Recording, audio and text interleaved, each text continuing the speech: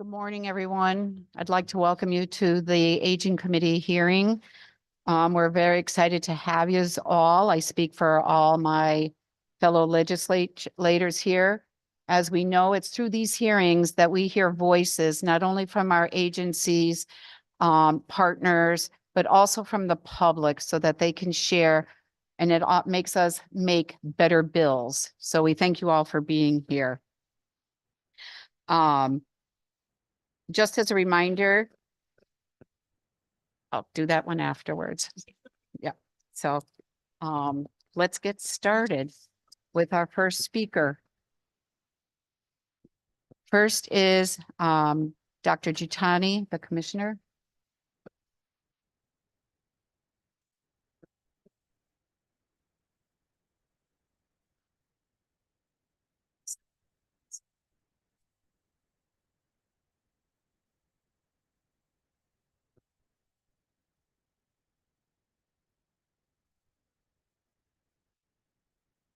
Good morning, Senator Hochadel, Representative Garibay, Senator Seminara, Representative Belinsky, and esteemed members of the Aging Committee. Thank you for the opportunity to testify on House Bill 5001.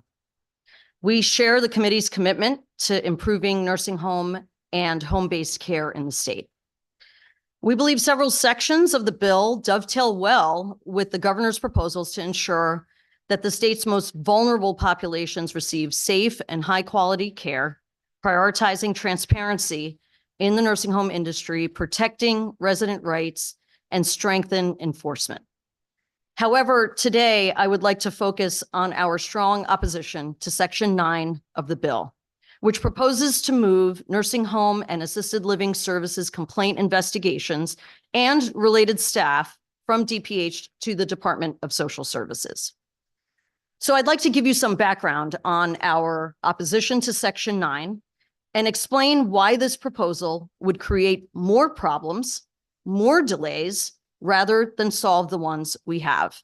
And in order to do this, I must give some background on DPH's role as the state survey agency for Connecticut, appointed by the federal agency CMS. In the 1980s, the federal government began regulating nursing homes seriously. At that time, DPH was designated as the state survey agency to enforce federal rules. Prior to this, there were only state rules. And the federal government decided that if they were going to be paying for care that was being provided in the state, they wanted to be able to have rules and regulations in place that governed that oversight of agencies like nursing homes. DPH does this under agreement that has been in effect for nearly 40 years. We were designated as the state survey agency almost 40 years ago. And this was done, as I said, because we were already enforcing state laws, and our enforcement program is dictated by CMS in great detail. Everything from how often we survey nursing homes to how quickly we must investigate complaints. CMS also dictates how our staff must be trained and certified in order to conduct such reviews and surveys and investigations. We do this type of survey work for 28 different provider types. Nursing homes are just one of those, but it also includes institutions like hospitals, dialysis centers, hospice, clinical laboratories, and many others. So what is the current problem that we have? And I believe that this piece of legislation is attempting to solve. We are behind in complaints. You have my testimony. That is no secret. But how did we get here? When COVID broke out, CMS suspended survey activity. That means routine survey activity that was occurring in nursing homes. This is because nursing homes needed significant help when it came to infection control practices. So DPH conducted over 3,000 infection control surveys. Routine surveys were put aside in order to focus very specifically on infection control surveys to try to improve the quality of care that was being administered in nursing homes related to infection control. Second to that is that we had a wave of retirements in 2022. At one point, we had a vacancy rate as high as 40% among our surveyors. We all are familiar with the challenges in hiring nurses in many different industries. DPH is no different. And so when we have competition from other players who potentially can have different salaries, different benefits, and different array of ways to recruit people, we had a vacancy rate of up to 40%. Despite that, we have been working very hard to recruit, and our vacancy rate is now down to 14%. So we have staffed up incredibly. Because of this, many states are in the same backlog situation that we are. CMS has actually been trying to assist states to be able to get out of that backlog in both surveys and complaints. So how are we managing the problem now? As I said, we've been aggressively recruiting people to do this work, and our vacancy rate is now down to 14%. Complaints are reviewed and triaged on a case-by-case basis. Guidance from CMS and based on the clinical judgment of nurse surveyors who are conducting these complaint investigations, help to identify, has harm already occurred? Has harm potentially will potentially occur? Or are these complaints that are a bit of a more routine nature? And it is that categorization that identifies the sequence in which complaints are investigated. So to give you a sense of what that is, there are some types of complaints that must be considered within roughly 3 to 7 days. And some of those result in what is called immediate jeopardy. What are some examples of that? There's been a fire and there is some serious injury resulting from that. There's been a failure to follow through on physician orders.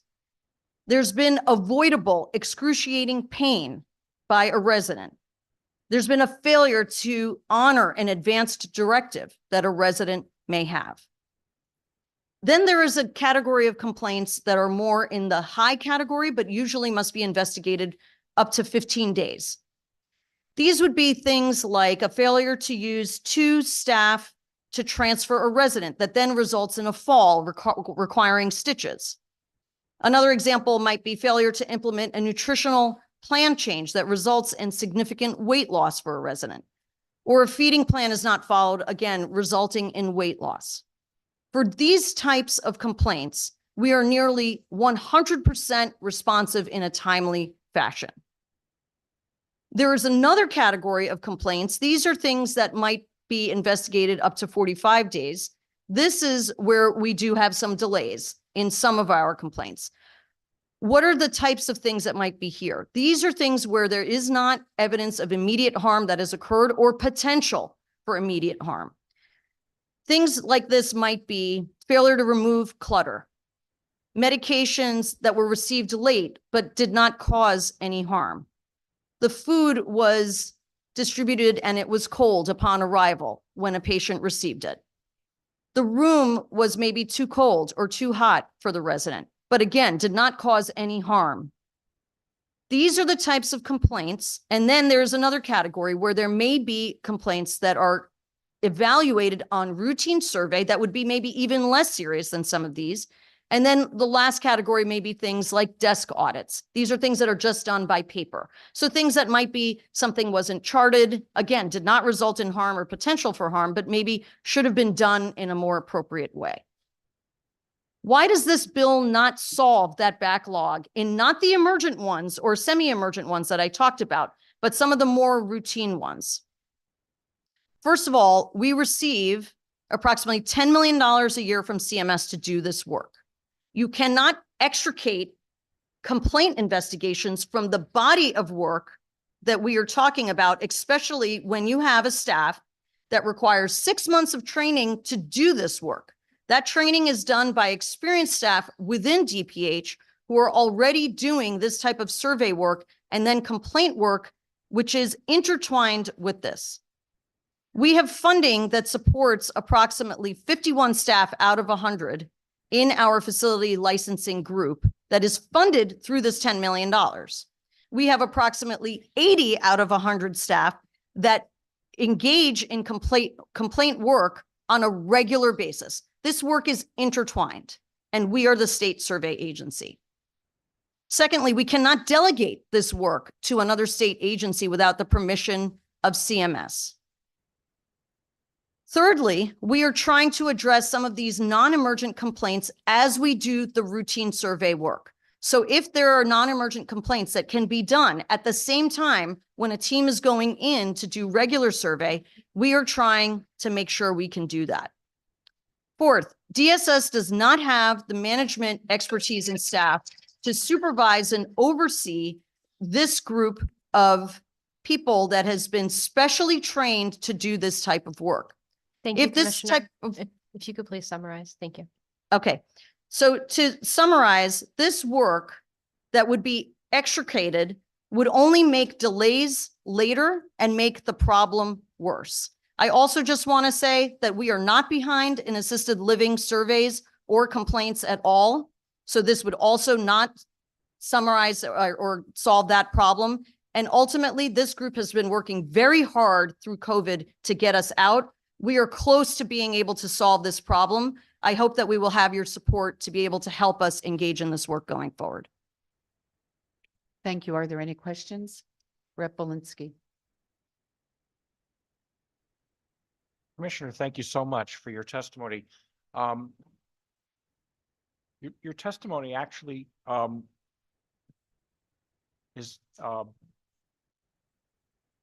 inspirational to me. I'm trying to find the correct word because you're defending the movement of this particular very critical function, and you're citing a lot of the reasons why there's that perception that has spurred the proposal to move. I guess my question is, aside from moving beyond the pandemic and aside from moving beyond workforce issues, which all agencies and private businesses are experiencing, how can you assure us that you really are ready for this very important work? Because you've probably heard in this committee before, there are concerns by leadership and rank and file here about quote unquote the lives of the residents, because this is not a transient community. This is a community that calls these facilities home. So I'd like to give you an opportunity to keep pounding at this and selling us on how this is going to be fixed. Thank you very much for that opportunity. As you've heard me testify before, I'm trained as a physician. The people working in this group are all healthcare workers of some type, most nurses. People have pledged their life to defending healthcare quality and safety of residents in facilities, in all healthcare facilities in our state, but we are very focused on nursing homes and assisted living because that is what is called out specifically in this bill. DPH's role is to maintain healthcare quality and safety. That is our primary function. So I share your emphasis on this. That is what we want to do. One of the things that we have tried to do over these last few years is help streamline and organize the work that is happening in FLIS, our facility licensing group, so that we have one group that is specifically focused on complaints in nursing homes. And we have other groups, for example, who help license end-stage renal disease facilities or RCHs, residential care homes, who, when they don't have enough work of their own, are also assisting with complaints. So we have put processes in place to do the regular licensure work that we need to do, but also help streamline those various categories of complaints so that we can dig out. The bottom line is a lot of this work was put on hold for over a year And we all know, all of you know very well the problems that exist in our aging community and in facilities that have struggled through the pandemic, but there's only been a rise in the number of complaints that people have. So we had a backlog and there was a rise in complaints. So by staffing up, being laser focused on ensuring quality and safety and taking the opportunity to be organized in the way that we address these concerns, I'm confident we will get there. We do need time because there's nothing that can change that. When there was a pause in doing this kind of work for over a year, when we were in the depths of the pandemic, it is taking us time, but we are getting there. Just a follow-up comment. It would be helpful, I think, from a perception standpoint, if we faced our backlogs with contact. In other words, we have hundreds, thousands of open complaints, which are at this point in a backlog queue, and they're the folks that have filed those complaints really don't have any idea of the status. Administratively, I think that we could help ourselves an awful lot by at least letting people know that, you know, we are aware of that complaint. We're working on it. We expect to be reviewing it on, you know, in 90 days, whatever the heck the timeline might be. But a lot of what you're describing here can be managed from an expectations perspective. And then we can, you know, actually apply the work that you so passionately are talking about right now. Because the thing that just moves me on this conversation is your passion for what you're talking about here. That is potentially game changing. So I thank you, and I thank you, Madam Chair, for indulging me on that. Thank you, you. Senator Seminara. Thank you, Madam Chair. Good morning, Commissioner. Thank you for coming and thank you for your thoughtful testimony. And I commend you from getting your your list, your vacancy list from 40% down to 14%. That in the present circumstances, that truly is something to celebrate. So, and clearly the beneficiaries are going to be those that are in our facilities. I do have a question though, in terms of how many people are still on a wait list in terms of getting their complaints addressed. And my follow-up question to that will also be, can you give me, or can you, not me, well, yes, me, but everyone else, Yeah. a timeline in which you anticipate, if you were to remain the body that controls this, when you would be able to have it completed? So I will say that we do have several thousand complaints that are behind. And How many exactly, do you know? approximately 2,000, approximately, but that was from a few weeks ago. So every day we go and do more. We also get 75 complaints every month that are non-emergent. So whatever number we have, that continues to, you know, we get ahead, but then we also get more. As I said, there is judgment involved in what needs to be investigated in a more quick fashion. So some of those 75 that we may get in a given month will get addressed immediately because they are of a more serious nature. A specific timeline, I am cautious to give you a specific date, but what I am working very diligently on is the communications that you mentioned, Representative Belinsky. Because I do feel that when we get certain complaints that either reach me or reach other members of my staff, and we give people feedback on where we are, they do understand. And I do understand the frustration that people have with not knowing.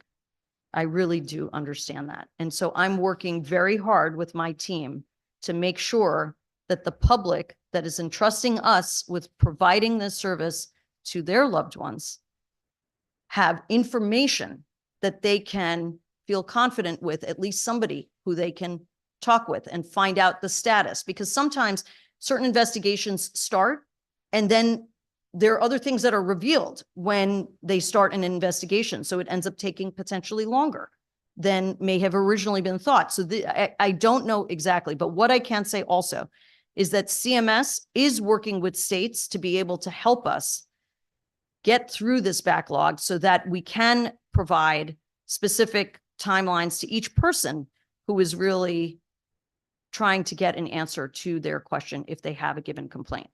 I would also just want to reemphasize that by moving this to another agency that doesn't know anything about how to do this work or have the staff or have the management to oversee it, it's not going to make that process any faster.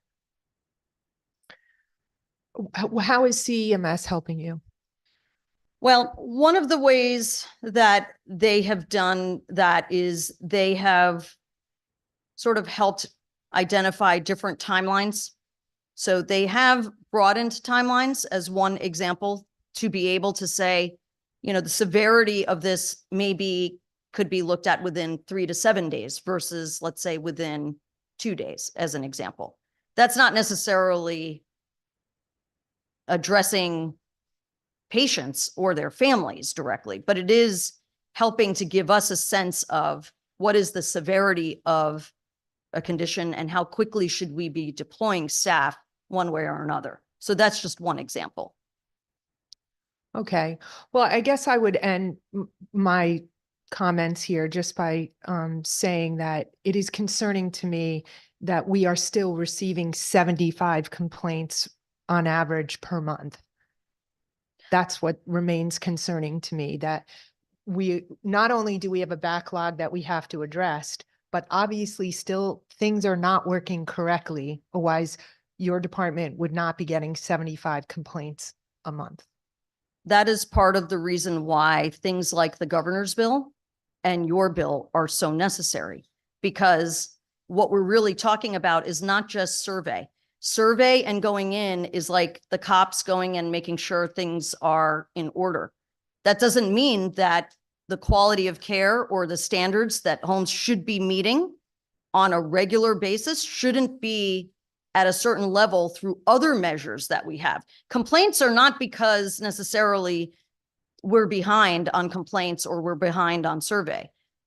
There are other states that are ahead of us and they are getting the equal number of complaints because people recognize the industry needs help. The industry needs help doing better. And bills like the ones that are on the table right now are going to help make sure that they are held to that standard so that there can hopefully be less than 75 complaints on a regular basis every month. Okay, thank you very much. Thank you. Thank you, Madam Chair. Thank you. Representative Figueroa has her hand up online. Thank you, Madam Chair. Good morning, everyone. Yes, obviously, as everybody is expressing their concerns, I continue, expressing my concerns as well when it comes, to the quality of care that our residents on the nursing homes and assisted living facilities are receiving. My concern comes that I hear that we are getting at least 75 complaints, per month. So how are we addressing those and how do we get priorities? I am very curious, as from 1 to 5 or from 1 to 10, how do you prioritize a complaint that comes to you? I think you say 75, but I bet you that there will be more complaints coming in because the quality, whether we like it or not, the quality of care being provided in nursing homes more than assisted living facilities continues to decline, and that obviously is a great concern. And I said 75, probably the numbers are even higher, but people don't really know, many times that they can even file a complaint, whether because of the language barrier or because they don't know that they could do it. So I am interested in knowing, Commissioner, how do you prioritize a complaint when it comes to you? And also, I would like to know as to how long does it take for somebody who files a complaint to get a response back? And also, if that complaints come in a different language, are we addressing and getting back to those person that is complaining in their native language? Thank you. Thank you. So the severity of the complaint really is what dictates how quickly it will be investigated. So as I mentioned, whether there was immediate harm that has already happened, that would require a very quick and swift investigation by our staff. If there is potential harm, and I've already shared some examples of what those two might be, that would also be next in tier. So really, it is all about whether there has been significant harm or potential for harm, and those get evaluated more quickly. The ones that are of a more routine nature get evaluated secondarily. And one of the ways that CMS is helping us, to the question that was asked earlier on how CMS is helping us, is some of those routine complaints. If we are going out for a regular survey, they are allowing us to do site visits and review regular complaints during survey so that we can get out of this backlog a little bit more. That's a relatively newer thing that has been allowed by CMS. And Commissioner, when you go out to a nursing home, when you are doing a visit, do you announce your visit or do you a surprise visit? Usually, they're always surprised. Surprise. Yeah, I'm glad to hear because, you know, I do work at the hospital and I know when your guys are coming, we know, they let us know. Therefore, we run to make sure that everything is fine, that everything is looking good. So your guys find wherever needs to be found. But I think it's better when you come in as a surprise because I think it's different. Your guys see the reality. So I'm glad to hear that, you know, I mean, I'm not trying to be mean, but I think the reality needs to be seen. This way, you know, your guys could take better action when something is wrong and then, you know, it could be fixed. So thank you for your answers. Yeah, and I joined one of our survey teams just to see exactly how a survey functioned, even though I've been in many nursing homes in the state. And as you mentioned, things quickly were addressed because the state was on site. So we were definitely surprised. It was not known that we were showing up. And, you know, I don't know if during any of your visits, you have realized that you may be finding food on the tables, you know, far away from the patients. And, you know, I think it's so inhumane, but at the same time, I understand because we don't really have enough staff, you know, to take care of these patients. So I yield the floor. Thank you for your answer, Madam Chair. Thank you, Representative, for your question. Moving on, Senator Marks, please. Thank you, Chair, through you. Hi, Commissioner. It's good to see you today. I have been at the home care agency where I work when the state shows up and we are surprised. Yes. Yeah. So, the text messages are flying. Yeah. That's right. Everybody all of a sudden just doesn't need to go to the office that day. We can do everything from our car. So my question, I mean, this is 43 pages. I did read it all last night, and I think I need to read this bill a few more times to understand it all. But the part where you just said we're changing from DPH to DSS, and it says OPM, a reasonable number or whatever of employees, how many employees would you think would have to be transferred? I can't even give you a number because, as I mentioned, we do this work intertwined. We have staff that do survey. When they ease up on time, they're doing extra complaints. We have a dedicated complaints unit, but we don't want anybody not spending their time doing work for the state if they have extra time. So we have, for example, certain units, as I was saying, the RCHs, groups that do end-stage renal disease, they tend to have fewer number of facilities in the state. So when they're done with their regular work, they're working on complaints. So to try to, and then people are going out for survey, doing complaints at the same time. We've got, and if you have an emergency situation, even though somebody might be working on survey, maybe they need assistance from somebody else. To separate this would be very, very challenging. And again, we have dedicated staff, 40 years that this group has been at DPH. Yes, we had a lot of retirements, but it takes 6 months to train people up. For us to identify a group where all of it would go to DSS and they would then have to do the complaints on their own, outside of survey, outside of the other things that we are designated as the state agency to do, set aside the $10 million that would be at risk from the federal government. And there is no amount of money in the governor's budget to account for moving Bliss complaints just to DSS. I don't even see how those could be separated in the way that is being requested. Agree. And then the other part that I thought that I read was then once, if this was to happen, DSS then gets their information and the complaints, and then they send it to you. So you have DPH, not you, DPH has to then decide on the discipline and the licensure based on somebody else's reporting that you don't know if they even have the education to be able to do that kind of reporting. So this isn't a question because I'm not sure how we are about only 2 questions. This is just, I feel your pain and I'm commenting.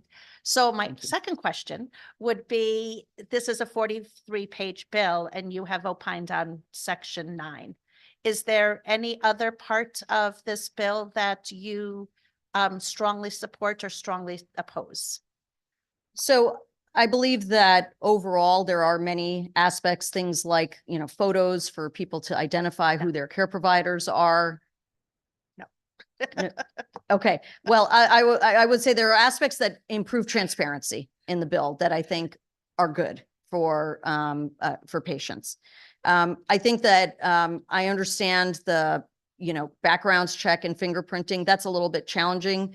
I know the challenges that exist, but there isn't funding to be able to support that in the governor's budget.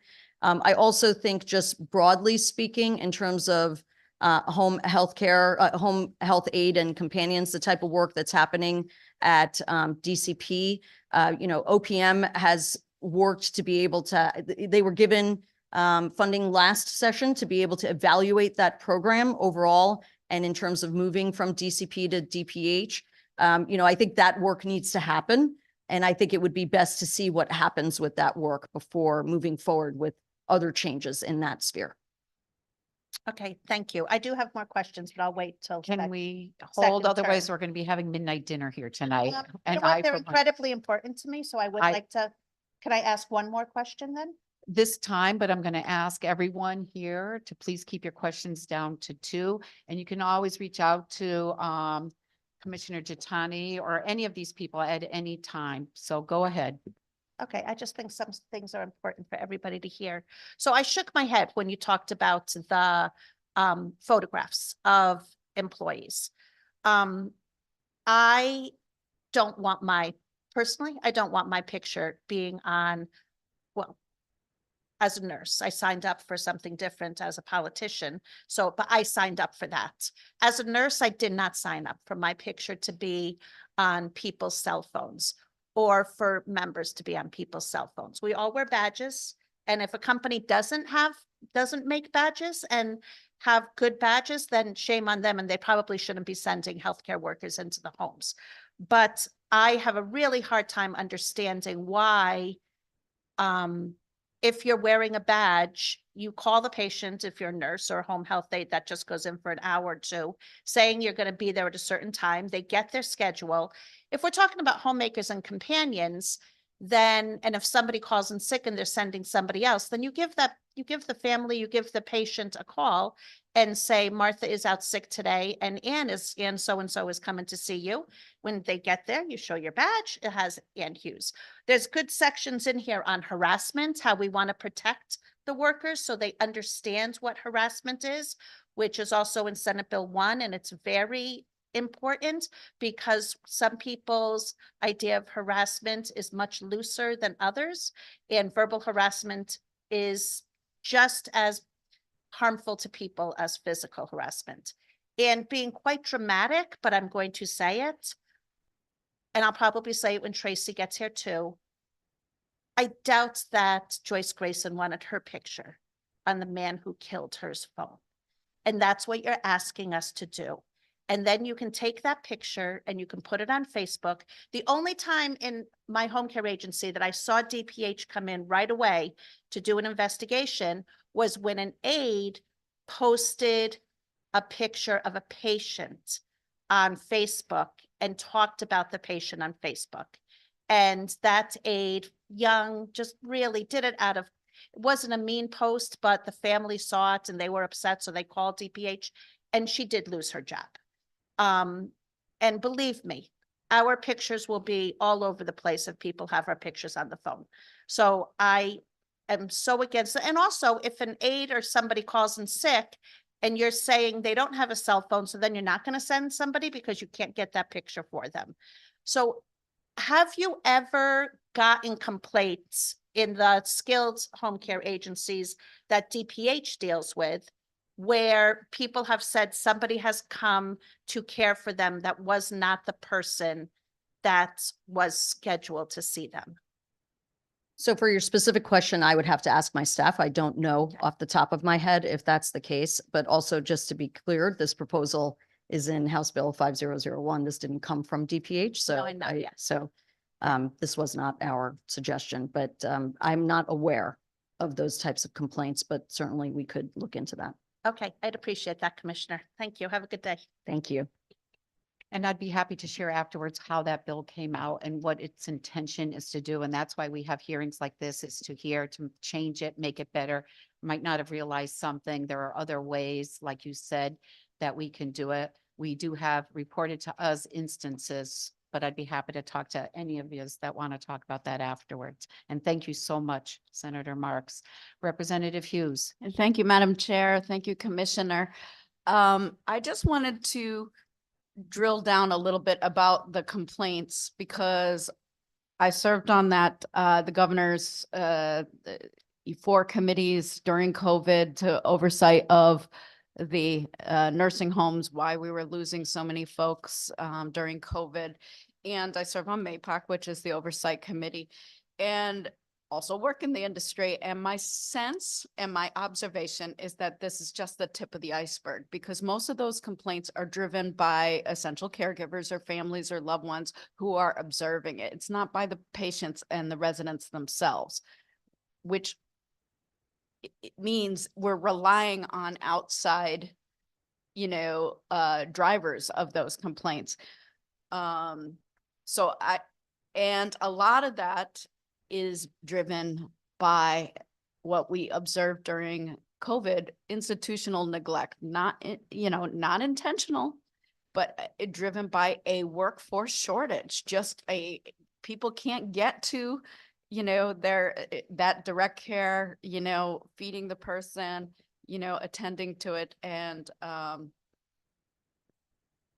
that has changed a little bit with the essential caregivers coming back into those spaces and starting to really address, like in real time, when it's too hot, too cold, they're not getting fed appropriately, they're losing weight. So my concern is that the 75 complaint average that you are seeing now is actually underreported, because they're being driven by people who actually have an essential caregiver coming in. The folks that don't, unfortunately, there's a lot of normalized neglect.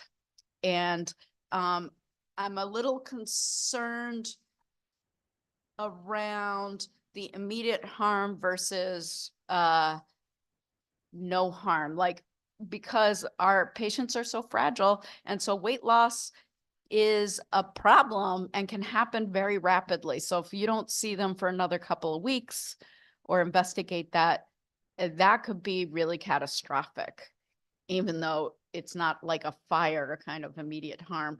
So I appreciate that your testimony is about the specific training, and maybe we need to rethink that and give more resources. But I don't see that the several thousand complaints backlog is a static thing. It's dynamic, because we still have that workforce shortage. We still have way too many folks that are just kind of warehoused in their room or in their hallways. And, you know, when I go into a home and I feel like, the patient or the loved one that I'm visiting, it's way too cold or way too hot, I first escalate that to management. You know, I don't call DPH and complain. So I try to get it resolved right away. If I come back in, you know, a week later and it's still way too cold or way too hot, now that has impact on those fragile patients that aren't, you know, that aren't being, the temperature or the, you know, like you said, the food or medication is not being administered in a timely way. It does have impact and it's cumulative. So I believe that this bill is trying to address this vastly underreported, normalized neglect. Again, it's institutionalized, and that you'll need more resources, not less. And maybe they should be housed in DPH. And I appreciate the survey efficiencies that go in and really look at this. But I am concerned that your opposition to moving it out isn't addressing the tip of the iceberg crisis that we have. And how would you solve for that? What if you could wave a magic wand, what would that look like in terms of investigating? Because we realize those complaints are just a fraction of what's really happening. So I agree with the example you gave, which is that if you notice it's too hot or too cold, you escalate it to management in the home immediately. Right. The people who are on the ground in the homes, the owners, the managers, they're the ones responsible for taking care of the patients in those homes. They're the ones that have the ability to immediately address issues within the home. Now, there may be other factors that industry may raise around whether they have the ability or staff to be able to do those things that we're asking them to do. Those are separate issues than what DPH is entrusted with. So I agree with you that that 75 that we're getting on a monthly basis probably is the tip of the iceberg, that there are many other things. That's why being able to hold the industry accountable and raise the expectation of what is quality care. So for example, in the governor's bill, there is $250,000 put towards identifying what centers of excellence, what would be an excellent nursing home. When DSS looks at acuity of care and looks at reimbursement based on acuity, these other measures are going to end up improving the quality of care and have impacts on the overall system to elevate what our expectations of these homes are. Coming in and addressing complaints, that's after the fact. There's a lot of work. I mean, that's work that has to happen. But as you mentioned, that's after the fact. And survey work is important to try to maintain and expect that people are at least at the bare minimum that the federal government thinks is appropriate. That doesn't mean that we as a state of Connecticut can't say, you know, we have a higher bar. You know, we think we should be here. The federal government says this is the bare minimum of what you need. And that's what is challenging all of us to identify how can we create a system in Connecticut that reaches a certain standard.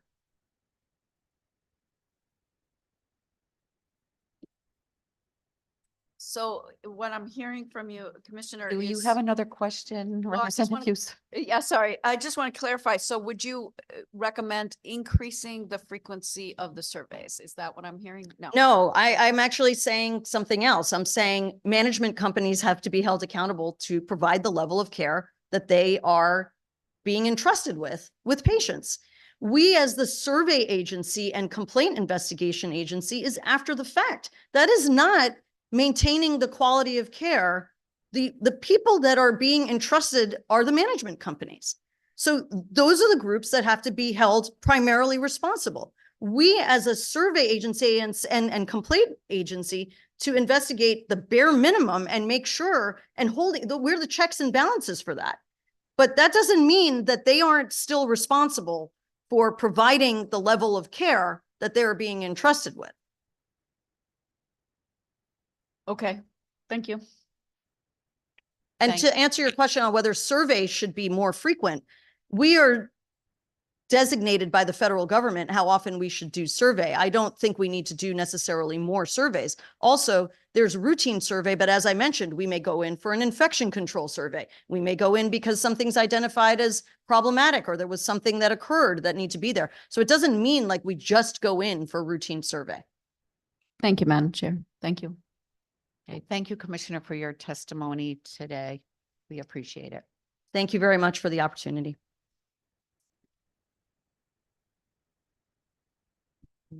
Commissioner Barton Reeves and team.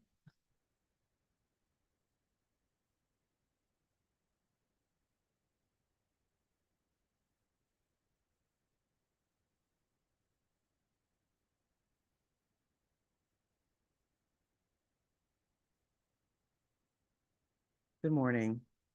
Good morning, Representative Garibay, Senator Hockedal, Representative Belinsky, and Senator Seminara, and esteemed members of the Aging Committee.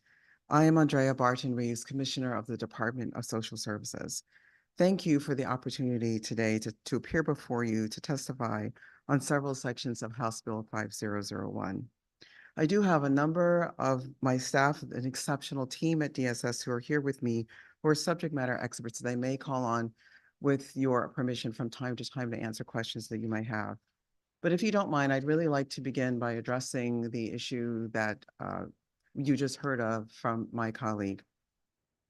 So with respect to Section 9 of House Bill 5001, we at DSS, we do exceptional work in the areas of our subject matter expertise. We would not ask another agency to administer our $9 billion Medicaid program, or serve the 1.2 million people in 12 resource centers with over 1,000 staff working there, or organize the distribution of tens of millions of dollars in low-income heating assistance.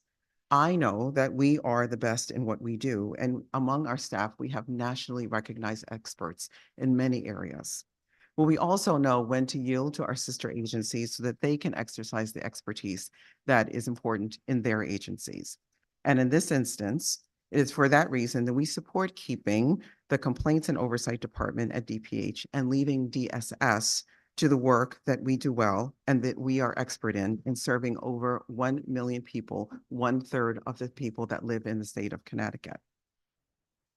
So now I'd like to turn to to House Bill 5001, and hopefully with your indulgence, walk through it section by section.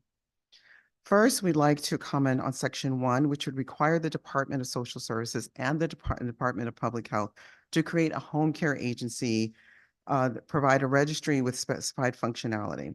This, while we support all of the steps to improve the workforce and provide support to home and community-based services, maintaining the registry will mean that there are ongoing costs. We would also ask for a certain degree of flexibility in the language to make sure that agencies could implement it as needed in potentially unforeseen challenges that may arise, including the ability for DSS to subcontract the operations and the management of the registry. Lastly, if this language were to go forward, we would require sufficient funding and increased staffing at DSS to accomplish its purposes. Moving to Section 2, this bill creates new responsibilities for the Personal Care Attendant Workforce Council. If these responsibilities were solely implemented and managed by DSS, we would need funding in order to amend our fiscal intermediary, what we call our FI contract, to add these training and recruitment responsibilities to that contract. Section 5 calls for the establishment of a new training program for family caregivers providing personal care assistance. This would be an entirely new training program for DSS, and we actually would need more time than is currently allotted as the statute is written in order for us to be able to engage with stakeholders to successfully develop a training program. And as such, the department would suggest an implementation date of April 1st, 2025 or later. And also, because we would be asked to establish an entirely new program, we would require an appropriation in order to successfully comply with this section. Section 8 would require the Commissioner of Emergency Services and Public Protection to expand fingerprint locations. We know that the fingerprint locations now are limited, so this actually would provide, we have learned that there are limited locations of fingerprinting, and that has constrained a provider workforce in several healthcare settings. So addressing this challenge actually would be very welcomed. We do have concerns, as I've already raised, about Section 9. Again, we support keeping the FLIS department at the Department of Public Health. Section 9C and 10B of the bill would allow DSS to lower the rate for certain nursing homes that have an overall star rating of 2 stars or fewer in the Medicaid Nursing Home Compare Report.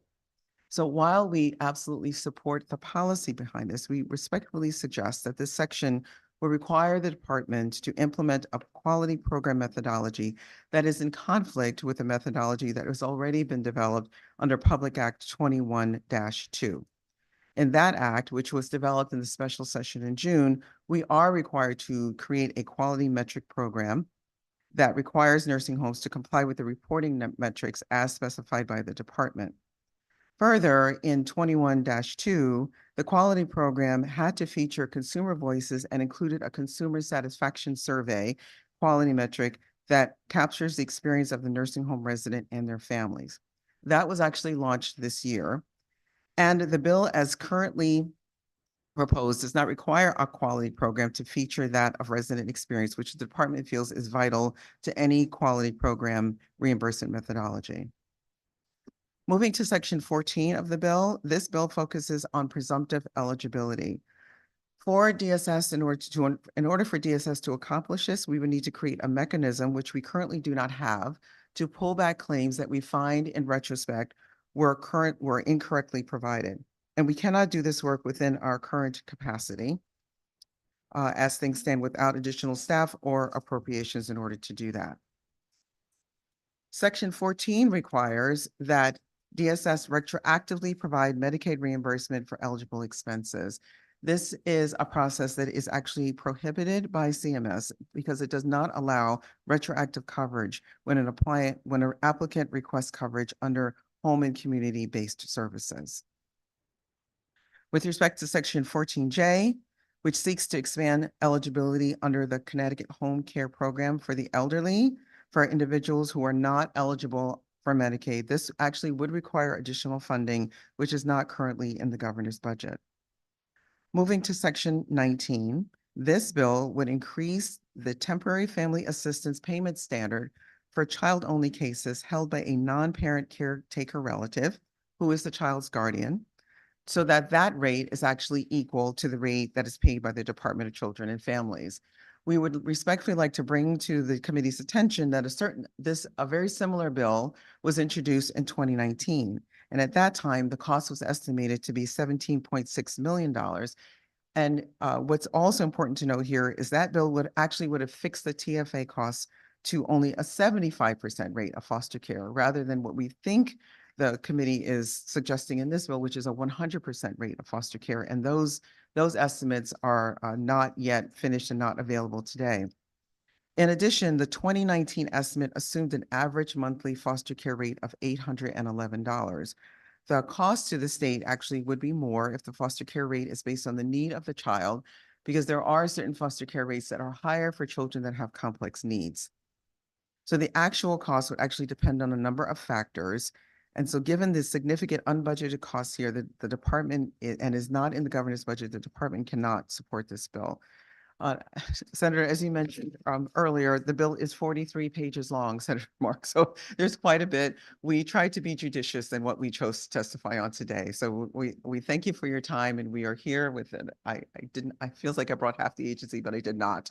But you see before you are many, many of the subject matter experts in the areas that we decided to testify on today. Thank you so much. Opening to questions. Are there any online? Oh, Rep. Hughes, I'm sorry. Thank you, Commissioner. Can you say a little bit more about the area that you do investigate complaints in PSE? Because I don't know that everybody knows that is. Yes. I can't, I'm actually, now I am actually going to call on one of our experts. I wonder, Amy, would you mind speaking to that at all? Okay, You have to. yes, you have to, yes.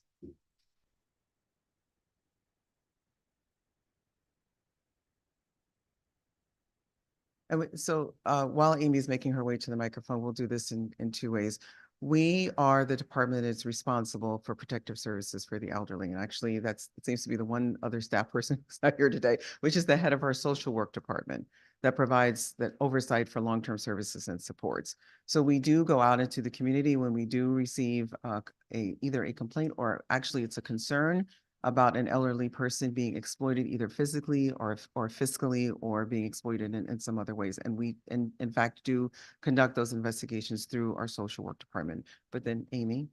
Right, so good morning. Just to dovetail on what Commissioner said, I'm Amy Dumont from the Department of Social Services. I'm the interim director of community options on the waiver side. So yes, we do work with social work department, Dorian Long, who oversees that unit for protective services for the elderly.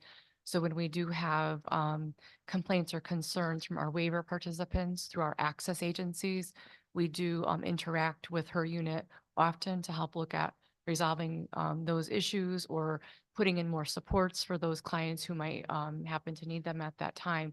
But we interact very frequently with that unit.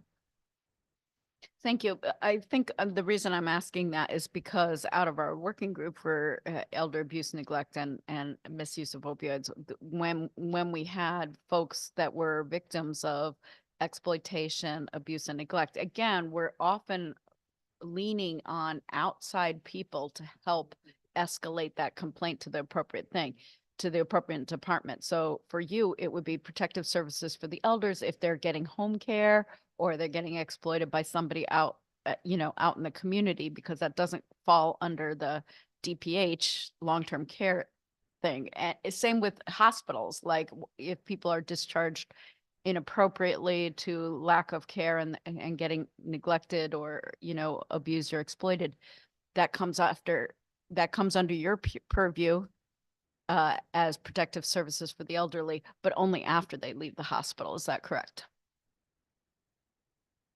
The situation, I have to say, depends. It could come directly from a hospital discharge planner or case manager if in fact the case manager from the access agency is brought into the fold and is aware of the situation. They would bring it to the department's attention, community options being first, which is our the unit that I'm over. And then we would involve protective services for the elderly. So there's a lot of like moving pieces at that time. That does sometimes happen where a client does have a concern in a hospital setting. And that's how it would filter down, if that makes sense. I think what this bill is attempting to do is sort of, increase the resources and communication for, preventative exploitation, abuse, neglect, but in all the settings. And that's partly, I appreciate the commissioner's understanding that the DSS would need more resources to both to look at the foster care expansion, but also, the reason is we're trying to find cost-effective ways to keep people safe out in the communities that otherwise would be needing nursing care, otherwise be needing to go, the same with presumptive eligibility. How can we get these folks care when they are not the ones that can advocate for themselves? They are not the ones that can put in a Medicaid application. How can the state help bridge that gap? And I guess I'm turning to you both in terms of, again, the complaints are often after the fact, right? That you get a report, and we're trying to go upstream and bridge that care gap so that people aren't neglected, especially, and exploited. So thank you for your question. So Representative, we agree with you in terms of the policy that you're working toward. There's no question that there will always be greater need than we have the resources to meet. I would say that we are very happy to continue to have the conversation as to how we can do that. We are trying to be realistic about the number of people that we have that can do the work and how much it would cost for us to expand our staff to do that. As you've heard my colleague Commissioner Jatani testify, the number of people that we have to meet the needs in human services agencies is often sometimes out of balance in the sense that it feels like you need many more people than you could ever hire reasonably to meet the need. And then the need continues to grow every day. But that doesn't mean that we couldn't have some sort of interim or possible solution, but those also would require more staff and more resources. So we can certainly find ways to have those discussions, understanding the constraints that we're operating under. Thank you. Thank you, Madam Chair. Okay, thank you, Commissioner. Oh, I'm sorry, Senator Marks. Thank you, Chair, through you. Hi, Commissioner. It's good to morning. see you. Good morning. And first, I just want to say that I work with the home care program for elderly all the time, and it really does great work. And our elderly clients that are privileged to have that, they're staying out of the nursing homes, which is what we want, right? And they're staying safe at home. So my question is on section 17. I have two questions. Section 17 about the pilots program. I don't know if you've actually really dug into that, but it's a pilot program for 100 disabled residents age 18 to 64 who don't qualify for another waiver program would then get the home care program for elders. So I'm assuming that they don't qualify for money follows the person. Is there a difference? So I guess my question is, how this is for another 100 people to be helped. How many people get money follow the person now? And is there a different financial cutoff from money follows the person to the home care program for elders? Because if it's the same, if the need based is the same, then we already have a program with money follows the person that these residents could become part of. Did I say that right? Do you get it? You did. and Okay. It looks like, yes, please. Hi, good morning, Senator. Hi. So currently on the Connecticut Home Care Program, we have category 4, which is for those under the age of 65 that would not ordinarily qualify for Medicaid that have a neurological condition or other disabilities. So we do already have that existing. It's a pilot program.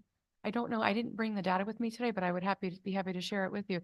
We currently do have clients on that program with a waiting list also. I don't know if that's exactly what you're asking about, but that already does exist under the Connecticut Home Care Program for elders. We do have 5 levels of care on that waiver, and the category 4 being the disabled pilot. So that's Okay, been so in there- existence since, I believe, 2013. So I think my question was, I don't know the details for how you qualify means-based for each program. And as money follows the person and the home care program for elders, which I know there are different categories, but for the category that for the least amount of money, are they the same? So the level of care structure for both money follows the person and for the waiver programs are the same. It's nursing facility level of care. Okay. So they're the same. Okay, and then another question is, I think something that would really keep our seniors safe is when they have the home care program for elders, they often, I deal with CCCI as the case managing company that I deal with all the time. And they'll, based on the amount of money, they'll say, okay, you get 2 skilled nursing visits a month, that's me. And then you get, you get a homemaker companion a certain number of hours a week. And I think it's always the supervisory aspect of that, right? Where we're working for 2 different companies. I'm working for the skilled company and the homemakers and companions are working for a homemaker companion agency. So the nurses don't feel it's their job to supervise those homemakers and companions. We might make recommendations to them for their safety, their back safety and stuff, but sometimes I don't know if the state thinks that those skilled nursing visits, because it's not part of the care plan, are to supervise the homemakers and companions that are not actually from the same company that you're working for. So this is just something that's always bothered me, that I have the opportunity now to say it's like on the record to people that can really hear me instead of the nurses I sit next to in the office. Because CCCI wants a report and they'll ask us, how is the homemaker companion? It's not my job to say how that homemaker companion is. Although I mean, of course, if they were being abused, then I have to report it within, now it's 24 hours. But so I just don't know if you all think that the skilled nurse is supervising the homemaker companion. Thank you. So I'm a clinician. I've been with the department and the waiver programs for the past 17 years, working with the CHCP even before coming to the department in nursing facilities. And that was never my thought. And that's not something that I discuss with the access agencies when we meet monthly at our meetings. It was always the thought that that nurse was there to supervise whatever condition that client had happening at that moment, whether it was wound care or diabetes management, whatever it is. And if you needed as a nurse beyond the standard benefit of Medicaid's nursing visits, we as a department would get you the prior authorization to do that. We do ask for from the access agency so that they have your provider report, which for the skilled nursing agencies are 485. So we do ask that they have those on the record, but that was never the intention. So I would love to hear more about that later, if possible, because maybe that's a training opportunity for me with the access agencies, if that is something that's felt. But you're not there as a nursing agency, to provide supervision to companions or homemaking folks that are in the home. Yeah. Okay, I appreciate that. No problem. Thanks for all you do. They're really good, great programs. You should be proud. Thank you, Senator. Is there anybody else? I just want to make one last comment that I am impressed the more I learn about how the agencies work together between DPH, consumer protection, public health, et cetera. I find it amazing because it's only that all of us together that we can get done the work that we need. So kudos to both you and Commissioner Jatani and the others. Okay, thank you. Amy Porter. Commissioner Amy Porter.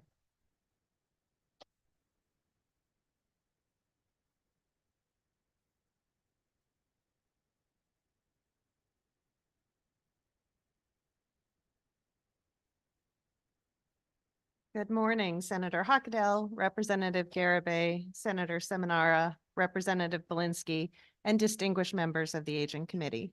My name is Amy Porter, and I'm the Commissioner for the Department of Aging and Disability Services. I appreciate the opportunity to be here today to offer comments on several provisions within House Bill 5001, an act supporting Connecticut seniors and the improvement of nursing and home-based care. We really appreciate the work of this committee on this comprehensive set of changes. And as Representative Garibay just said, we also appreciate the work of the agencies, our sister agencies in this work. Taken together, the measures in this proposed bill will undoubtedly strengthen our systems and set some clear expectations around quality care. ADS supports the bill's provisions that increase oversight of the state's home care industry, including creating an online registry of home care workers and promoting safety and accountability by requiring them to wear a photo ID badge during each client visit. We also support the bill's expansion of the role of municipal agents. We know that municipalities play a critical role. Current law requires municipalities to each appoint a municipal agent to work with older adults. Section 22 of the bill expands this role to serve individuals with disabilities as well. And obviously, as an aging and disability agency, we support that inclusive approach. The bill also requires our agency to create a directory of those municipal agents, and we've actually been working on that over the past year since the appointment of our senior center liaison. That's been some of the work that we've been doing, trying to make sure that we get a directory of these individuals in the municipalities so that folks know where to go. And so we don't have any concerns with the time frame, and happy to work with the committee on that. We do respectfully request that the bill use person-first language, and we're happy to work with you on some of the language around that to make sure that it's person-centered. Section 29 of the bill would require ADS and our long-term care ombudsman program to join a new working group on the state's managed residential communities and assisted living services agencies. This would include examining resident health transitions, how care levels are determined, and the factors that contribute to rental and other fee increases. We support this working group and we're happy to participate. For ombudsman services, as you know, our long-term care ombudsman staff work tirelessly to resolve problems related to the health, safety, welfare, and rights of individuals who live in long-term care facilities. The bulk of this critical work involves investigating and resolving complaints made by or on behalf of residents. Year after year, the largest proportion of these complaints concern a facility's care, which is directly related to staffing levels. ADS supports the bill's provision seeking greater transparency of nursing home care and operations by requiring a specialized analysis and review of nursing facility staffing data. In addition, our ombudsmen serve a lesser-known safety net role during emergency situations, like when a recent fire required an after-hours evacuation. As such, ADS supports the bill's measures, providing additional flexibilities within our long-term care ombudsman program, such as allowing flexibility for the staffing for individuals who typically are in the long-term care role or in the community role to support the others as needed. Expanding ways by which a complainant or a resident can provide consent, and expanding access to client data. Since Connecticut first established the Community Ombudsman Program back in 2022, the governor and the legislature have added funding and resources to grow that program in each subsequent year. And so we're grateful that the governor's budget continues that commitment by funding another community ombudsman position.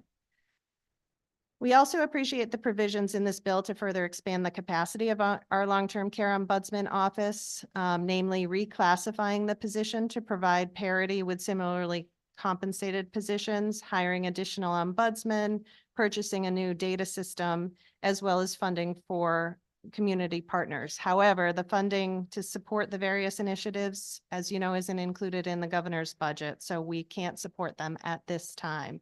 But we are happy to be here today. We're happy to have this piece of legislation in front of us. And on behalf of ADS, we want to thank you for your time, consideration, and ongoing support of our mission, which is to maximize opportunities and independence and well-being for people with disabilities and older adults in Connecticut.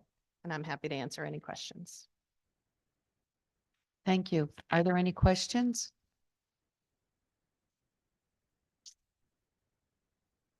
Did you submit that in your written, because I didn't read it all, but I did. okay, thank you, because I'm curious as to some of the comments you left out, but I will review your written. Yeah, Thanks. there's some additional detail in the Right. written testimony, but I know we are short on time. Thank you, Commissioner. Thank you. I don't see anyone online, so thank you very much. And Great. we look forward to working with your team also. Great, thank you.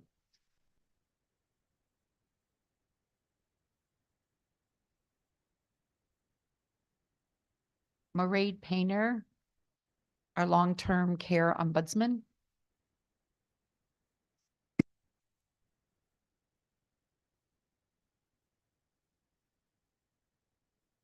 Good morning. Morning, Senator Huckadell, Representative Garibay, Senator Seminara, Representative Belinsky, and all the distinguished members of the Aging Committee. I'm Mairead Painter, the State Long-Term Care Ombudsman, and I'd like to testify this morning on several bills that are before you. And I have a very long written testimony, but I'm going to hit the highlights because, again, I know that we have a long bill this morning. HB 5001. I want to express my strong support for this bill and have extensive written testimony, but I'll start with section 6 and 7, which collectively mandate the establishment of a Medicare online reporting tool linked to both Department of Social Services and the Department of Public Health's website. This approach significantly enhances transparency and accessibility, providing Connecticut's older adults and their families with critical tools to compare nursing home based on the care and consumer complaints. By facilitating easier access to this information, these sections empower residents and their families to make well-informed decisions regarding their long-term care. I support Section 8, which focuses on expanding the fingerprint locations, as this will help us have people fingerprinted quicker, which will get them hired and moving forward in the positions we need them in related to long-term services and supports. I express cautious support for Section 10, as it's about balancing accountability in the nursing facilities with the paramount need to safeguard the quality of care for residents. I recognize the importance of linking reimbursement to accountability to incentivize improvements in the quality of care. However, we want to ensure that it doesn't impact funds that go to direct care or indirect care. And we want to be assured that anything that does come out of the nursing home is taken out of management fees or is somehow accounted for in a different way, again, not impacting the residents directly. Sections 11 through 13.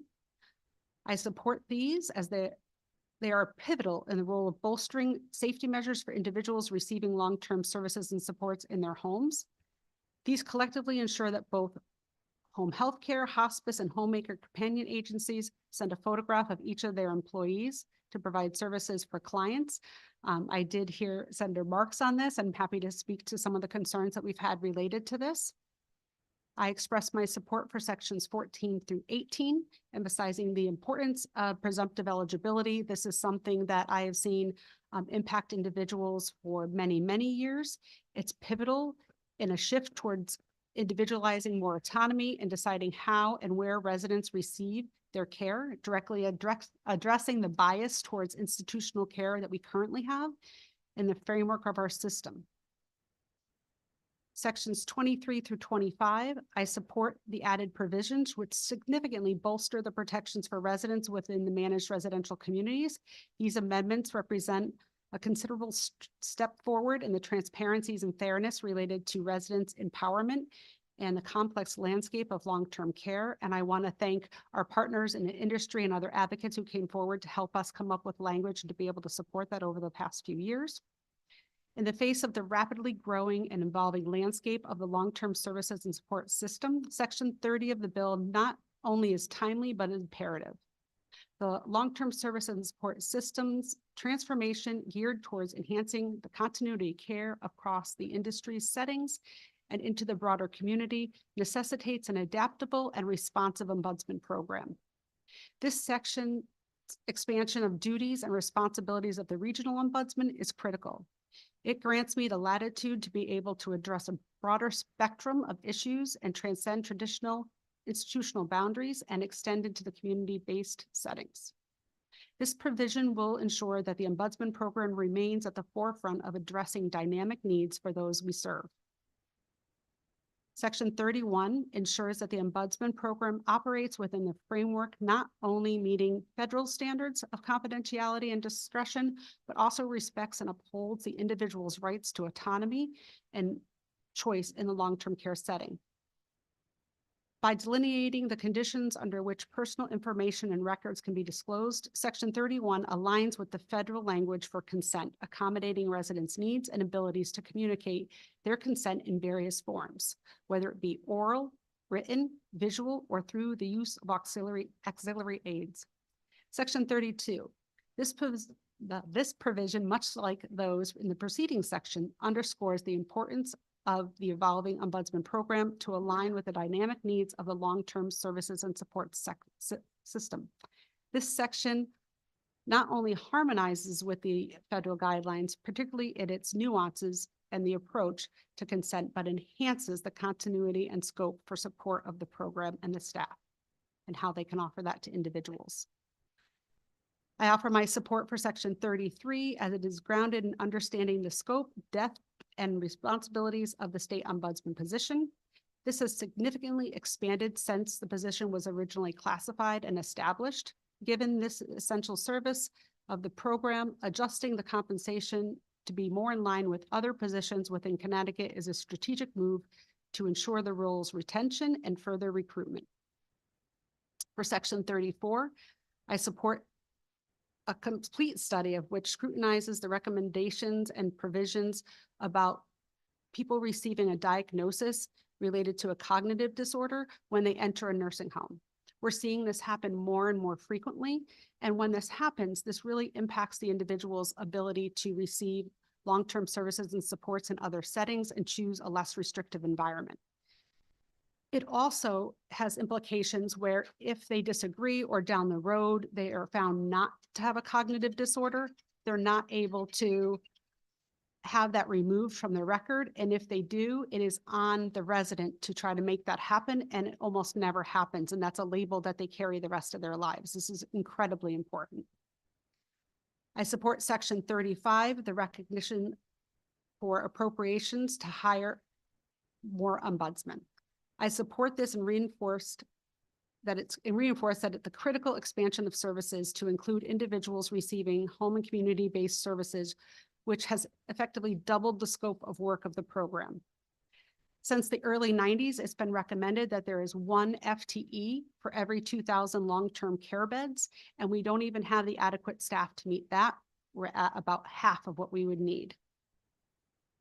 Compounding this necessity is the observed surge in the total numbers of complaints from our program, from 1,545 complaints in 2009 to a staggering 4,711 complaints last year.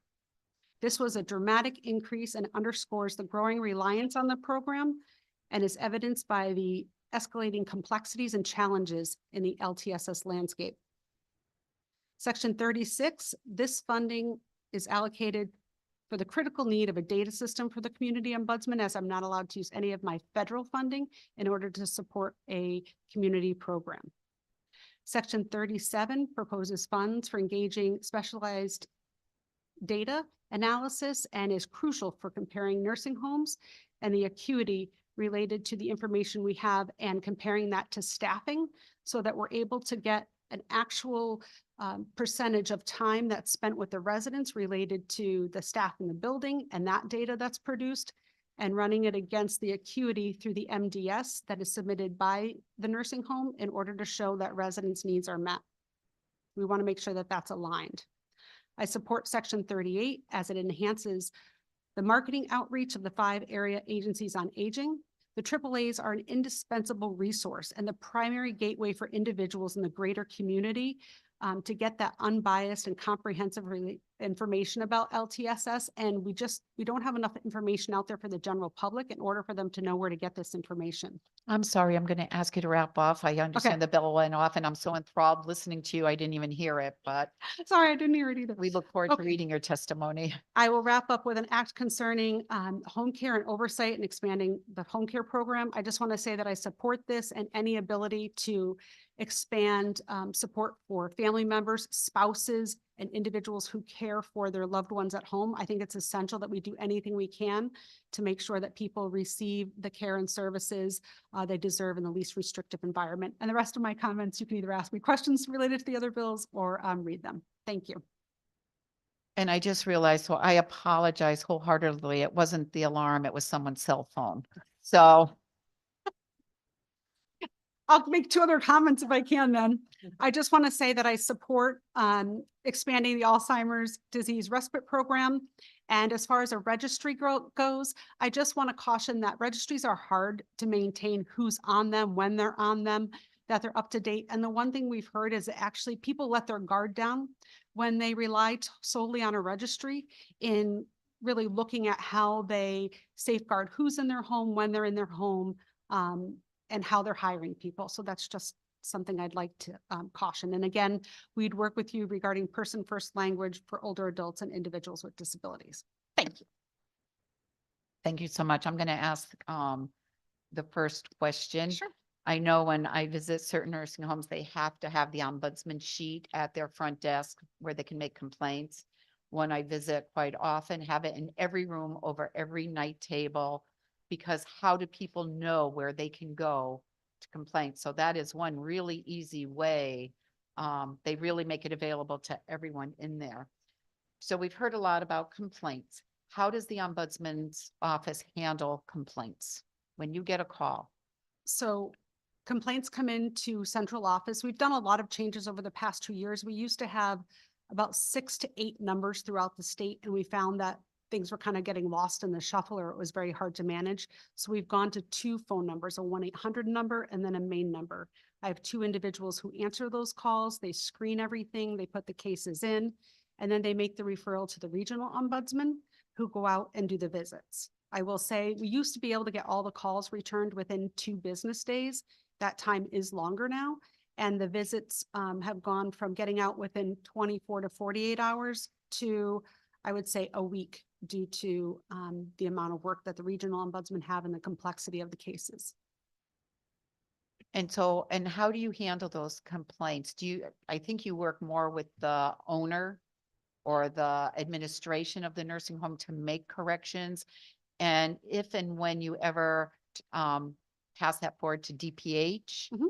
can you talk a little bit about that, please? Absolutely. So our role is to work on behalf of the individual. So sometimes other people call complaints in, family members, staff, someone visiting the building.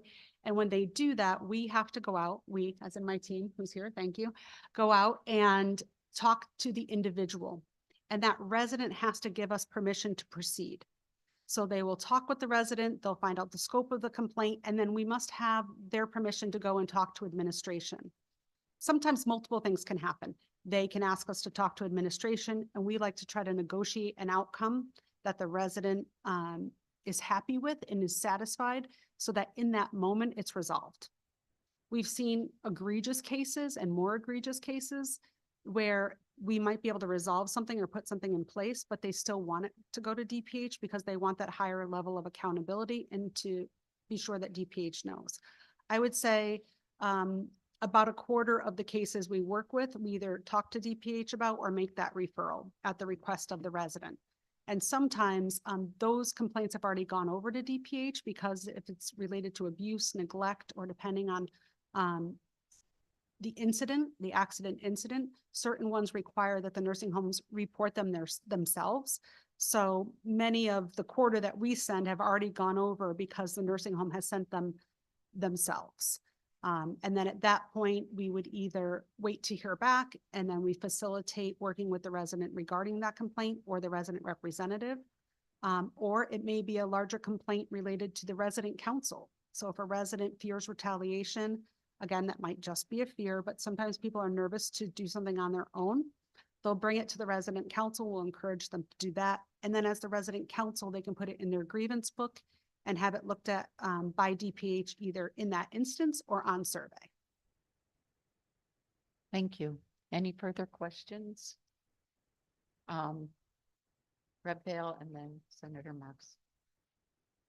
I got so excited you were asking a question.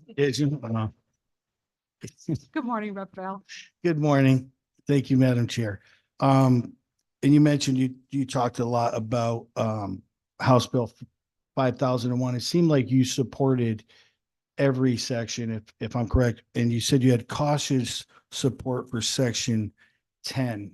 Is there any specific language suggestions you'd have for us to look at a way to improve that so that you would be able to not be cautious about supporting it?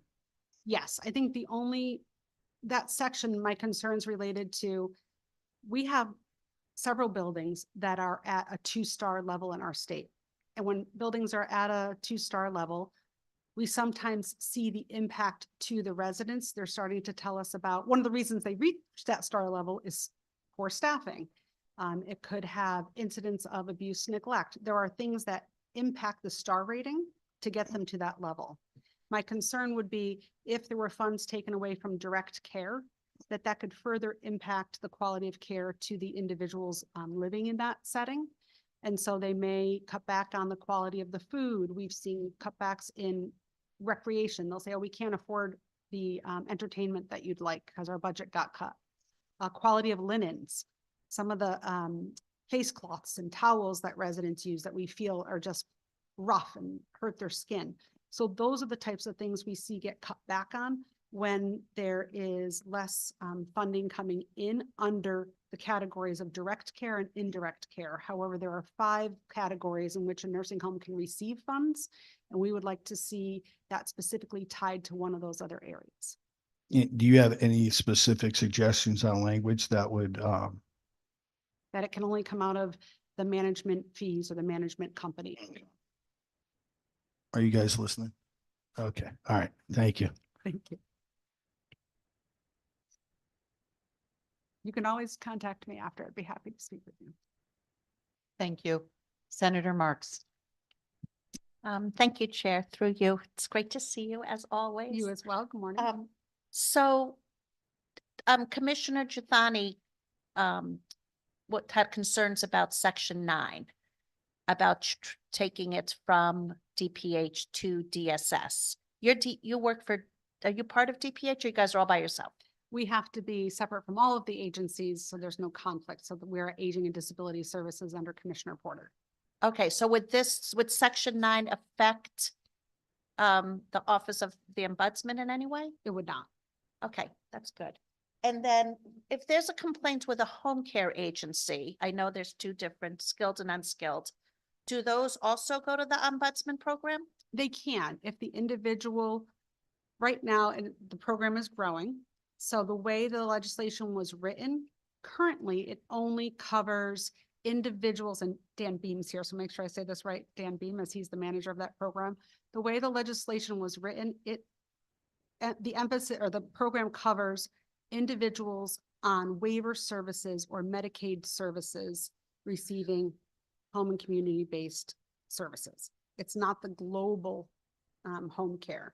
So that nuance is in there. The other individuals we can give support to, we can give information to, but it's specifically focused on individuals receiving waiver or community first choice, those programs that are overseen by the Department of Social Services. Okay, so when on page 2, like the very first section, when it talks about the home care registry, I'm taking it as they're gonna have each employee on there, and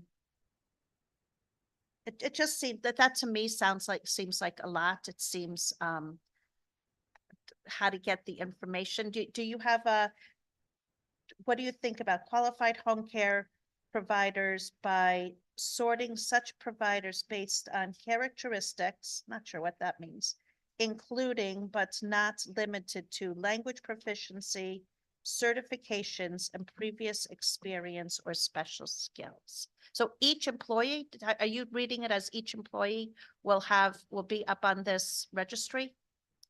Well, I think the registry, the way I saw it, was not necessarily a registry to say what they do, but I was reading it as a registry of maybe individuals where there were concerns.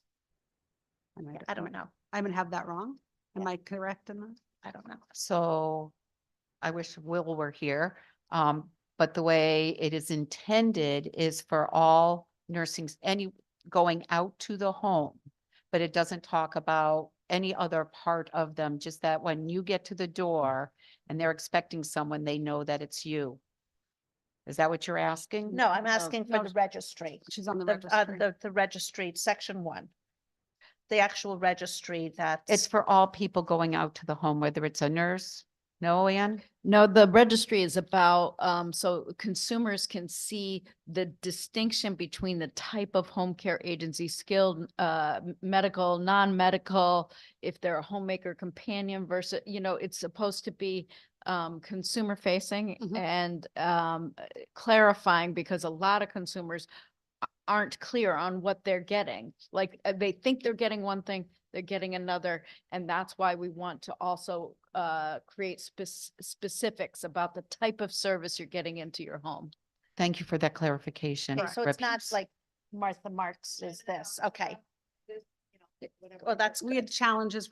This came up during a working group when we had some of this information over the summer.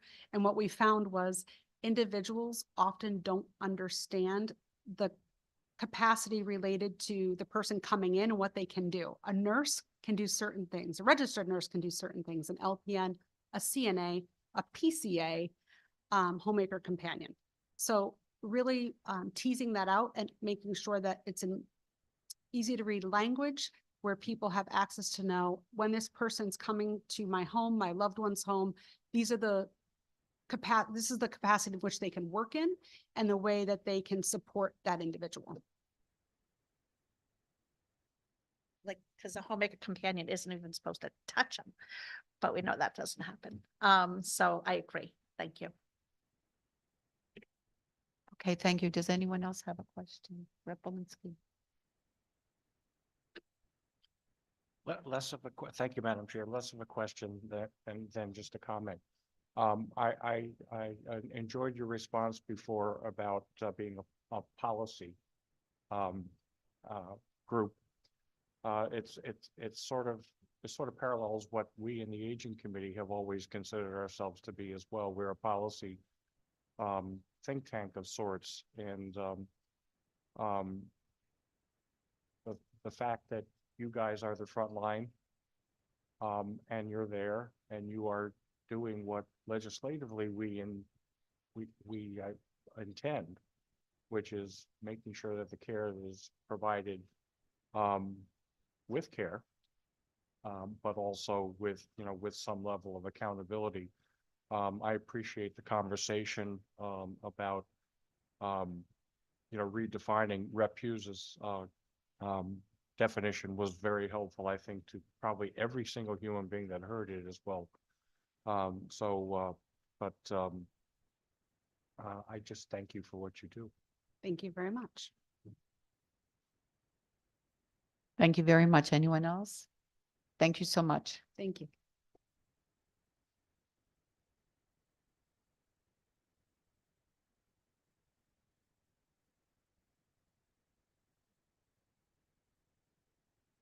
Next is Christy Koval.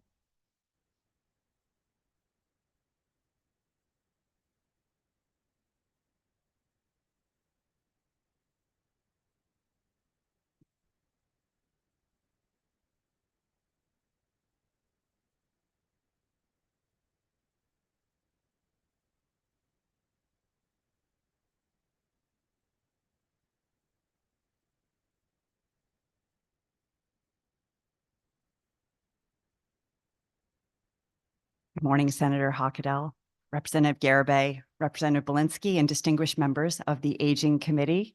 My name is Christy Koval. I'm the Director of Public Policy at the Alzheimer's Association Connecticut chapter. It's a pleasure to be here today, and I am here today to provide comment on a couple of bills. The first is SB 244, an act expanding access to the Alzheimer's disease respite program. You have my written testimony, so I'll just provide some highlights.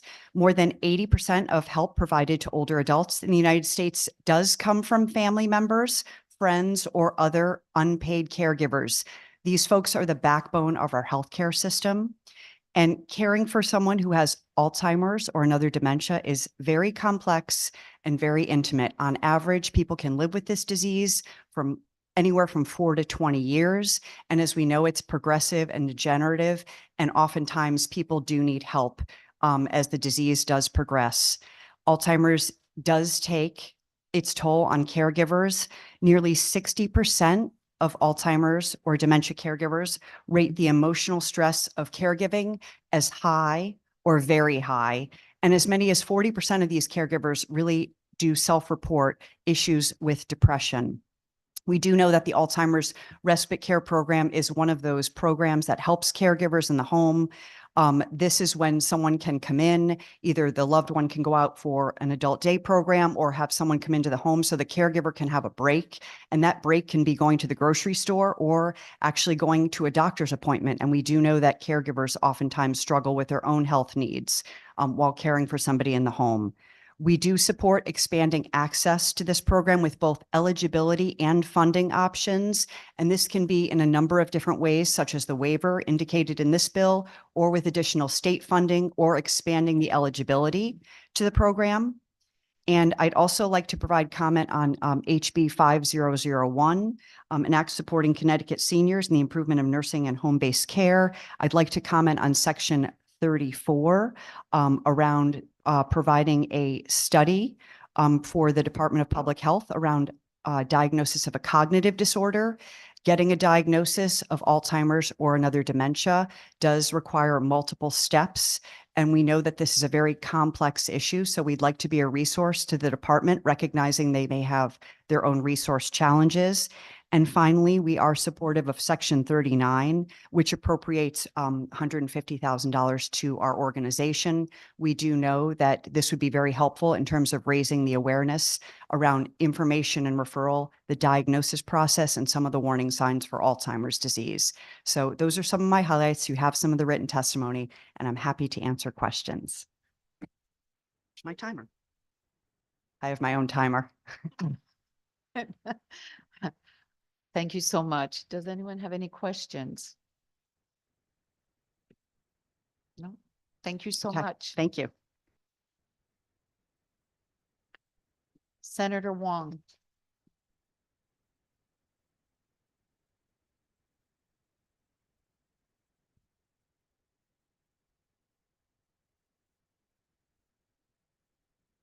Thank you, Representative Garibay and Senator Huckadell and ranking leaders, Mr. Belinsky, Representative Belinsky. I'm Senator Tony Huang, represent 28th District, comprising of Fairfield, Easton, Newtown, Sandy Hook, and portions of Bethel. I stand before you in following Ms. Covell in support of the Alzheimer respite bill. I think it's really important to recognize that this is a bill that this committee, a committee that I'm incredibly fond of, because I don't think there's a bill you propose here that is a bad one. I think the biggest challenge you have is funding. And I applaud the bipartisan collaborative effort that you undertake in this committee. You could teach a lot of other people in this building how it's done to the commitment of our aging population. But that being said, I think it's important that funding for Alzheimer respite care continues. I've been in the General Assembly 15 years. I have seen respite funding struggle to get its due. And one of the challenges I remember is, as it relates to Alzheimer's, is caregivers reminded me when I met them in advocacy, is caregivers are too exhausted. They are too overwhelmed in being able to care for their loved ones, to be able to come up and testify. And the Alzheimer's Association of Connecticut does a fantastic job in their advocacy, because many of their advocates have experienced that kind of burden and challenge. But we don't get to see Alzheimer's patients come before you and recognize the incredible challenge, not only emotional, but also the physical challenge of caring for loved ones, being a caregiver for those impacted by Alzheimer's. I think the respite care is critical. One of the things that I remember from listening to Eleanor Wilbur, Representative Wilbur is the granddaughter of Robert Frost, and she represented the Fairfield Bridgeport section many, many years before my time. And she was impacted by polio, and her husband was impacted by Alzheimer's, very early stage before we as a society recognize its devastating impact. Even in a wheelchair, she was stubborn, and she was fighting for her husband and fighting for the Alzheimer caregivers and patients alike.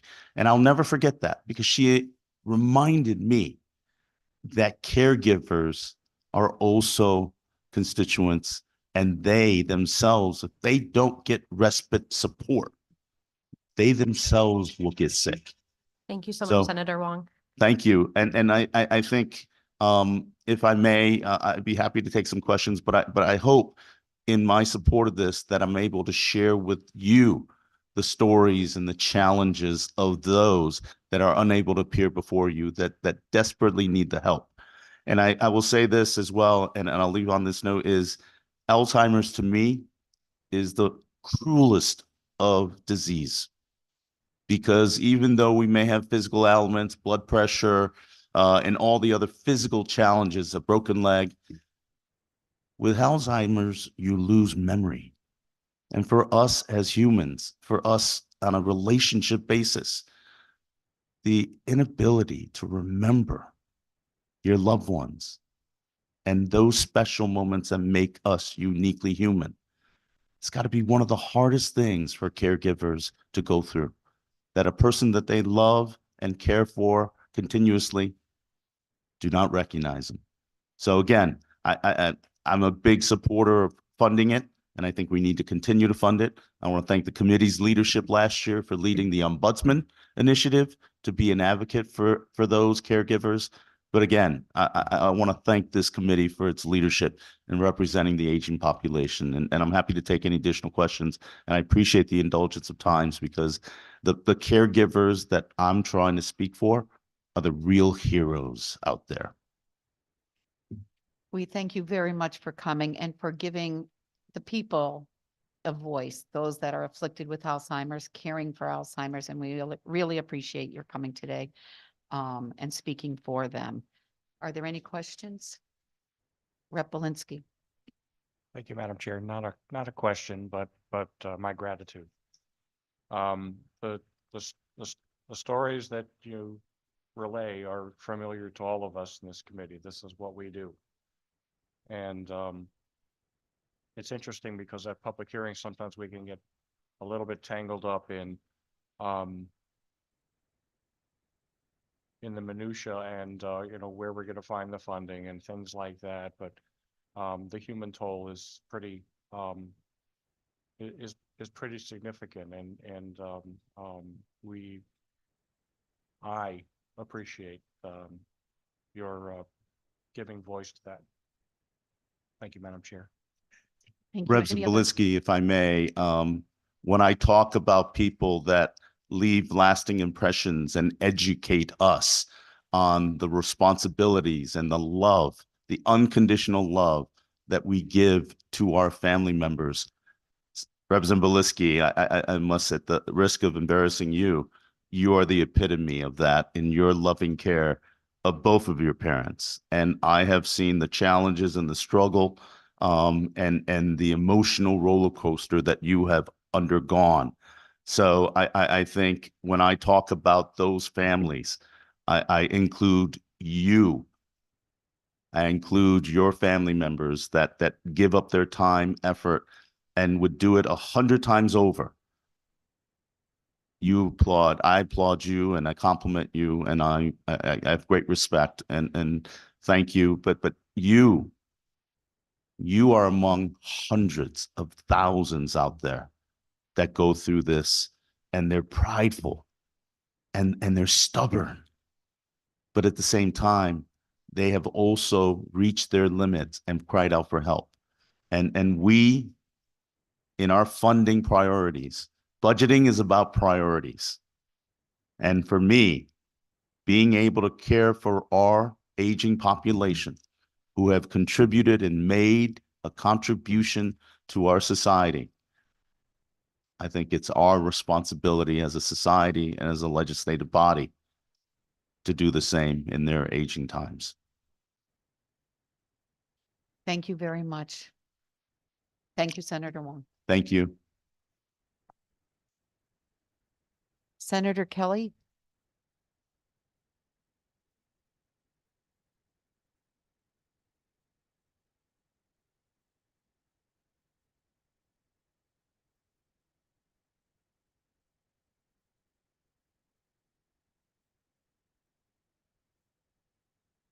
Good morning, and thank you for the opportunity to address the committee. Everyone, it's really great to be here. I love this committee. It does a lot of work, and I'm here really to talk about 3 bills that I support.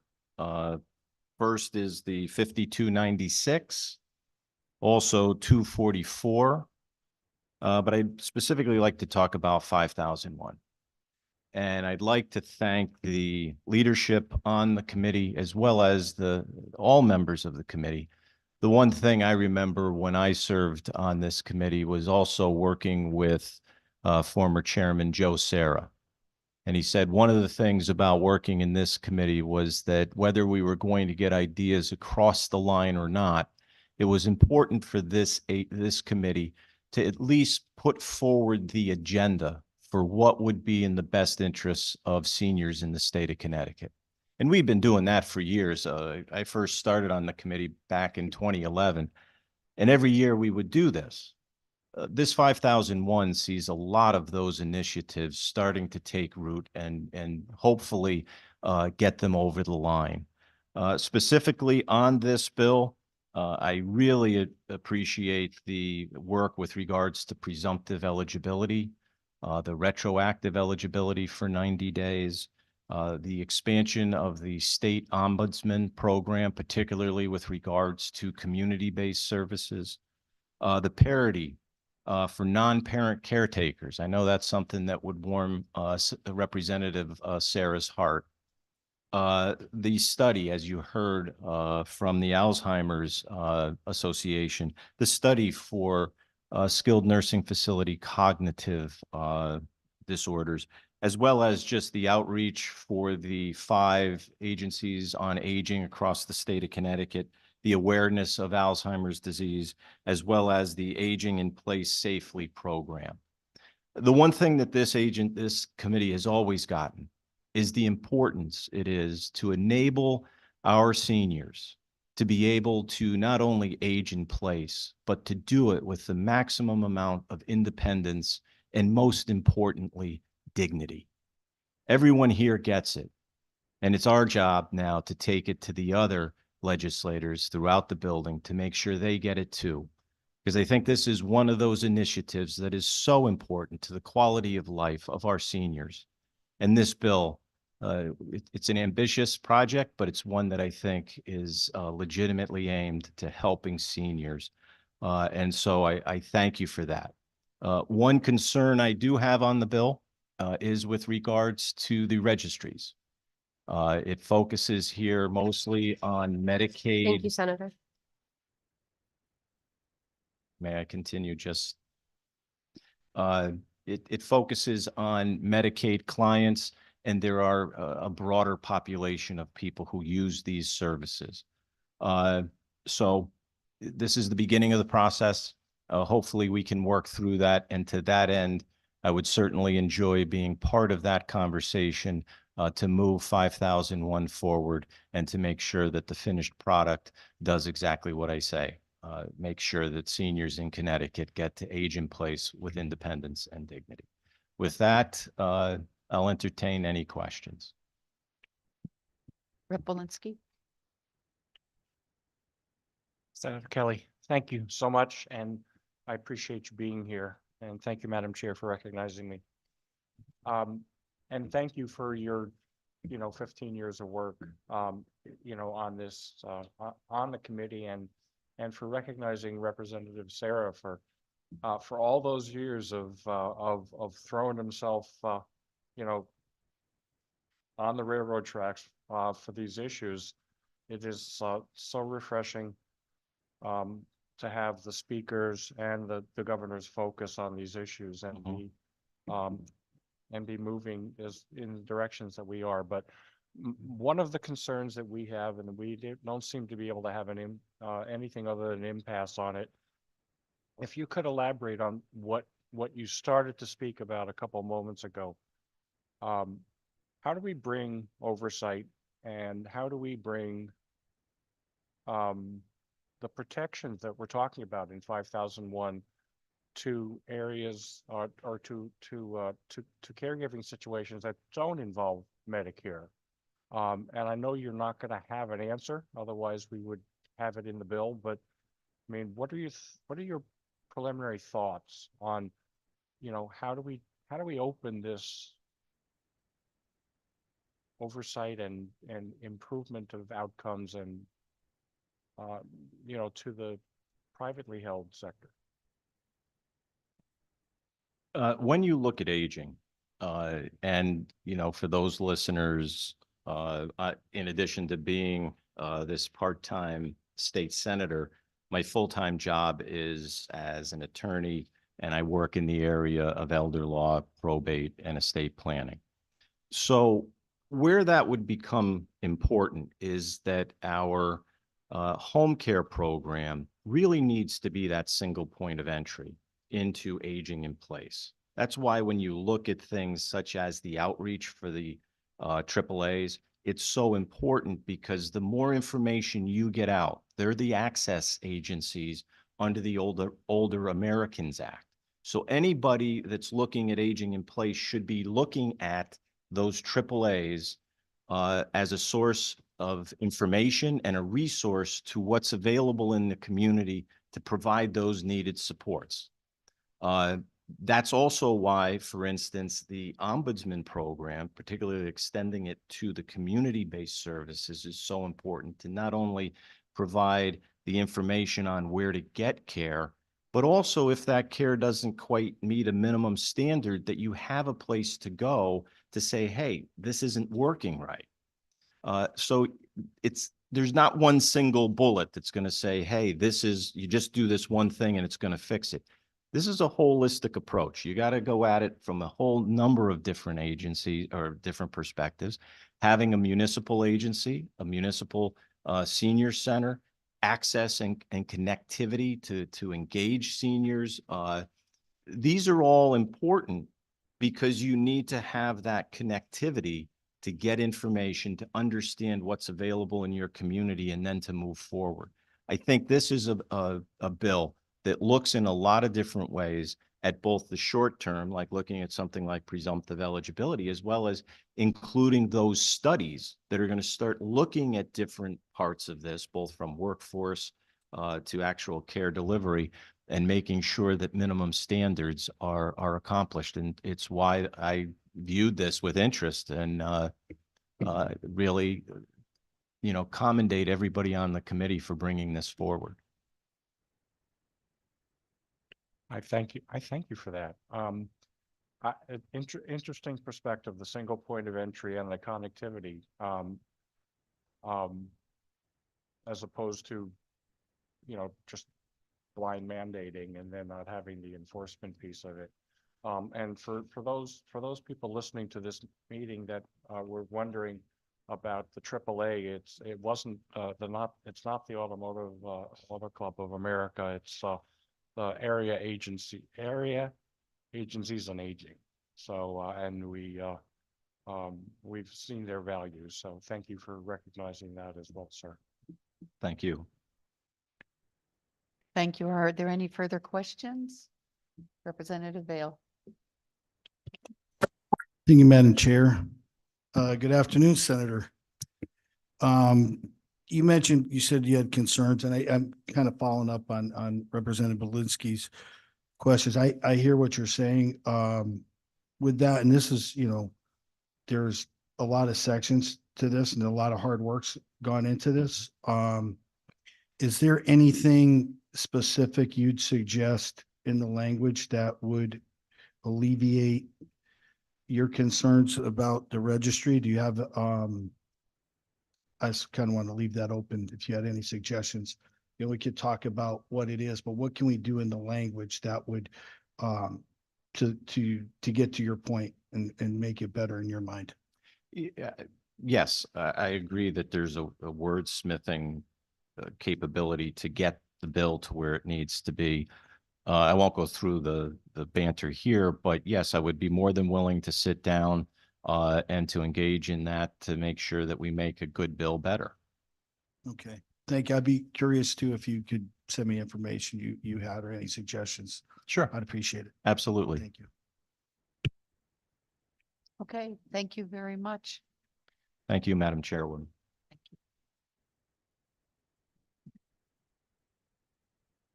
Michael Werner and Megan Baker.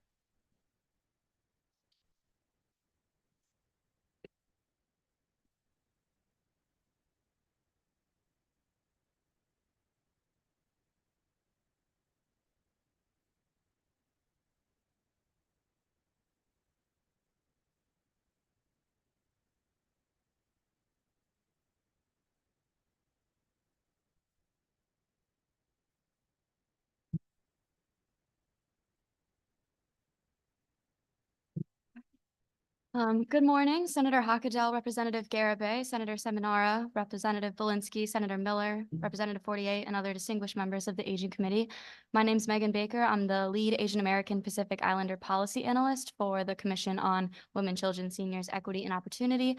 I'm joined here today by my colleague, Michael Werner, the Commission's leading aging policy analyst, and Oishi Goswami, a fellow for the Commission this semester.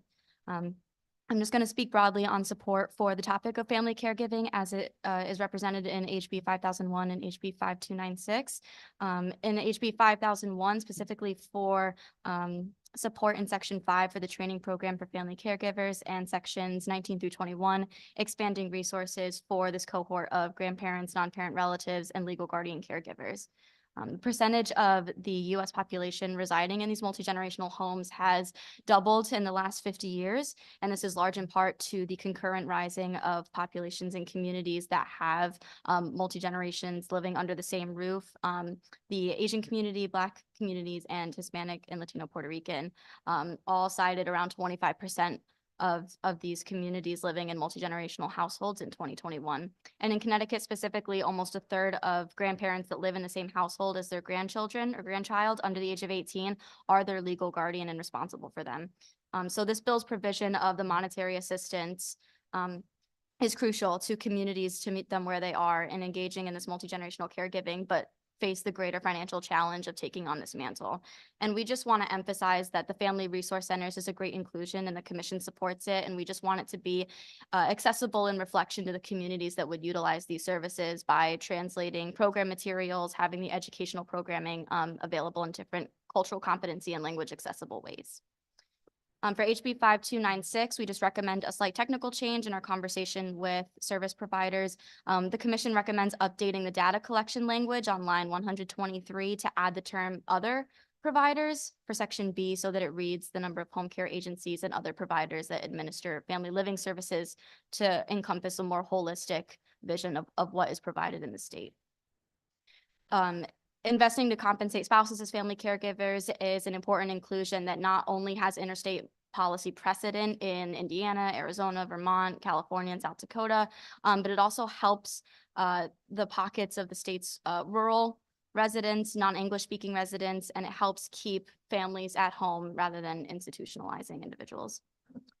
The Commission learned from these internal conversations with care providers like Juniper Home Care and CareForth that 75% of their program utilizers speak a language other than English in the home. And so we really ardently support the bill's calling for a comprehensive data collection effort for DSS to better centralize data for the state agency that administers AFL and CHCPE so that we can give a more comprehensive view. Thank you so much. Thank you. And hello again, my name is Michael Werner, Lead Aging Policy Analyst. I also serve as a Long-Term Care Advisory Council Administrator, Senior Fraud Task Force Co-Chair, and AgeWell Collaborative Steering Member. And just to touch a little bit on the remarks from Senator Kelly and also Senator Huang even last year, when we look at our system as an ecosystem, when we take a whole approach, these bills in particular, 5296 and 5001, really address the needs of rebalancing. Family caregiving exists in Connecticut. Opening it up to spouses is going to help to reach hard to access folks at home. It's going to get rural communities. It's going to help address with the transportation. And really, it's the workforce shortage issues that we keep hearing over and over again. There's these language and cultural competency issues. They're all addressed by being able to allow folks to age well in place at home. And that's what this is for. We also strongly support the expansion of the ombudsman program with the ultimate goal of a fully funded long-term care ombudsman and community ombudsman with regional ombudsman for every single region. And that's these bills go far to address that. And we really appreciate that work. And also, finally, we also agree with the support for the Alzheimer's Association as expressed in Section 39. And now briefly, I will go to my colleague, Oishi. Hello, everyone. I'm Oishi. I'm from the Yale School of Public Health, also a student fellow at the Solomon Center for Health Law and Policy at the Yale Law School, as well as a fellow here. Today, I'll be elaborating on our support for Section 14 of Bill 5001 regarding presumptive eligibility, specifically for home and community-based services, as opposed to solely nursing home care services, the benefits of which are threefold. It offers a significant opportunity for cost savings while strategically preventing unnecessary institutionalization that carries an eye towards rebalancing. Presumptive eligibility ensures essential, timely services for beneficiaries to receive appropriate care in the setting of their own choosing. And finally, it helps people maintain their independence and promotes multi-generational households. Connecticut would join 12 other efficacious examples across the United States, including California, Rhode Island, Vermont, New Jersey, just to name a few examples. Thank you, and I'm sure we're open to questions. Thank you very much, Senator Marks, then It doesn't, Senator Marks, then Representative Hughes. I saw you first. Thank you, Chair. Thank you all for being here. So I've whispered a few questions to Representative Hughes, and she's like, oh, just wait till these people come up and talk. So thank you for being here. So I am a home care nurse, and one of the things that I'm concerned about is with paying for the spouses to be able to take care, to be the caregivers and getting paid for it. I mean, I've seen it. I think it will be great. I worry about caregiver fatigue and that some will say, wow, I could make, another $200, $400. It's a lot of money to a lot of people. And then not get the relief that the caregiver relief that they need. And I worry that then it will put them over the income that you're allowed to then qualify for the home care program for elders. So can you address those? Yes, thank you for that question. And it's good to realize that since the pandemic, there's been a number of flexibilities and changes permitted by CMS. And we refer to that in our report. I have in front of me, it's a slideshow that they gave this past summer, and they're discussing the end of the public health emergency declaration. That's the period of time that we're in right now. And they are actually proactively calling on states to take advantage. They say, we are calling on states to take advantage of these opportunities and continue these flexibilities for family caregivers. Connecticut has the Adult Family Living Program. It's existed for over a decade. And in this program, family caregivers are eligible to be compensated in a tax-free stipend that goes for the services. So it should not be triggering any benefits cliffs. There's just a lack of awareness in this program, which is why the bill calls for data reporting and language inclusivity measures.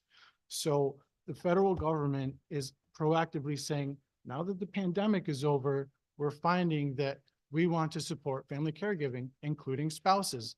Vermont just signed an agreement, got approved from CMS November 21st, 2023, so that they can also do compensation for spouses, including for family caregivers. So that's where we are right now. And we should be also taking advantage of this flexibility and proactively reaching out. And that's addressed in this bill and in some other bills as well. So do you worry about the caregiver fatigue though for the spouses? So when we talk about that, Connecticut has a respite care program, but that's for folks who are outside of the Connecticut home care program for the elderly. We are working to address a number of resources and having more awareness. We have the rise of the Alzheimer's that's going on. And one of the reports that we put into the bill, yeah, you're absolutely right. The cost of family caregiving in general for folks with Alzheimer's disease and related dementia is over $4 billion in the state of Connecticut, the value of that labor. So there's other things that we can do to help support those folks at home. But what I will say is that when it comes to rebalancing, when it comes to the idea that Connecticut's been doing this since 2003, we want 75% of our folks to age well in place at home and 25 or so to be institutionalized. We're up, the last figures that I saw, something like 69% to 31%. By having a fully funded ombudsman, program who is there to serve in the best interest of the consumer employer, that is the individual who's receiving the benefits. That is going to help ensure the quality. And also to your point, this isn't money for nothing, okay? There are agencies and providers that do training, they do home visits, they stay in contact, they have applications on your phone. And these programs help to reduce hospitalizations, reduce emergency department visits, reduce falls at home, and increase satisfaction. So the full implementation, including the training that's spoken to in Bill 5001, Section 5, all will help create and support this ecosystem in tandem with the presumptive eligibility for home and community-based, meaning as soon as I apply, including for care at home, to divert and prevent immediate capture by a nursing home, which sometimes happen. And that's a whole other issue, but folks have the legal right to leave the nursing home, but they don't always exercise it or have that awareness. Thank you very much. Rep Hughes was right. So Thank you for clarifying a couple of things. One is that you said that there are other states already doing the presumptive eligibility. So we heard earlier in testimony that CMS doesn't allow that. There is a process for them to allow it, which is what you're advocating we engage in. I think that's really important for us to understand. Secondly, you talked about some economic efficiencies to the state about having these spouses included now in family caregiving. Can you talk some more about that specifically? Otherwise, they would be going into a nursing home. Okay, yeah. So first, regarding other states, just this past summer, New Jersey passed presumptive eligibility measurements, and that's fully expressed on page number 5 for folks who want to check that out. Okay, so thanks. Here's another thing to keep in mind. When it comes to folks who are in nursing homes, long-term care institutions, we've now heard a number of different figures, but it's over 10,000. It could be 13,000. It could be 16,000. Okay. Per So month. Per month. Per month. Per month, per individual. So if instead the state of Connecticut takes an asset-based approach and it says, we're going to have either homemaker companions come into the house, external workers, for every one person in a nursing home, I can do 3 or more of those. Okay. Or I could do 5 or more family caregivers, which cost a fraction of what the nursing homes cost. The ability to enact this will allow for a redeployment. It'll free up beds if we continue to push, including with the ombudsman, say, hey, money follows the person. You can go back into the community. You can have a family caregiver care for you. The folks who are receiving formalized care in their home can now have a family caregiver or perhaps their spouse, and then those formal caregivers in the home can now be redeployed elsewhere. And this is how we reshift and address the workforce shortage that we have going on in the state.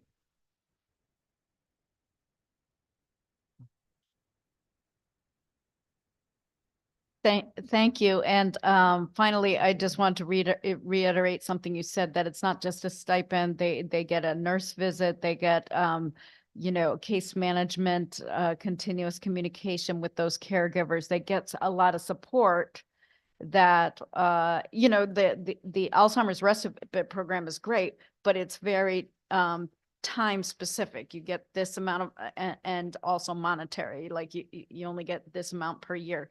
But this is ongoing support with the family caregiver program, and to include spouses. Again, it's not for everyone. Maybe not everyone's appropriate, but it could be incredibly effective, especially where language is a barrier to placing in an institutional care. And really, we've seen how quickly people can diminish without having language appropriate services. So thank you for your, thoughtful testimony. And I think you submitted stuff, right? Yeah, we submitted it, and you also have a physical copy that we had passed out. That's right. Thank you. And so, yeah, just again, to reflect on this, the importance of the adult family living program is now seen in a new light. Outside of the pandemic, understanding the workforce shortages, understanding the goals of rebalancing, and being inclusive of spousal support as is promoted by CMS as recently as June. And as I said, there's a link to that in our testimony, and as other states are already doing. This is a really great opportunity for Connecticut to address all of these different issues all at once, and to do it thoughtfully with data reporting so we can have a good understanding of how this works, and also with language inclusivity so we can reach hard to reach families and really have intentional trusted messenger marketing to them. Thank you. Representative Vale. Be careful what you wish for. Thank you, Madam Chair. Good afternoon. I have a few questions. First, you mentioned in your testimony that you wanted to add to the language of 5296 other providers. Is there any specific definition, or, I mean, because that's kind of a broad term, I think, as far as, you know, putting something in statute. Is there anything specific other than other providers that we could narrow down what you're talking about with that? Sure. So there's a number of different types of home care agencies. Two that our commission's been in communications with and working with a lot is, one is Juniper Home Care. And that's full service that has not only homemaker companions and personal care attendants who go into the home, but they also administer the existing adult family living program as it exists for family caregiving that doesn't include spouses. There's another company that works in our state called CareForth, and I would refer you to their testimony that they've submitted through Lori Sims.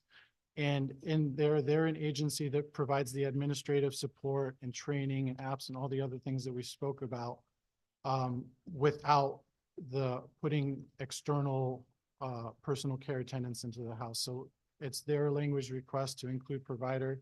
They're already approved to be doing these services in Connecticut for a long time, and that's their request, just to distinguish those two different types. And again, maybe we could be specific with that. I think put that language in, if people are, that's more specific than just saying other providers. I think if we define that, I think would be good. So there's no misinterpretation, number one. My personal experience, and it's to try to understand. So my mother had dementia, and my brother and his wife took care of her for many years, and then they moved to South Carolina. And so, you know, we tried having her stay with me. So we were down to, she was eligible to go to a nursing home. She would have been on Title 19 and all that. And it worked out pretty well. And she had Alzheimer's, and it certainly was difficult at times, but it was nice to have her around, and she was comfortable. I had 4 kids that she was able to interact with. So is this what you're kind of talking about, where someone in the family like myself could receive maybe some extra training as well and have support systems in place so that if there were things that I didn't know how to do, that it would be much more affordable to work with me? She's in a comfortable place with family, but then that I could learn more about how to properly take care of her on issues where maybe I would lack. Is that kind of what you're getting at with some of these? Yes, Representative Vale, and this actually underscores our point. The Adult Family Living Program has been on the books since at least 2013.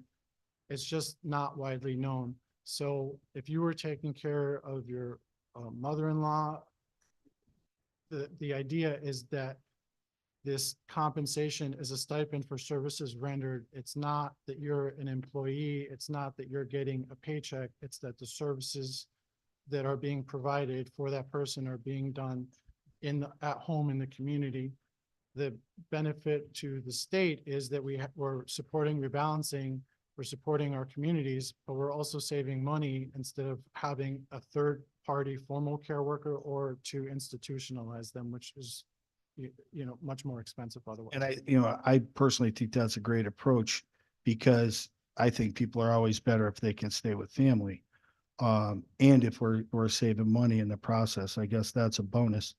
I would just be concerned that I just want to make sure that people that are taking care of people at home, that, you know, there are certain things I can and can't do, that I have the support systems in place. So there were things that I wasn't comfortable with, that I just don't want to get into a spot where we need to have safeguards against people that are taking care of people who might not be qualified to do so, to just try to add money. And I don't want to say anyone's going to be nefarious with it, but I do think we need to have safeguards in place to make sure we do it responsibly, because I certainly agree with this concept, having dealt with it personally, and I applaud your efforts. So, thank you. Yeah, Representative, you're bringing up a very good point, and that's why we have our ombudsmans. They are able to go into the community, go into the home on behalf of the rights of the person receiving services. And as I was testifying to last week, they are not mandated reporters, so they can have candid conversations. They can see what's going on. They can do remediation. They can do crucial, critical preventative work. Again, if we're talking about protective services for the elderly, the police, the state police, the Division of Criminal Justice, the prosecutors, all of that is mandated reporting. All of that is automatic escalation, and it often leads unfruitfully because folks don't want to testify against caregivers. That's just how it is. If we support the ombudsman with a fully funded staff on both sides, then they'll have the bandwidth to be able to go and to do all these home visits. And just to reemphasize, agencies that have that are providing these services, like Juniper Home Care, like CareForth, and others, have arrangements with the state. They receive the funding from DSS. They have their own administrative fees, but what that goes towards is training, home visits, infrastructure, assets. They have, medical professions on staff too. So if someone wants to ask a question, that leads to preventing hospitalizations too, or say, go ahead and go visit the hospital. So there are guardrails already existing in place. It's just not widely known. And since this program started before the pandemic, now that we're post public health emergency, the federal government is saying, this has proven fruitful across the nation. We encourage you states to go ahead and go do this for family caregiving, including spouses, understanding that we can reach single family households, rural households, culturally sensitive households, and we can do that. And they're asking us to do that. And I think it's good. And you made me think of something. So, and I listened to you ombudsman's testimony earlier. So as a family, if I was a family caregiver, as a child, I would assume I could be, correct? If you were a family caregiver Yes. for one of your parents? For one of my parents. Yes. And would then I be subject to the ombudsman? The ombudsman could come in on behalf of my parent, and if I wasn't doing things properly, and hold me accountable. Is that correct? Yeah, they would say, shape up. Yes. Good. All right. That's what I want to hear. Absolutely. Thank you. Any further? Just to Representative clarify, Hughes. it's not just the ombudsman that it's the agency that administers, that has that infrastructure, the nurse visit, the care manager, the medication administration, all that. So you wouldn't be alone on that. Correct. Senator Marks. Thank you, Chair. For the presumption for the home care, which I think is great, great, great. In the other states, what happens though, you're presumed, what happens if then the patient client didn't qualify for the waiver program for the Medicaid? Does the agency does the state have to take responsibility? Does the agency that did the services take responsibility? Do you know the answer to that? I'm not sure of precise cases, but I can definitely get back to you on that. I'd appreciate that. Thank you. I'll answer it a little bit. So, New Jersey is a really great model for this. And they decided to do presumptive eligibility. And the understanding is that they will cover the costs during the application fee, but also time rather, and also understanding that there are certain folks coming to the table who may already have we'll call it not complex financial histories, not complex backgrounds. But what happens is this 90-day application period, this is the whole point of presumptive eligibility. The 90-day application window, a lot of stuff can happen then. And when that stuff happens, they could end up in a nursing home, trapped, costing the state 13 grand, 16 grand per month until it doesn't. By having this presumptive eligibility, that 90-day window can be still applied, still the financial look back, still all the pieces going on, but get the services at the beginning, not retroactively, at the beginning. That's what's so crucial. We want home-based, community-based care. And if someone's applying and they get that service straight away, whether it's a family caregiver, it's a spouse, that keeps them in the community. That's going to keep the cost overhead much lower, even if it's the 3-month period versus after. And then after that 90-day window, if that person is not eligible, DSS can have its own mitigation. They can say, oh, you're missing documents or you don't qualify, whatever it is. They can handle it on a case-by-case basis. But the prevention of folks not getting immediately put into a nursing home, because those are the folks who can take the bet. And I have 120 beds. All right, if this person doesn't qualify after 90 days, okay, I have other revenue sources to do it. But when you talk about family caregivers or home-based caregivers, they're giving the service on an individual basis, and that's hard for them to eat that. So that's why this is so important. Correct. This state is saying that, and this is for all applicants, you are going to, these are the criteria for qualifying. We're not changing that.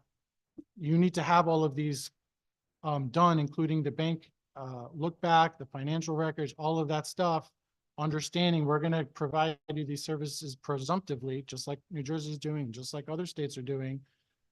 And we're taking the bet that you are going to get qualified. All right. And they can know that off the bat for a lot of folks, because they can, have tax records and know like this person isn't running 3 Amazon stores and 5 eBay stores, right? The chances of their income after 65, like super skyrocketing, is probably slim. So there's some math behind justifying it, but the bigger picture when we talk about the ecosystem is a smarter redeployment of assets and caring for people at home through rebalancing and having presumptive eligibility for home and community-based services and not simply for institutions. That's the way to do it. Correct me if I'm wrong, but some of the information that we had received when we were looking at this bill, that the states that are already doing presumptive eligibility, it's only like a 1%, if you want to call it, fail rate, people that in the end don't qualify. So with 99% of the people qualifying, we always talk about how much everything costs. This will save the state tons and tons of money. That's not our first consideration, but it is a consideration, but it's doing the best. So they're released, they go right into nursing homes instead of having, give us time, those 3 months to get our paperwork together, to get the things together. Am I correct? Yeah, exactly. So if the person is coming up, they've turned 65, they want to qualify, if they apply like they should, and something happens during that 90 days, the nursing home is going to be the only place that's going to take them. They're going to take that bet. They're going to end up there and more likely than not remain there. And this is saying, okay, you're applying. We're going to presume you're eligible. They have their own evaluation process to see what the needs are, the activities of daily living, levels 1 through 4, 4 being the most severe. Do you have someone who can provide these services? Can they be your caregiver? And more effectively treat them, so to speak, have those services provided straight away, preventing some catastrophic hardship or other things that normally trigger that. Because there's also, we're talking about an older adult generation that they don't always like to, is this a handout? I want to help. I want to do this. I want to be independent. So a lot of those folks are only going to apply when something bad happens. And if something bad happens, let's get them that home care service quickly. Otherwise, they're going to end up in a nursing home. They're going to cost the state 13, 16 grand per person each month. No, I tell my I'm a visiting nurse. I tell my patients, like, to do it when you're not in crisis, like, use the home care program for elders, even if it's just 3 hours a week to take you, help with grocery shopping, so that everything's done and you have the service. So when there's a crisis, we can get more hours for you and get the skilled nurse in. And I don't know how effective I am, but I do try. And I think it's important. Yeah. It's a great, yeah. Yes. Thank you so much. Are there any other questions? Thank you so much for your testimony and answering our questions. We absolutely appreciate the leadership of the General Assembly and of the Aging Committee for raising this package of bills covering these topics: family caregiver, fully funded community ombudsman, presumptive eligibility for community based services. This is key to develop the whole ecosystem, and all of the rest of the pieces will reshift. Thank you very much. Thank you so much. Up next, we are going to have, where is she? Representative Zawtowski.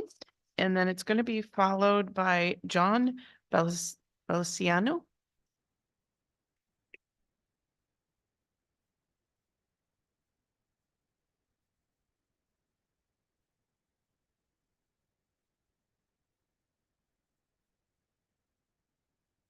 Good afternoon. Co-chairs Garibay and Hockedal, ranking members Belinsky and Seminara, members of the Aging Committee. I'm here today in support of SB 5001, supporting seniors in the improvement of nursing home and home-based care. I've also submitted testimony in writing and we'll just summarize. I'm here specifically to talk about sections 19 through 21, which provides some financial parity between the foster parents of children who are in the DCF system and those grandparents who wind up taking care of their own grandchildren as legal guardians or adoptees. Right now, there's only two ways that grandparents can actually get any financial support from the state. The first is if the children are admitted to the DCF system identified as abused or neglected. The grandparents have to get a foster care license, and the child or children are placed with the grandparents and supervised through DCF. Only about 1 in 12 grandparents are actually eligible for that particular program. The other way is through DSS, to considerably smaller amount, subject to income and asset tests. A lot of these grandparents own their own homes, probably can't make the asset test for that reason. Many have sufficient income to support themselves as two grandparents, probably too much to meet the DSS income limits. But the minute that you put a child or children in their home, all of a sudden they can't afford to be able to raise the kids. The main thing is that they really aren't prepared. Grandparents in general are not prepared to raise a second family. The grandparents are so much better to have their grandkids live with them. It's a family situation. They're getting better care than if they were placed with other people. The grandparents can step in when there's this bad situation with the parents. They provide a safe home, they provide stability and love for their grandchildren.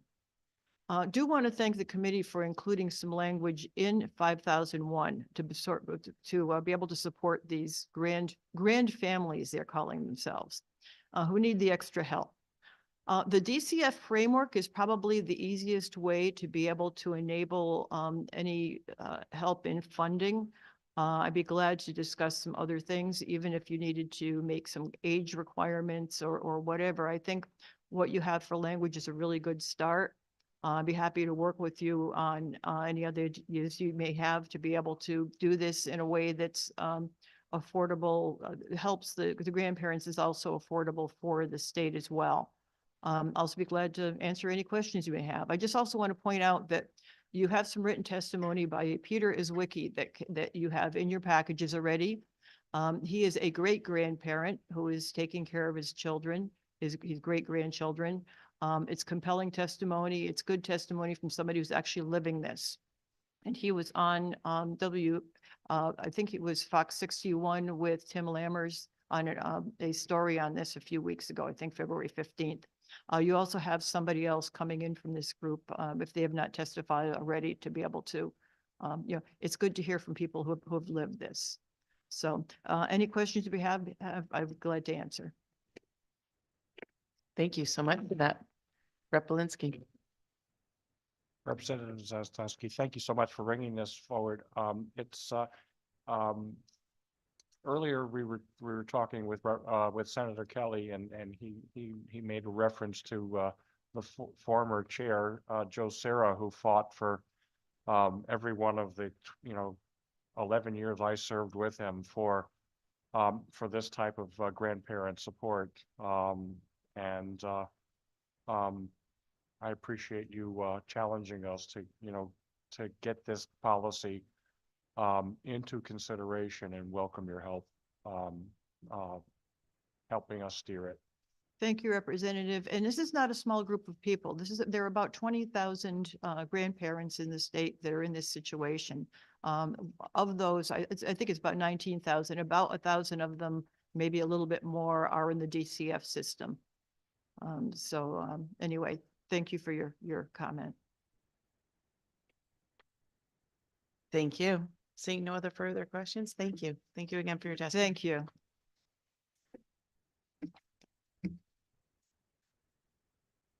John?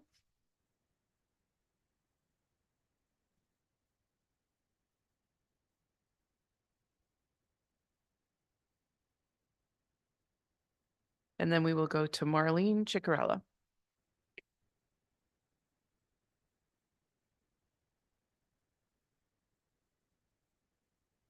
Good afternoon, and thank you for this opportunity to speak with you all today.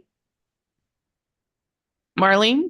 Yeah. If you could just pause, you're going to be after Sure. John. Thank you. Sorry.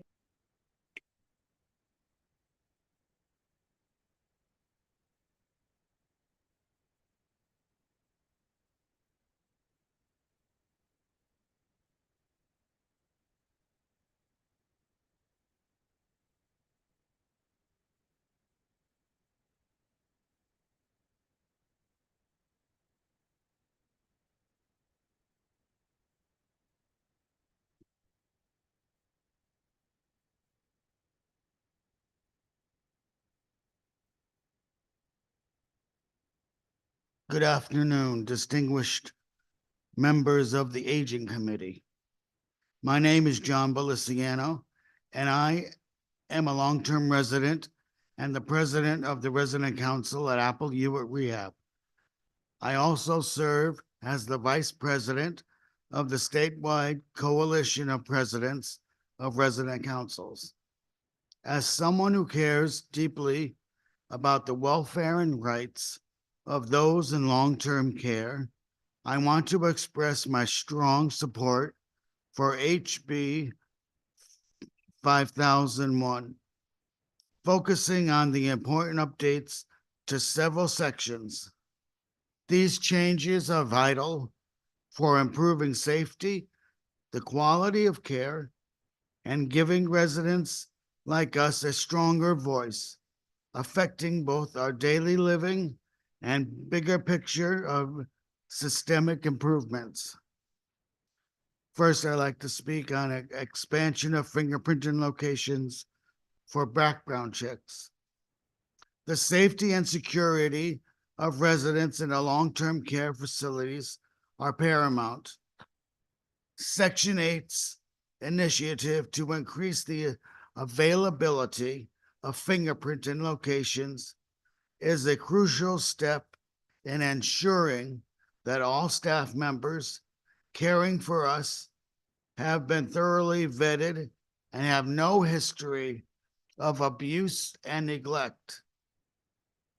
This measure not only protects us from potential harm, but also instills a greater sense of trust and safety within our living environment.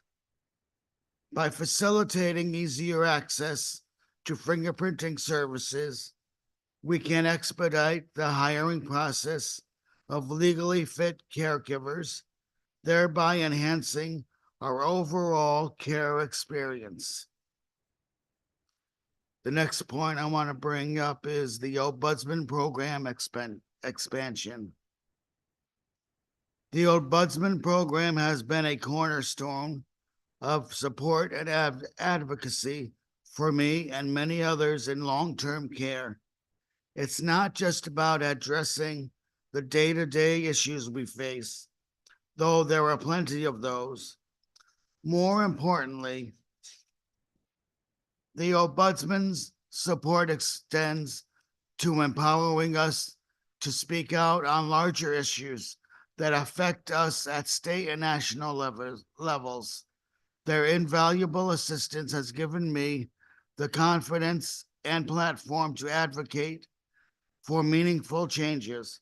It is precisely because of the help and encouragement from the Ombudsman's office that I find myself able to testify today, representing the voices of long-term residents. The proposal in Section 35 to expand the Ombudsman program couldn't be more crucial. With enough staff, the program can continue to assist us not only individually, but also in a collective effort to influence systemic changes. This expansion ensures that every resident has support they need to raise their voice, and that we all can continue to benefit from the advocacy and guidance the Ombudsman program provides. It's the level of support that enables residents like me to engage in advocacy, making it all the more essential that we assure the program has the resources it needs to reach every resident who needs it. In summary, the changes proposed in HB 5001, especially those in Section 8 and 35, are critical for enhancing the care and living conditions for those of us in long-term care. I'm reaching out to our lawmakers to highlight the significant positive effects these sections can have on our safety, health, and our right to speak up, for creating a more secure, attentive, and empowering space for all of us in our living long-term care facilities. Thank you. Thank you, as always, for your testimony and for your advocacy. Being a voice is just means so much to us and helping us shape our laws. Are there any other questions? I have to say, John, you're one of my favorite testifiers. And if you want to know why, it's because you always come with knowledge and with a big heart. And you're always bringing the voices of many who can't be here to testify and letting their voice be heard. So thank you very much. You're welcome. Raphael. Thank you, Madam Chair. Good afternoon, John. I want to thank you for coming up. We can listen to the experts talk, but it's good to hear firsthand from residents what's happening in the change. What would you say is the level of, did you probably before the Ombudsman program, did you feel confident that your concerns were being heard? Yes, I was. You were confident that they were being heard? You don't see an increase in your, do you feel more comfortable now coming forward since the Ombudsman program was put into place maybe than you did before? Definitely, Okay. yes. All right. Again, it's just it's more peace of mind probably that, if you have concerns, they're going to be heard. So I thank you for coming up here, and we'll continue to work on your benefit. Thank you. John, so having the Ombudsman and having that office involved with you, has that helped you to help your residents and to come here and testify and to be aware of what's going on? Has that support helped you in your mission? Yes, it very much. Okay, thank you. Seeing no other questions, thank you again for coming up and using your voice. we are going to go to Marlene Ciccarello, who is on Zoom. And then it's going to be followed by Robert Willis.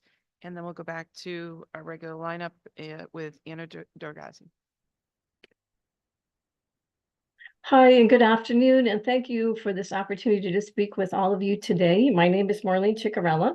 I am a non-medical agency owner serving Medicaid clients in New Haven County, as well as chair of the Connecticut chapter of the Home Care Association of America.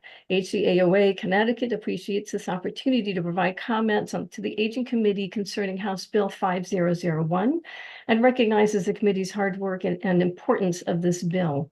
So while the goal of the bill is to improve, oversight of home care and protect seniors, it may have unintended effect on driving up costs for care.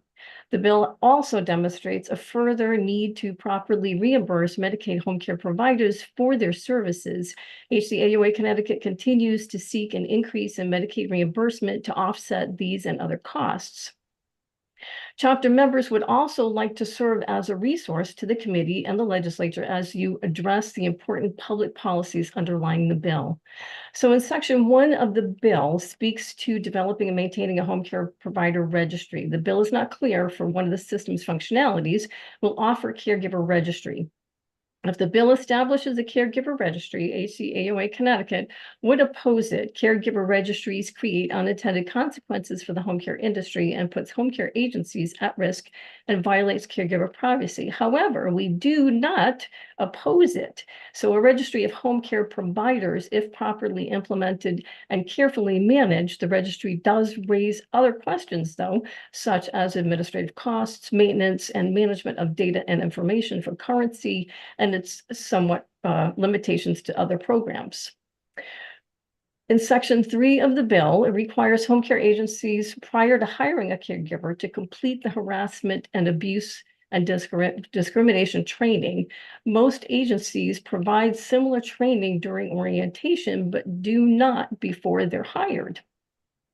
The provision also may conflict with the requirement adopted by Public Act 23-48 with the transfer of homemaker companion agency registration oversight of responsibilities from DCP to TPH as it relates to the training standards.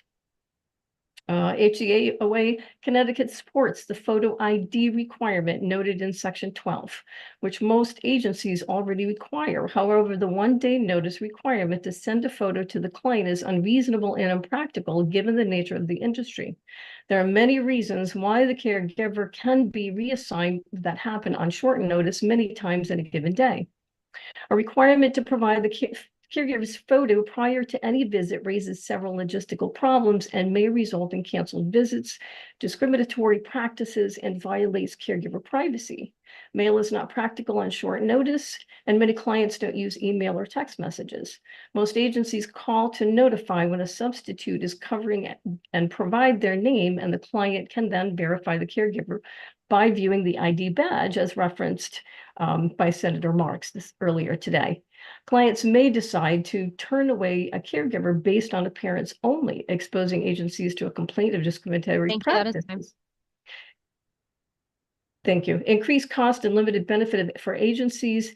And lastly, the most, to me, somewhat serious is the agencies would not be able to meet the notice requirement and will then be subject to disciplinary action to include loss or suspension of certification. I respectfully ask the Aging Committee to consider these concerns, and I thank you for your time and hard work. Thank you for your testimony. We have a question online. Senator Marks. Thank you, Chair. Hi, Ms. Ciccarella. Thank you for being here. And thank you for agreeing with me. You always like to. Have you ever had an instance where somebody impersonated somebody else as a caregiver? No, I can't say that I've ever experienced that, no. Haven't either. Exactly, I had said that about not being able to have on such short notice. Correct.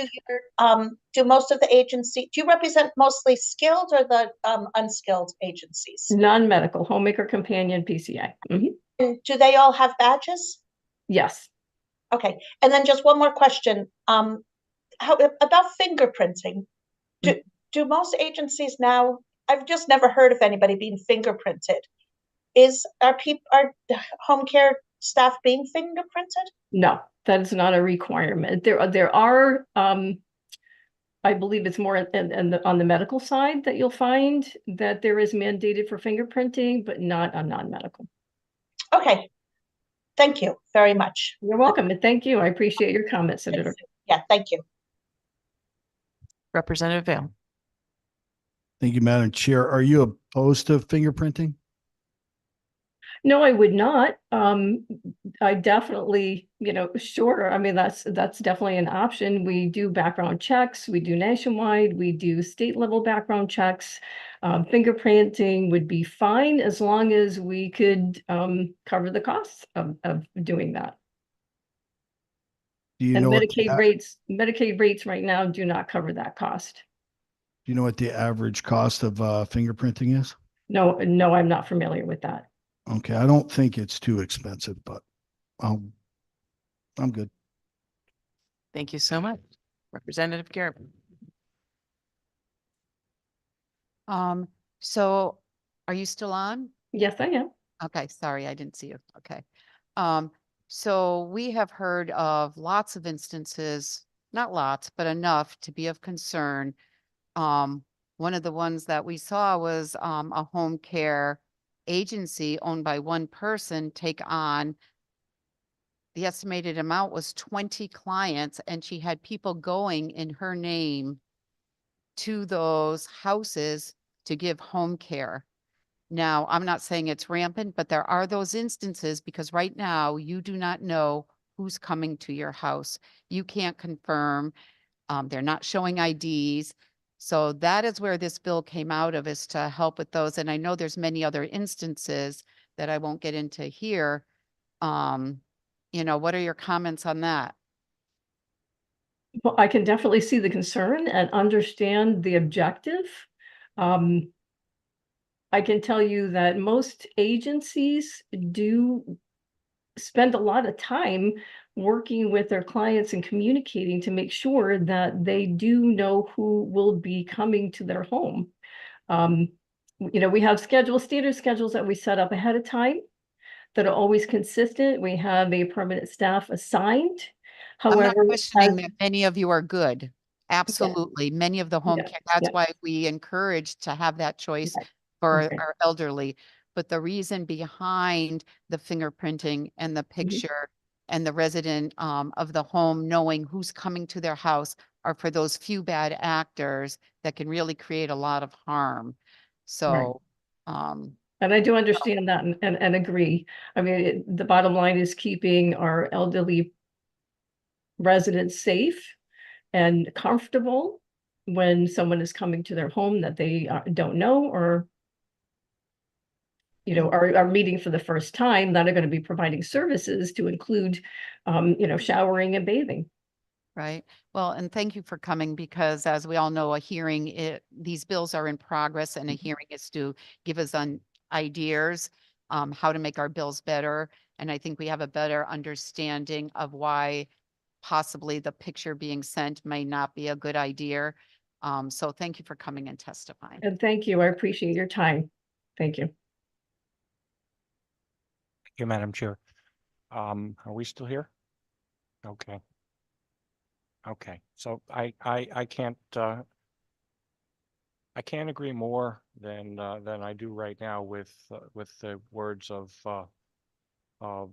Chairman Garibay, and the affirmation that we just got from this testifier was that most agencies do verify. And we understand that, which is why it's a little difficult for me to wrap my arms around why we wouldn't ask that all agencies do this simple test or this simple step to ensure that there's positive ID available and there is no reason to lock the door. So thank you very much, Madam Chair. Thank you. Seeing no other comments or questions, we thank you for your testimony. Next up is Robert Willis.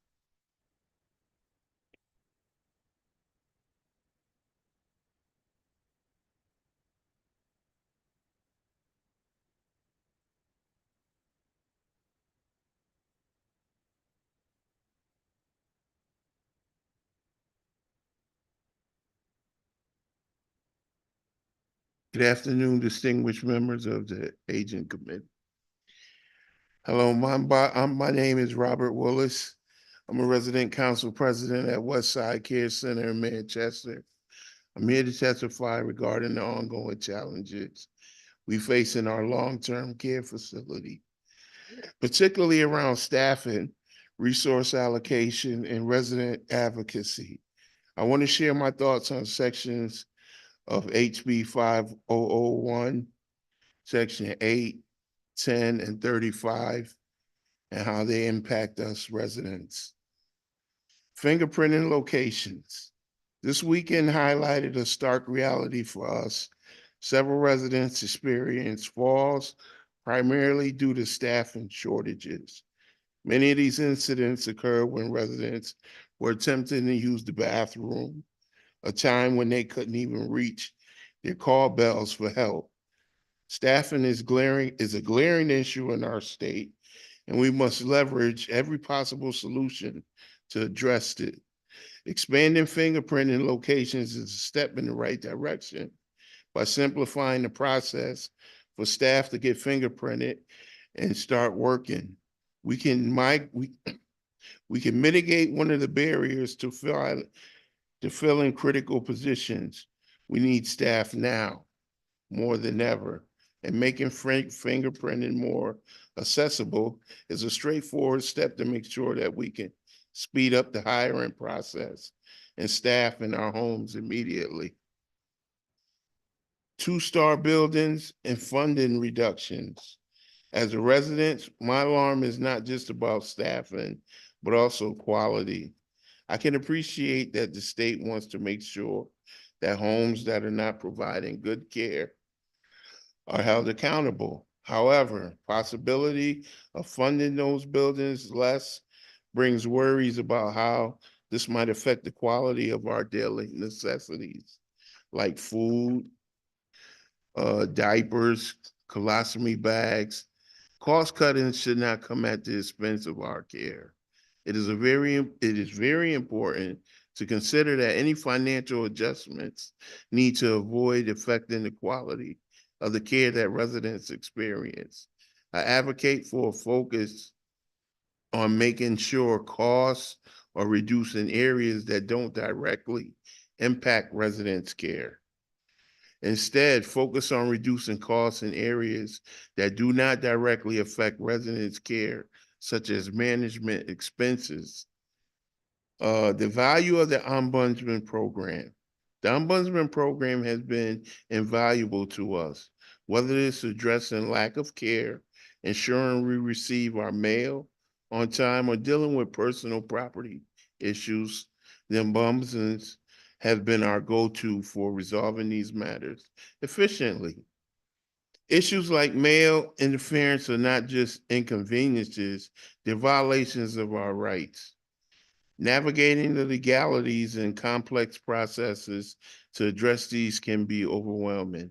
The Ombudsman not only aid in resolving such issues more swiftly than formal grievance procedures, but in my experience, they play an important role in educating both residents and staff about our rights and the facility's responsibilities. Their presence and advocacies expedite solutions and uphold our dignity and rights within the facilities. In conclusion, HB 5001, particularly Section 8, 10, and 35, are essential for improving the quality of life and care for us residents. These sections address key areas that can make a real difference in our day-to-day experiences and our overall well-being. I urge lawmakers to consider the significant impact of these changes would have on us to focus on the safety, dignity, and rights of long-term residents and their decision. Thank you so much for your testimony, Robert. Are there any questions? Thank you so much, Robert. Again, bringing that voice here and like really letting us know what's happening, you know, where you're at and listening to your residents is very commended. And thank you so much. Thank you. And also, Robert, thank you so much for your leadership.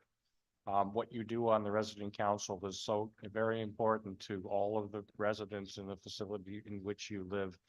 And it's something that you take a lot of time and energy and effort, and you've come here to, to support a program that, I'm not sure if you know this, but most of us in this room, really love the ombudsman program.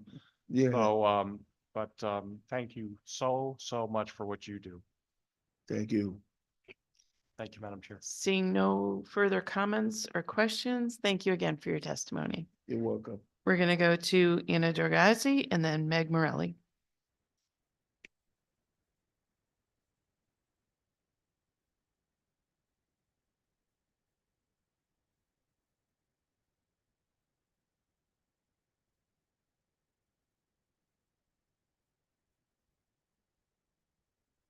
Good afternoon, Senator Hockedal and Representative Garibay and Representative Belinsky. My name is Anna Dorgazi, and I'm a Government Affairs Director at AARP.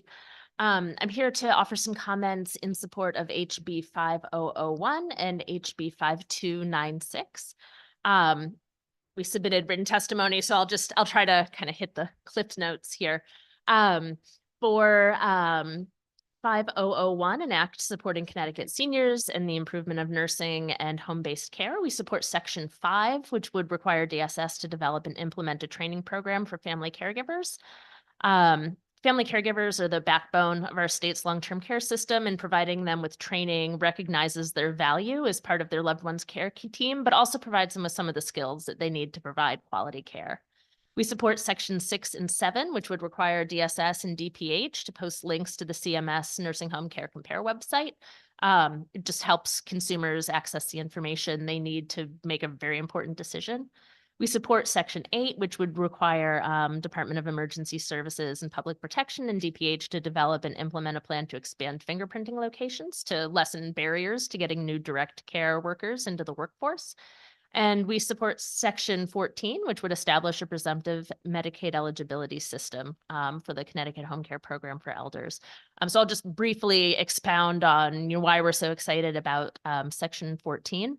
A lot of folks who need long-term care can continue to live at home if they have access to the right in-home services and supports, but this care, as has been mentioned, can be expensive. And individuals who can't pay for that care out of pocket can receive the care under a Medicaid waiver. But, most states, including Connecticut, folks need to wait a couple months to get that final eligibility determination so Medicaid can pay for that home care.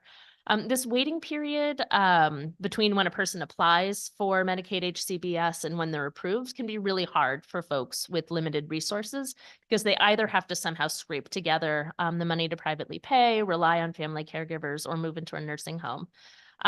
We included a link in our testimony to a very good detailed outline from our Public Policy Institute that describes the presumptive eligibility, how it's working in other states. There's a section that gets into one of the questions that was asked earlier around who pays.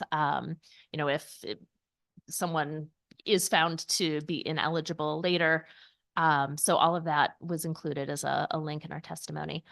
Finally, for an act concerning family home care oversight and expanding the Connecticut Home Care Program for the elderly, HB 5296, this would help address the direct care workforce shortage that we're currently experiencing by allowing family caregivers, including spouses, to receive compensation for personal care assistance services provided through the Connecticut Home Care Program for elders. Paying family caregivers, including spouses who represent around 12% of family caregivers in Connecticut, would help the state make the most of our limited professional direct care workforce. It also makes family caregiving a more viable and sustainable option for caregivers who might need to actually leave the workforce or cut down the hours that they work at a paid employment to keep their loved ones living at home. So again, a lot more detail in our written testimony, but thank you so much for the opportunity to be with you. Thank you for all your help. Questions, comments? Seeing none, have a great day. Thank you so much. Thank you very much. Mag Morelli, followed by Russell Schwartz.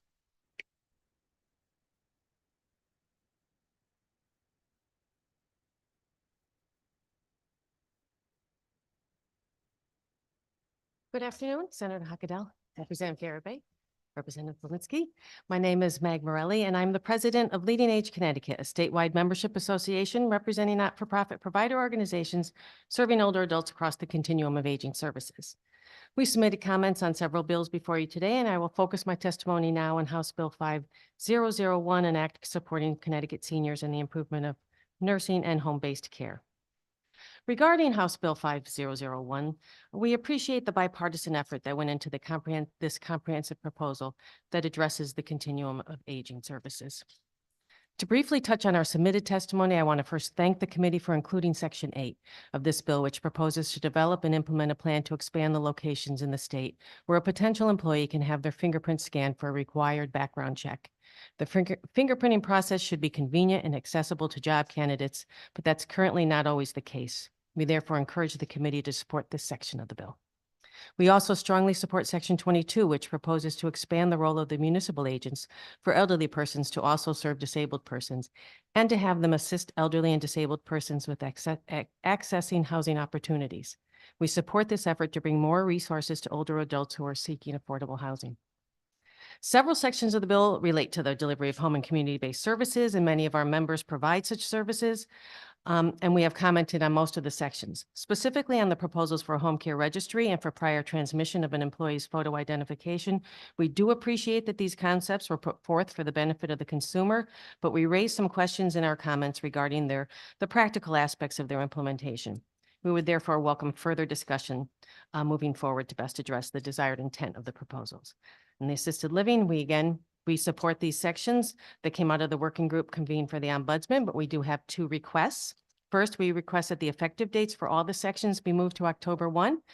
And secondly, we request that the affordable housing sites be exempt from the proposed managed residential community requirements. Regarding the nursing home proposals, we do have concerns with granting DSS the authority to reduce the per diem rate if the nursing home falls to 2-star or lower rating on the CMS 5-star. And we provide extensive comments on this, but I want to explain just a little bit about the 5-star rating system. The CMS star ratings for nursing homes are based on a scale of 1 to 5 stars, and the ratings are assigned and distributed on a bell curve. The bell curve adjustment means that there will always be 1 and 2-star rated nursing homes in each state. For instance, if all the 1 and 2-star facilities today were closed, or say they all improved to 3 or 4-star rating, other nursing homes would then be moved into the 1 and 2-star category. So the assigned rating is relative to the other homes in your state, and it doesn't always tell the full story behind a nursing home's quality and culture. This is why we always advise consumers to use the 5-star system as just one element of their decision-making process when they're choosing a nursing home. And finally, in addition, we have no objection to the acuity-based staffing study proposed in Section 37, but we want to remind the committee that DSS currently conducts an annual MDS audit of all nursing facilities. In addition, federal regulations require that each nursing home complete an annual facility assessment of their resident needs and then provide the necessary care and staffing based on that assessment. DPH reviews that facility assessment and then when they conduct their annual nursing home inspections to ensure that the facility is meeting the federal requirement of staffing to meet the needs of the resident. I just want to say we also submitted testimony in support of Senate Bill 246 and Senate Bill 244, and I'd be happy to answer any questions. Thank you. Thank you so much. Any comments or questions? Thank you so much for your testimony today. The part about the stars. Yep. And I understand what you're saying, and I actually agree with you, but how do we, as a consumer, I should be able to know in some way the quality of a nursing home that my loved one's going into. And I don't know what the answer is, but that's what we're grasping at. How can we provide the consumer? It's so hard. And like you said, it's so complicated. So I look forward to conversations with you about how we can better do this, working with the industry and with the nursing homes. It's not to penalize, but to put my loved one in a nursing home and then find the quality absolutely horrid. And if I could have seen, I think also nursing homes might try to do a little bit better, it's like, if someone's No. going to see my report card, I'm going to work for that Well, and we testified last week in support of the dashboard to provide all of this information. And we're supportive of putting the 5-star links onto the DSS and DPH websites. But when we talk about using those stars to automatically or to potentially reduce a per diem rate or to use that to trigger something, we just wanted to make sure people understand what the 5-star system provides and what it doesn't provide. And the fact that we wish we could, but there's no way in this system all nursing homes could be 5 stars because that's not how CMS runs it. So in Connecticut, we have a bell curve and all of our 200 nursing homes are set on that bell curve. And we have a certain amount of 1, a certain amount of 2, a certain amount of 3. Now, our 1-star facility, if it were moved to, say, another state out west, might become a 4-star compared to their homes. So it's all relative to your state. And so that's why it's difficult to use the rating to trigger something. The information that's provided on that site is very helpful to a consumer. You can see where a nursing home falls on their quality measures. You can see how they're staffing. You can see their last inspections, what they were rated in their last 3 inspections from the state of Connecticut. So you can look through and find information on that, which is very helpful. But we're just saying if you're going to use, the overall star rating to, as the one reason to trigger something like a rate reduction, we couldn't support that because Right. there's so many reasons why you're. So the bell curve, that's where you're only allowed 20% to be the 5-star. Right, another exactly. 20% the B. So I could really be a 4, but because it's already full, I'm put as a 3. Right. You could be sitting there as a 5 and somebody else moves into the 5 and you're moved down to the 4. It's now don't agree with this. And we've always, right from the very beginning, we, objected to it with CMS and we thought everyone should aspire to 5 stars, right? So can we set, which I think was a little bit of what the commissioner was talking about, the Commissioner of Public Health was talking about this morning. If we set sort of this best practices of and an ideal of what a good nursing home should be, then we have that to work towards and to measure a nursing home by, which I think would be very helpful. And I think all of us here would much rather use the carrot than the stick. But we need agree. help with figuring out what are those carrots? What will make a difference? Because in my view, we have, and not just in nursing homes and in the elderly population, people die because we haven't kept up with the times with what we're doing. And so I'll look forward to working with you. Terrific. Happy to. Online, we have a question from Senator Rahman.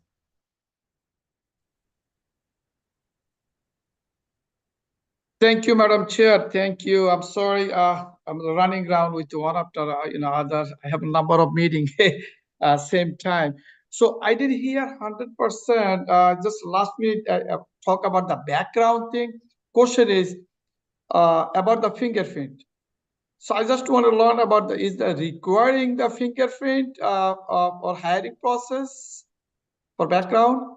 Happy to explain it. The Connecticut currently has a centralized background check system run by the Department of Public Health that anyone in a long-term care licensed facility or home health care agency who's going to provide direct care needs to go through this centralized background system. So what happens is if someone's going to hire you, they then set you up to have your fingerprint scanned at one of the state police barracks. The scanning of the fingerprint then goes to the process in the state. It's run through a state and federal background check. And then you're notified if that person is disqualified from being employed. So they don't give you the background check. They tell you if they actually have a prior conviction, it's one of 4 types of crimes that they cannot have been convicted of, then they're disqualified and they can't work in the field. So we put the centralized background check system into place several years ago, and we used a CMS grant. And with that grant funding, they purchased the scanning machines for the fingerprints. And this was helpful to use for the FBI, for the national screening. They were placed in the state police barracks. You have to go to a state police barrack to get this fingerprinting done. Since then, there are other places and other vendors that now have the scanning systems, but we just, we still have the scanning systems at the state police barracks. The provider pays for this fingerprinting. They pay ahead of time, they pay through the process, they pay the state police and someone shows up. The problem is if you're working, say you're looking for a job as a CNA in New Haven and you don't have a car, you have to get to Bethany. to get your fingerprint scanned. You have to get to these 12 state police barracks. The Middletown Barracks has been closed to this process since COVID. They only do other background checks so that you can't, and that used to be a very convenient one, the Middletown one. So what we're asking for is some way for the state to look into how can we expand the places where you can get your fingerprint taken. So, you don't have to just go, maybe it's maybe some of the city police, local police can open up their scanner and you can use that and set up the process so the fingerprint can go through. It makes it easier for the potential employee. And hopefully we can do it with, budget neutrally because we're paying for the system anyway. The employer is. So another word seems like, correct me if I'm wrong. Right now, it's whatever the process they're using is slowing down the hiring process. Am I right? Correct. Okay. So you basically try to expertise the hiring process. Another question. I know so this is, you're talking of the nursing home, not the home, in-home care. Am I right? For the fingerprinting? Yes. The fingerprinting is for anyone who is in the nursing home, a licensed home health agency, hospice agency, assisted living. Am I missing any, Tracy? Yeah, the hospice agencies. Residential care homes, if they're providing direct resident care in those homes. So this is you talking about the not the medical service. Am I right? This is it's for anyone in that agency. They don't have to be providing a specific like Medicaid services. It's not the homemaker companion. They do background checks, but they don't have to do the scanning. Okay, so it's not the home, home care. Okay, so now I know that you do the 37 years OIG check, and also you do the comprehensive background check prior to hire the someone and all the training. So what exactly do the fingerprint other than what is the other benefit? Because agency required to the background for comprehensive background criminal background check, statewide, nationwide, whatever required, and also OIG check 37 years, sex offender, all those. So what are the fingerprint? I just want why they add a fingerprint? What a benefit there? Just fingerprint does. The fingerprint. The advantage the reason they put the fingerprint into place was so that they could do a nationwide check through the FBI system. So the FBI uses the fingerprint to do a nationwide check to make sure that it doesn't trigger the person who had their fingerprint taken doesn't trigger one of these 4 crimes that would disqualify them from being able to work in the long-term care system. All right. Well, thank you so much for federal FBI check. Right. No, this is good. I'm supporting anything keeping our seniors safe and healthy at their home or anywhere, regardless the process, how much, what is the cost or what is the time required there. But yeah, at the same time, I think I agree with you. If, because sometimes a really qualified good employee, but then they don't want to driving around to go for fingerprint, then you lost that employee, and also slowing down the hiring process. Thank you, Madam Chair. Appreciate it. Thank you. I'm going to go to Senator Marks, and she is also remote. Thank you, Chair, for recognizing me. Through you, thank you so much. Senator Ram asked some of my questions because I had asked the previous, the director of home care, and she had said that most agencies don't do fingerprinting, but homemakers is what you're saying, homemakers and companions don't. And my question would be to keep our senior, and I honestly don't know anybody as a visiting, anybody I've ever talked to has ever told me they've gotten fingerprinted in the medical agencies. So I don't know that that's happening, but I'm just a very small hearsay. Would our seniors be safer if we did have homemakers and companions be fingerprinted? I don't think I'm qualified to say that. I know that they're required to do a background check for the homemaker companions.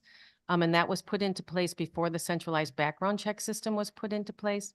The one thing that the centralized background check system does is it does do a federal check. And it will check it using your fingerprint. So, you know, if you're using a false name or false identification, it's going to catch you if you do that fingerprinting. It doesn't do a full background check. So in other words, it's not going to tell you, yes, this person was, you know, found on larceny charges in Arkansas, because that's not one of the disqualifying. But if they were ever, you know, committed a felony or committed, you know, crimes against the elderly, you're going to know that. So I don't know if there's a perfect background check out there, but this is pretty thorough. You go on the system, you check, it has you check the CNA registry, it has you check the state judicial site, it has you check all the different registries that are out there, and then it has the fingerprinting done. And it's good for the person for 3 years or forever if they remain in their job. So I think it's been in place maybe 10 years. And most states now have it. It was an initiative of CMS. They provided the funding to the state to do it. And I think there's a comfort level in having it being done. And most employees are happy to do it. It's just logistically very difficult sometimes because it's located at the state barracks. And, you know, like everybody, the state police are also understaffed. And so they're not always manning the window that enables you to do it. So. Yeah, I guess my thing would be, I don't know why we're not doing homemakers and companions, who they're the people that are usually in with the clients for 8, 12, 24/7. They're with them all the time. Why we're not doing the fingerprint on them, why it's not everybody. But that's just, I don't know if anybody can answer that question for me. Yes, can I add with my, good senators? I'm not sure Senator Marks was finished. I am. Oh, thank you. If you could hold it, Senator Rahman, Representative Vale has a question first before I come back to you. Thank you, Madam Chair. It's real brief because I was getting lunch. So I just wanted to know, Maggie, you do support fingerprinting? We this bill? supported the fingerprinting process and we asked for the expansion of the sites where you could get your fingerprints done. Okay, I was getting that vibe, but I just wanted to ask you directly because I was out getting lunch. So thank you. Yeah. Okay, Senator Rahman, you have one more question. Thank you, Madam Chair. No, I just try to answer. I don't know how much I have, my good Senator Martha. So the companion homemaking agency, I think they are required to do the comprehensive background, criminal and motor vehicles, theft, everything, including OIZ 37 years, reported. They also collect the background 37 years, I believe. And some point they also do the drug testing. So when you do all those stuff, even you run the fingerprint background, I don't know what else you can collect other than false name there, because everything is already done. So then also they are checking the E-Verify, which is work authorization. That way you can find out the person is legal or a name is wrong. So this is why I think they are not required to do the fingerprint. Reason, I just looked, I think 1,800, right now I see 1,800 senior waiting list, waiting for the service. So why they're waiting for the service? Because there is no enough employee or caregiver, not all the good care, home care person like you, in a healthcare person. So it's really hard to they finding the good, employee to perform the job right now. So a lot of senior waiting for the service. So I think that's also will slow down their hiring process. So I think this is good why they keep it. Thank you, Madam Chair. Thank you. Seeing no other questions or comments, thank you as always, Mag, for your expertise and help. Thank you. we are going to go to Russell Schwartz, who is remote, and then Diane Lauricelli, who's also remote. Good afternoon, Senator Hockadell, Representative Garibay, and members of the Aging Committee. My name is Russell Schwartz. I'm the Vice President and Director of Operations for Avon Health Center and West Hartford Health and Rehabilitation Center in West Hartford. Our two facilities are family-owned and operated for more than 45 years, and we have 280 beds between our two facilities. I'm speaking today in support of Senate Bill number 246 that would cap the rates for temporary nursing service agencies in Connecticut for RNs, LPNs, and nurses' aides. I'm just going to jump down to my meat of my presentation. Throughout the pandemic, it was common to see hourly rates for the staffing agencies at 2.5 to 3 times the wages paid to our own staff. Pool rates, RNs were $70 to $90 an hour, where our rates are $34 to $38 an hour. LPNs were $55 to $75, we're $30 to $34. CNAs were $45 to $50, whereas our rates at the time were $17.75 to $18.75, currently now at $20. Over the last 3 years, I've spent close to $3 million on agency costs. Had I been able to use my own staff, I would have been able to save at least $1.5 million a year. The problem with the agency rates are the excess costs are not included in the rates being paid to me by the state. My current facility Medicaid rates are based on 2019 cost reports, which were pre-pandemic and at a time before we had a loss of more than 300,000 direct caregivers in the long-term care industry. The impact on cash flow and our ability to cover normal operating expenses was extremely hindered. At my Avon facility, we realized operating losses from 2020 to 2023, mainly because of the inflated costs. You know, our overall costs to operate are up 30%, and these are not being reimbursed in our Medicaid rates. And had it not been for the provider relief funds, the outcome for our facilities would have been much worse. As I said, the pandemic saw a loss of 300,000 direct caregivers. The recruitment of new staff became an increasingly big challenge for us. The agency staff working in our facilities were not bashful about sharing their pay rates, effectively poaching staff in the facilities. Now, I want to be clear that the rates that are paid to the staffing agencies, the full rate is not obviously being paid to the caregiver themselves. So where a nursing assistant, we may be paying $40 to $45 an hour, the CNA might only be getting $20 to $22 an hour with generally no benefits. So while the rate of pay— Mr. Schwartz, your 3 minutes is up. Okay. I guess in conclusion, I'd like to say that the rates for agency staff are unsustainable as we continue to rebuild our workforce. And I respectfully request that you pass Senate Bill number 246. Thank you. Thank you so much, Mr. Schwartz. We've been getting a lot of emails on this. And so the visiting nurses and the other associations, when you consider their cost, it doesn't include the fringe healthcare and things like that. So when you talk about the comparison, are you including those things?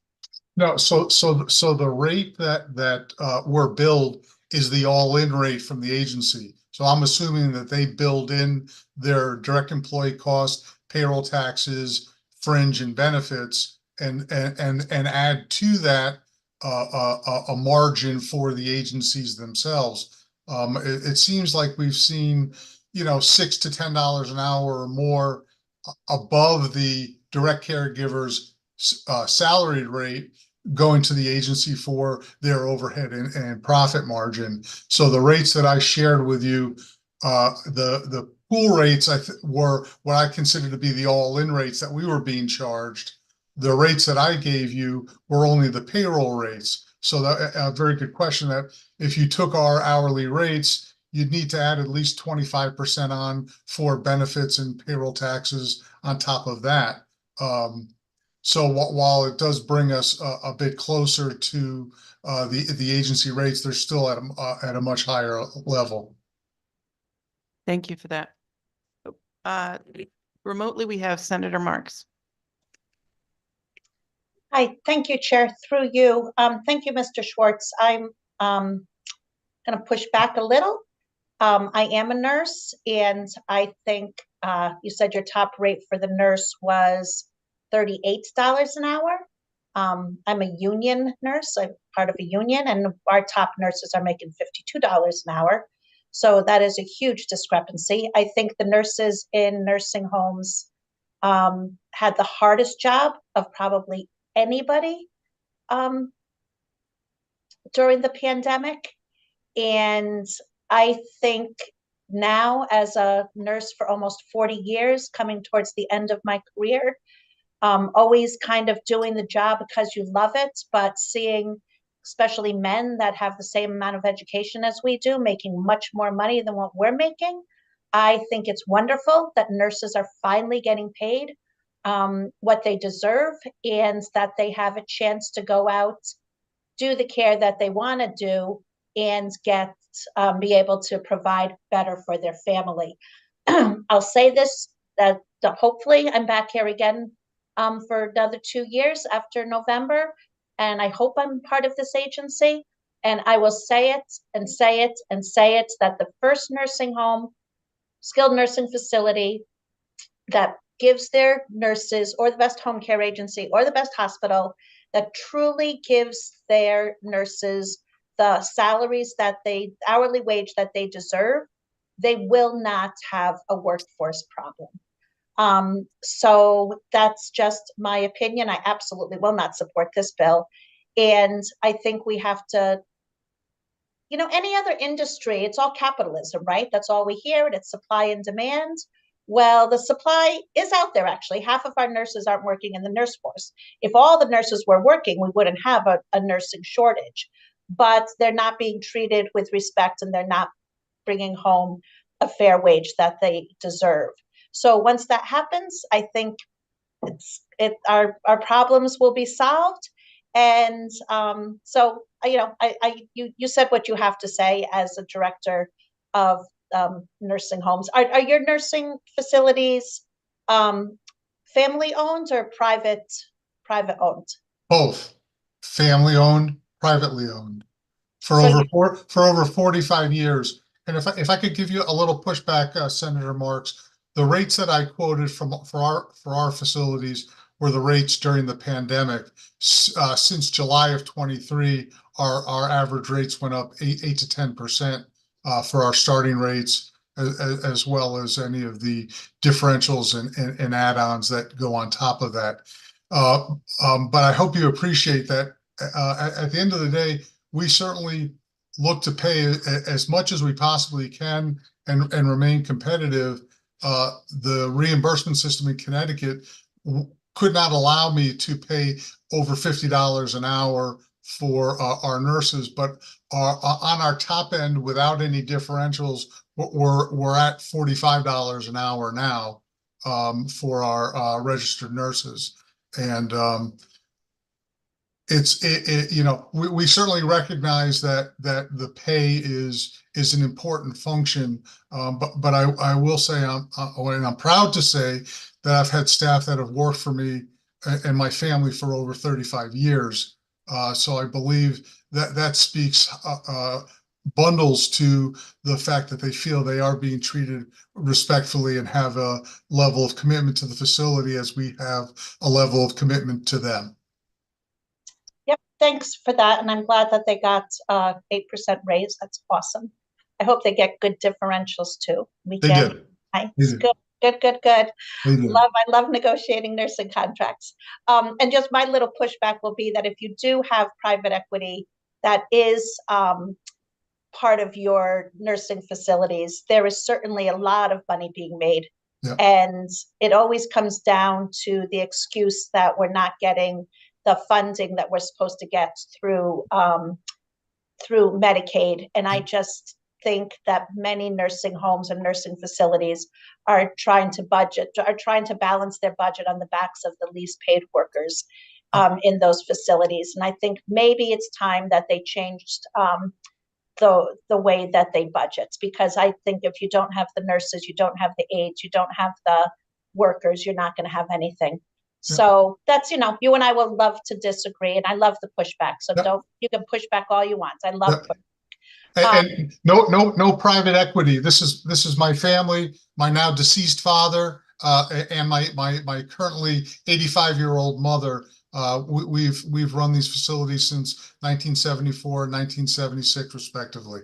Okay, yeah, you had said both when I asked, so that's why I thought that it was both family and private equity. No private equity, just family. Oh, I said both because they're privately owned and family owned. So to clarify, they're family owned facilities. Okay, thanks for your testimony. Appreciate it. Thank you. Thank you. Have a great day. Thank you, Senator. Up next, we have Diane Loriselli, followed by Christopher Carlson. Yes, good afternoon, Senator Hochadel, Representative Garibay, ranking members and esteemed committee members of this really important committee. My name is Diane Loricella. I live in Newtown. I currently live in Norwalk, but went to high school and junior high in Newtown, which is where this story begins because I had the honor of becoming my mother's part-time caregiver way back in around 2015. She passed away, unfortunately, in 2017. Just a few days ago, it would have been her 100th birthday. And I swore on her grave that I would see this particular quest through on improving home health care and home hospice care. I wanted to give a shout out to the many co-sponsors of this Bill 5001 and 5296, which is what I'm speaking on quickly, from the Norwalk area.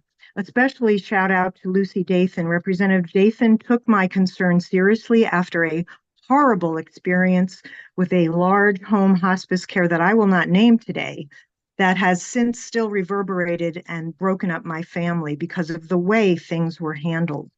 I wanted to give some personal experience because it got to the point because I couldn't afford a private attorney to intervene on my mother's behalf. I filed a complaint with DSS and she died before they could finish their inspection process. So complaint processing is very important to me. It's near and dear. So in 5001, House bill, I very much support Section 8, and I agree with Senator Marks. I would like to see an expansion of fingerprinting to the home health care or the home care companions. I don't know exactly what that particular career name is, but I do think absolutely expand where fingerprinting can go. Why not in the local police departments and share reimbursement as they're processing those folks? Make it user-friendly. I think, unlike one of your other senators, you absolutely need fingerprinting because we have a very mobile society today. And we need to make sure our seniors feel safe and their families feel safe in strangers coming in and having intimate contact at times. Section 2.5 on training, make it user-friendly, use videos where people can look at the videos on their own time because I'm sure they're very busy. I also wanted to briefly say in section 11 through 13, have a happy medium here. Have the person wear a photo ID, but make sure or mandate that the senior and their families are given the name of that person in advance. I understand what the industry is saying, but let's give people some care.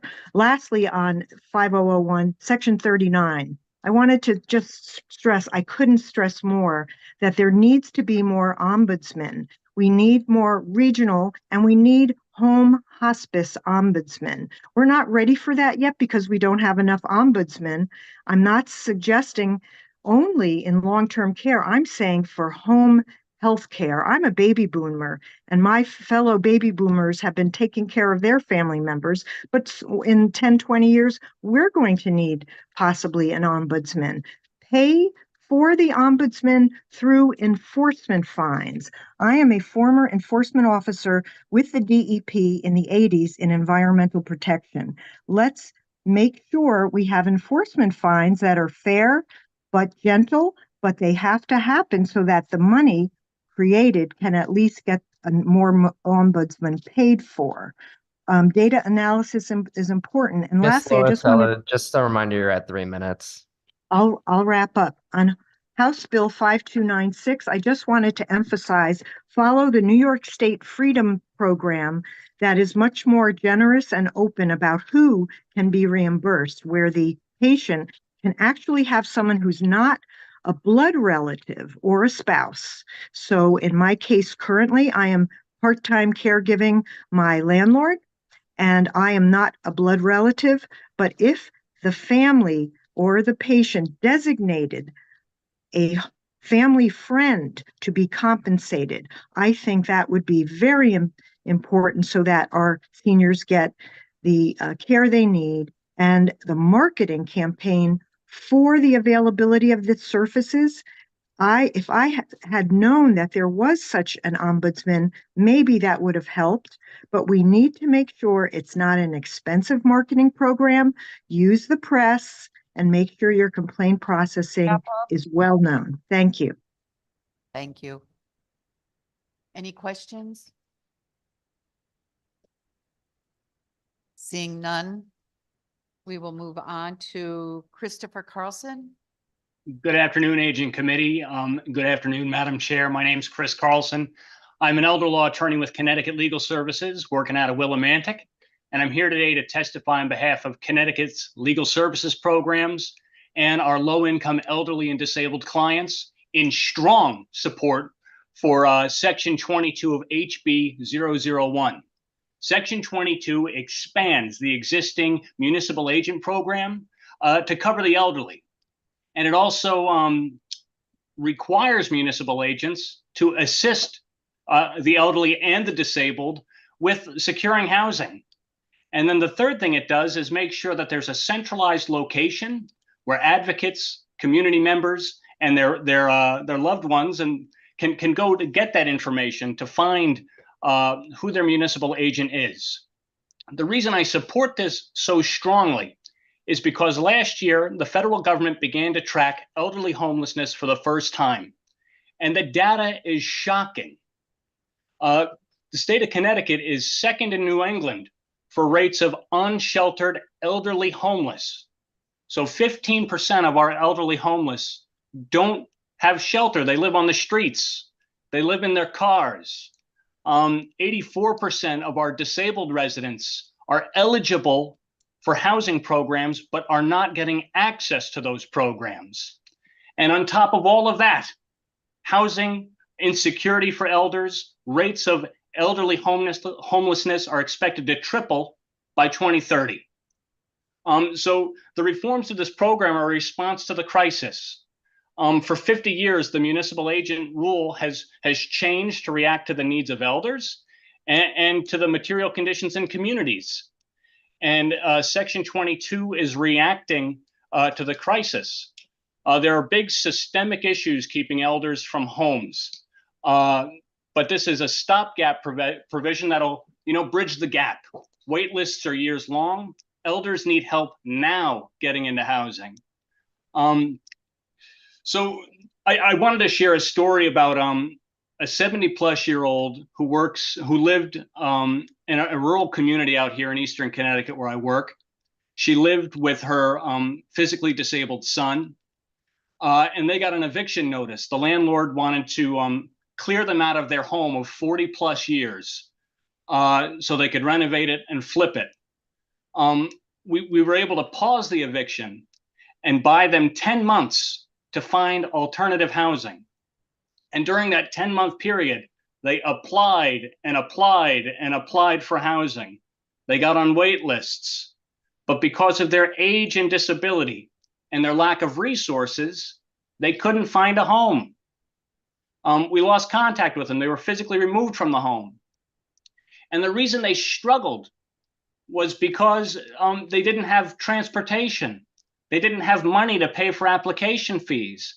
They didn't have computer access. They didn't have a cell phone. They didn't have an answering machine. They would have benefited from a local municipal agent who is mandated to assist them with the application process. We put them in touch with their municipal agent. Their municipal agent at that time was not helping with housing. So the elder was left in the lurch. I've had about 180 clients since I started working here about 2 years ago. In that whole period, I've only had one client successfully transition to subsidized affordable elderly housing. Mr. Carlson, just a heads up, you're at 3 minutes.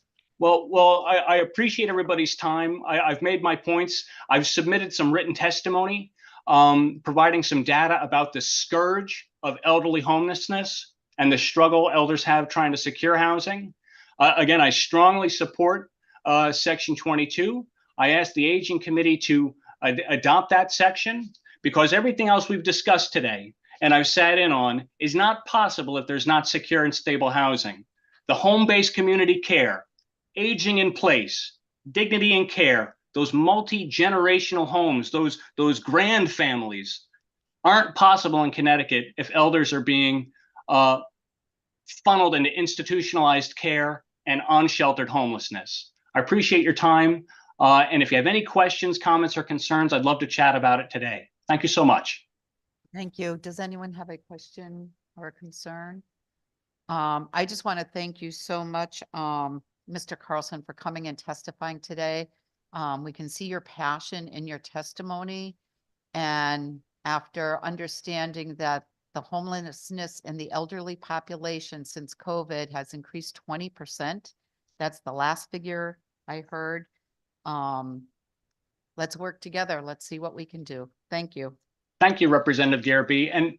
And since 2020, the rate of unsheltered elder homelessness in Connecticut has increased 54.2%. So it's a scourge, and it's not going to get better unless we take these aggressive, holistic interventions. We've got the infrastructure in place and empowering the municipal agents uniformly across the state to help communities that they're serving get into housing is a step in the right direction. I really appreciate your time. Thank you so much. Next is Maureen McIntyre from North Central. Good afternoon.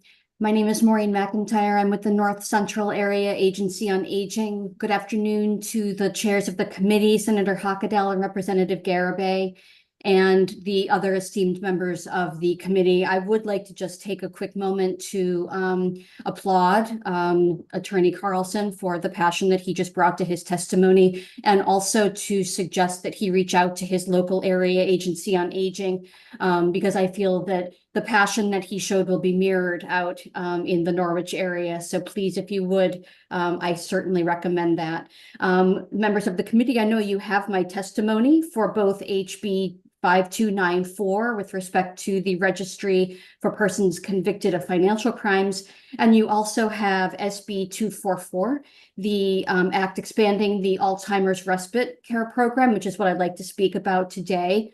However, before I do that, I'd like to thank Senator Kelly for his kind words earlier about the AAAs, and also for a warm thank you for the layup from Representative Belinsky clarifying that AAAs meant area agencies on aging. That was more appreciated than you will ever know. Thank you so much for that.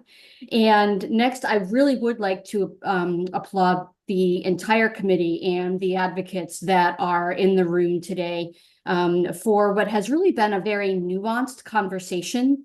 We have gone beyond the point where we are litigating the what and the why, but now we're talking about the how, which again is incredibly validating. And I think that this speaks wonderful things to kind of where we are as a state. And so to that end, I do want to just spend a couple minutes on SB 244, which again is expanding access to the state Alzheimer's respite care program.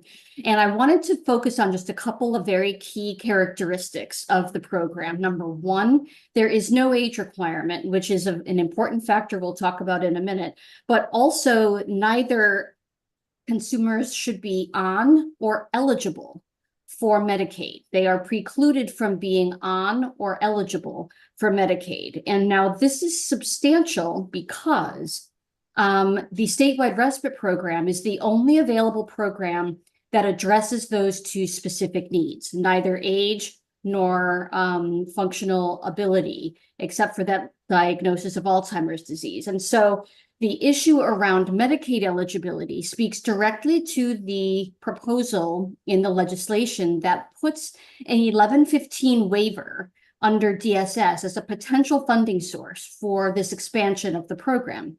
And I just wanted to make the point that the waiver as a solution is actually not what we are going to be able to use. The waiver currently, as the Connecticut Home Care Program for Elders, comfortably encompasses older adults with dementia.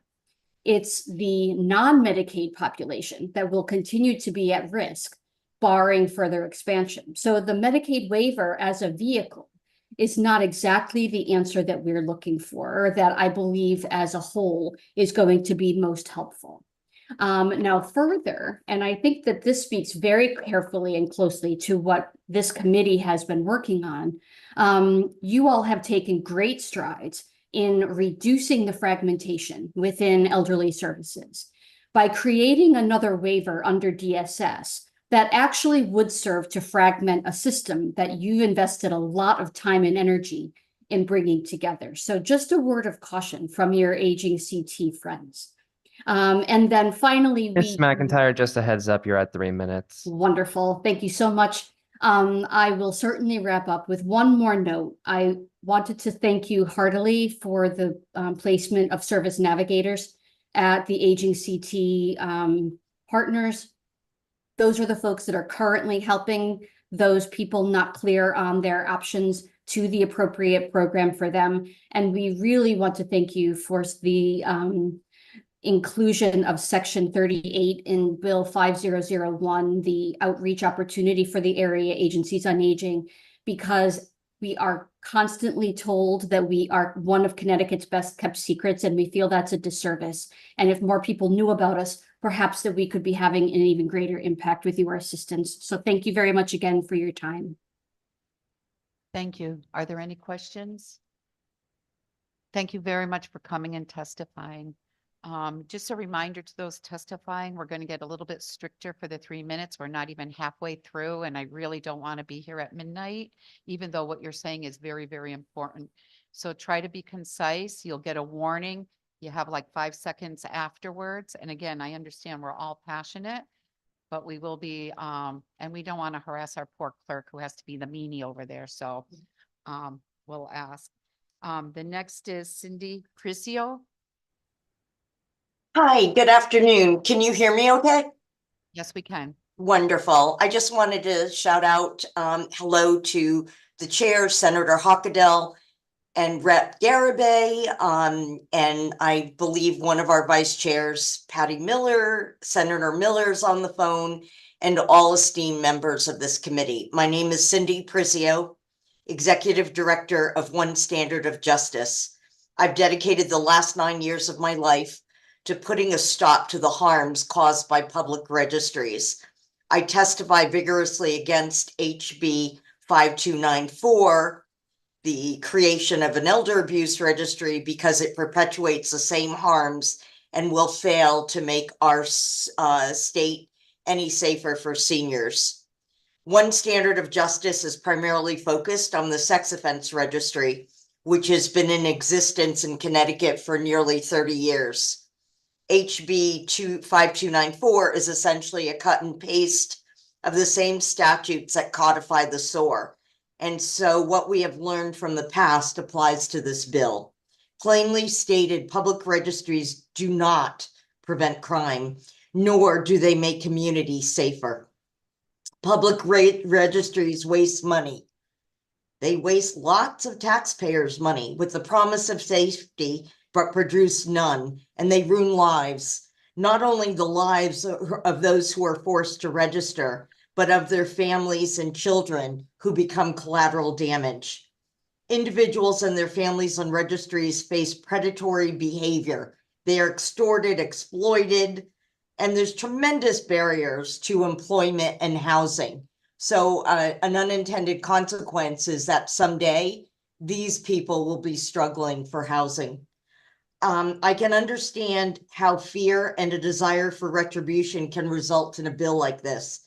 Next, we may consider making another registry for animal abusers, drunk drivers, perpetrators of domestic violence, or all people with a criminal background, all people of a certain sexual orientation, or all Muslims, etc. The number of registries we justify are limited only by our fears. In the past, public registries were implemented for homosexuals and communists. I wish I could tell you that we could never do anything like that today. But if you think facts don't matter, that the studies completed over the past 25 years have less of a place here than fear and anger, then we are doomed to repeat history. Registries can be used as a distraction rather than coming up with actual solutions that work. As a beneficiary of the good policy coming out of this aging committee, I'm asking you, do not be distracted. And I think I want to shout out to Michael Werner from CWSEO for his spot-on description of the role of the ombudsperson. And he identified the negative consequences of mandated reporters. Mandated reporters would be an illustration of something that appears to be a very good thing and yet has very negative consequences.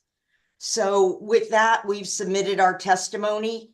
And I want to also shout out to Attorney Carlson, because many of my community that are in their 60s and 70s have no housing, or once their parents die, will have no housing. So I ask you to forget the registry and let's do something real. Thank you so much. Thank you for your comments. Any questions? Seeing none, we'll move on to Matthew Barrett. Matt? Good afternoon. Good afternoon, Senator Hockadell, Representative Garibay, and to the members of the Aging Committee. My name is Matt Barrett. I'm President and CEO of the Connecticut Association of Healthcare Facilities and the Connecticut Center for Assisted Living. And thank you for this opportunity to testify on House Bill number 5001, an act supporting Connecticut seniors and the improvement of nursing and home-based care. I want to express our gratitude to Speaker Ritter and the Aging Committee leadership for putting forward this strong focus on nursing home quality improvement in this very comprehensive legislation. I want to share that this is a common goal that nursing home providers have as well, and we agree that a comprehensive approach creates a real opportunity for advancing meaningful quality improvement measures this session. For this reason, we recommend staying the course on a major reform for nursing home quality improvement, sometimes referred to as the value-based payment program or quality metrics initiative, that is significantly under development now in Connecticut. As background, state Medicaid programs have historically used only a fee-for-service reimbursement model for reimbursing nursing homes, which is a flat fee based on allowable costs and sometimes adjusted for the acuity of the residents. We're doing that in Connecticut. However, these per diem payments have traditionally been made unrelated to the quality of care that is provided. However, former DSS and DPH Commissioner Deidre Gifford set in motion two major payment reforms in this area. First, to adjust rates based on the acuity of the resident population, and second, as a means to incentivize quality improvement, the development and implementation of a quality benchmark initiative in the rates. The Department of Social Services the development of this initiative, this value-based payment initiative component of the rates, is now significantly underway. The value-based payment approach, since its inception, has been linked to the now implemented rate reform, aligning the acuity of the resident population, sometimes referred to as the acuity-based payments or case mix, now in the second phase of implementation in Connecticut. The goal is straightforward: align facility payments with incentives for better resident outcomes using quality measures that the facilities will be held accountable to achieve. The current proposed value-based payment program under development already has very harsh consequences for lower performing facilities. I do want to say that we hope to have that modified. We're advocating for broader participation for nursing homes achieving quality benchmarks, but the current model now excludes the lowest performing facilities, sometimes referred to as special focus facilities, and those that have experienced a deficiency that qualifies for a CMS finding of abuse. Moreover, the critically important funding pool for value-based payments has not yet been identified, and Connecticut nursing homes remain opposed to moving forward without identifying a funding pool. And we're very concerned that rate cuts will come from the lower performing facilities to finance the quality improvement incentive payments for the higher performing facilities. Anyway, the legislature's had a lot of given this a great deal of attention. They've submitted or they've set in motion enabling legislation that has oversight over the developing program. And I've included in our testimony some updates in the form of substitute language that should be added as this moves forward. Earlier today, the Commissioner of Social Mr. Services Barrett, just a mentioned. heads up, you're at 3 minutes. Thank you so much. I do want to say that they, I think, consider this a friendly amendment or friendly substitute language. I do want to indicate that we support section 6 and 7 and 8 of the bill, and I also submitted language or substitute language on section 34. And I'm so grateful to the committee for raising Senate Bill 246 that would cap the fees provided by nursing agencies. And I really appreciate the consideration that you've given to some of our speakers, and noting that they've submitted a great deal of written testimony as well. And there's a speaker from Riders Health Management later on the agenda. Thank you so much, Representative Garabay. I'm happy to answer any questions you may have. Thank you so much. Are there any questions? Seeing none, we thank you very much. Thank you.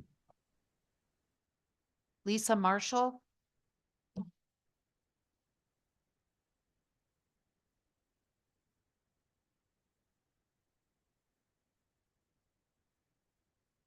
Senator Hockedal, Representative Garabay, and distinguished members of the Aging Committee, my name is Lisa Marshall, and I'm a volunteer for the Alzheimer's Association Connecticut chapter. Thank you for the opportunity to comment on the following bill. Raised Bill 244, an act expanding access to the Alzheimer's disease respite care program. My husband Peter was diagnosed with early onset Alzheimer's in 2018 at the young age of 53. His journey was swift, and just 1 year later, Peter had to retire from his lucrative career. It became increasingly unsafe for Peter to be alone, so I left my career behind as well to care for him. Peter needed more and more help as confusion set in, and he struggled with activities of daily living like dressing, eating, showering, and incontinence. There are 168 hours in a week, and caregivers are constantly on, making sure our loved ones are safe. Hiring a professional out of pocket for a few hours a week still leaves the bulk of the responsibility on the primary caregiver, be that spouse, child, or parent. We do the job of many without any formal training. I hired 7 different professional caregivers from 3 separate agencies. None were appropriately trained, even though each of the agencies charged more per hour, touting that their caregivers were trained in dementia. My husband wandered off into the neighborhood without the knowledge of the first caregiver. Understanding the concept of joining an Alzheimer's patient's journey is critical. Peter's perception of facts was skewed, as often happens as the disease progresses. Joining him in his reality kept him calm and happy. Caregivers without this understanding may argue with a loved one's perceptions, causing stress and anxiety. Peter's late-stage symptoms included hallucinations, paranoia, and severe anxiety. Redirecting our loved ones is paramount at this stage to snap them out of whatever is triggering their behavior. By training caregivers, we give them the tools to redirect our loved ones, to keep them calm rather than have their emotions escalate to an unmanageable state. Without the assistance of quality professional caregivers, I reached a level of exhaustion I did not know existed. My health was suffering from the physical stress and the emotional and mental toll of not getting the breaks that I needed. I was faced with the decision to place Peter in a memory care facility for an emergency 2-week respite. My self-care was lacking, and I desperately needed a rest from caregiving to take a nap, take a shower, take a walk. Respite affords caregivers time to recharge so that they may continue to practice the compassionate caregiving their loved ones depend on. Thank you for the opportunity to share my story. I'm happy to answer any questions. Thank you so much for being brave and being able to come and share your story with us. Thank you. Are there any other comments or questions? Seeing none, thank you so much. Thank you. Richard Collins?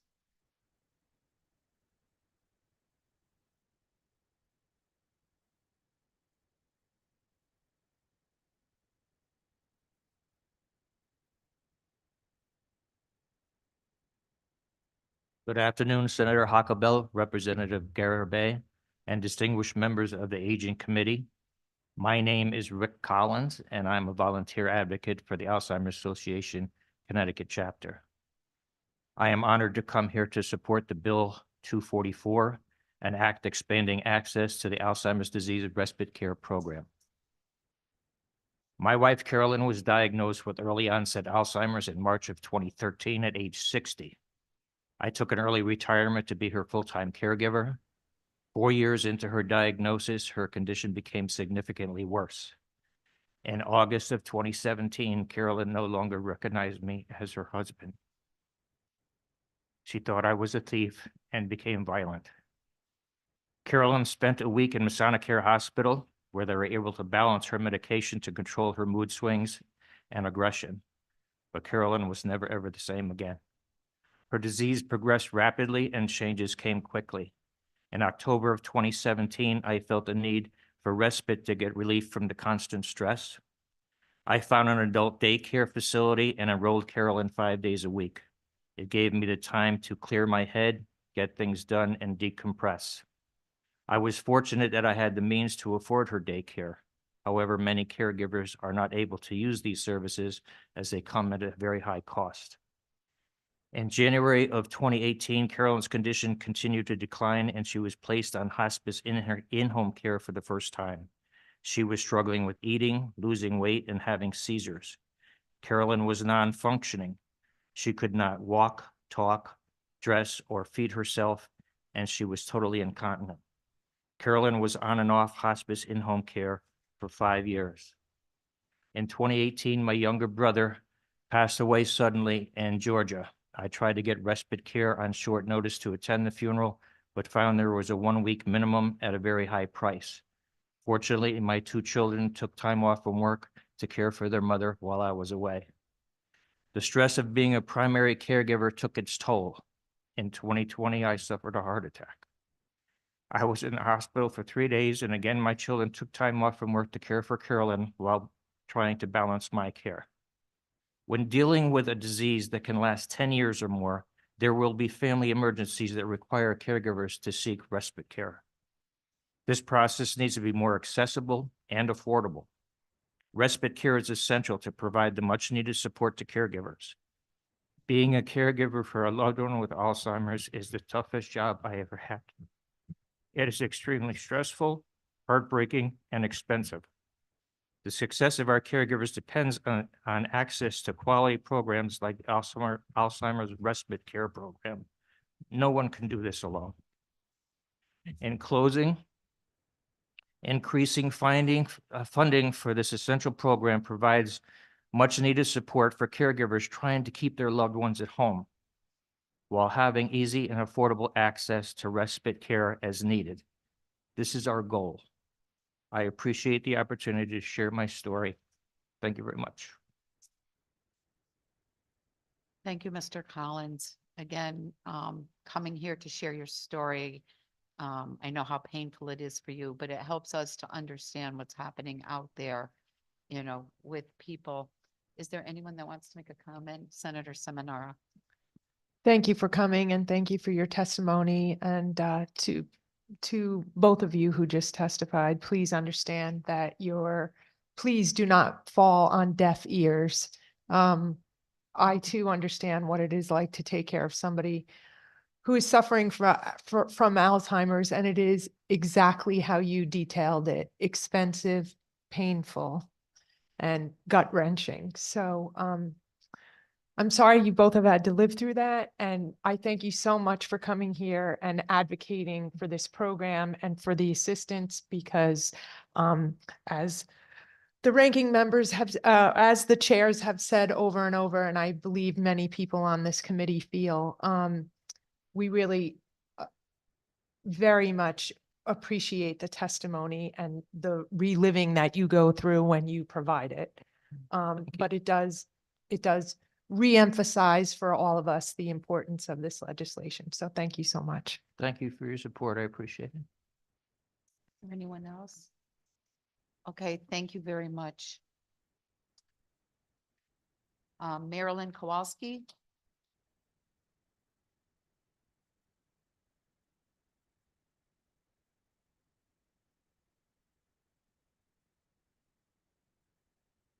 Senator Hockedal, Representative Garibay, and distinguished members of the Aging Committee. My name is Marilyn Kowalski, and I'm a volunteer advocate for the Alzheimer's Association Connecticut chapter.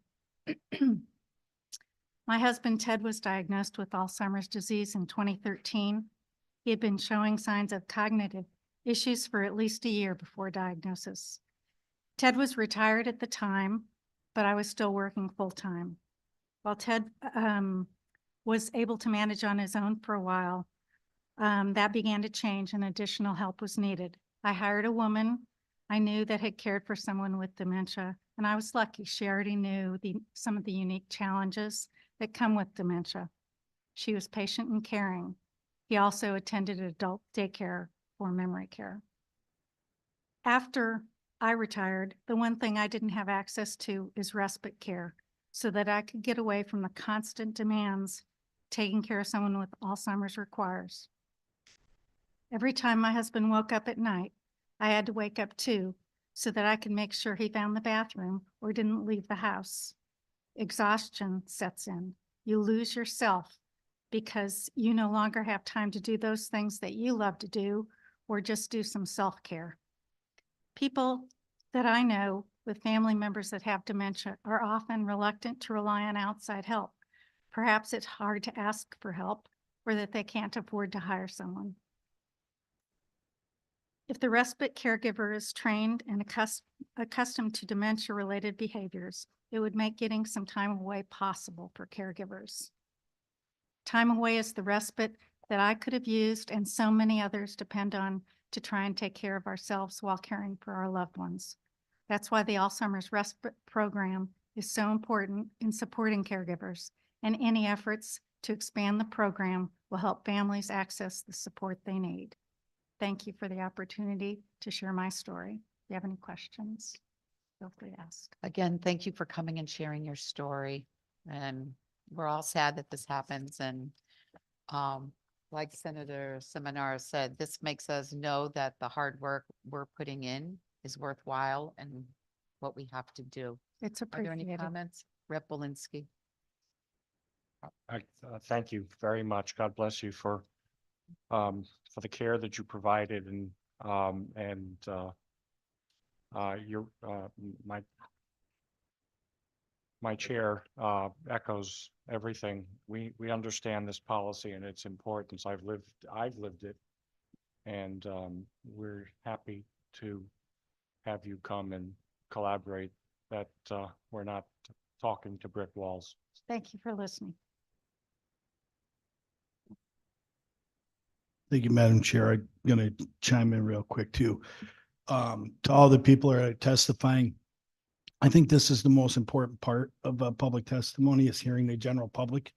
And so we're not asking you questions because there's nothing really to ask. We understand what you're doing. So I want you to think that your issues are falling on deaf ears, because we all relate to it in some way. So just because we're not asking a lot of questions, it's because this story is pretty straightforward. So we are engaged and we are hearing what you have to say. So thank you. Plus, it's breaking us, our heart's breaking with you. So, thank you. But we're with you. Anybody else? No, we're good. Okay, thank you so much. Karen Cardy, I'm sorry, Karen Cardy. Hello, can you hear me? Yes. Okay.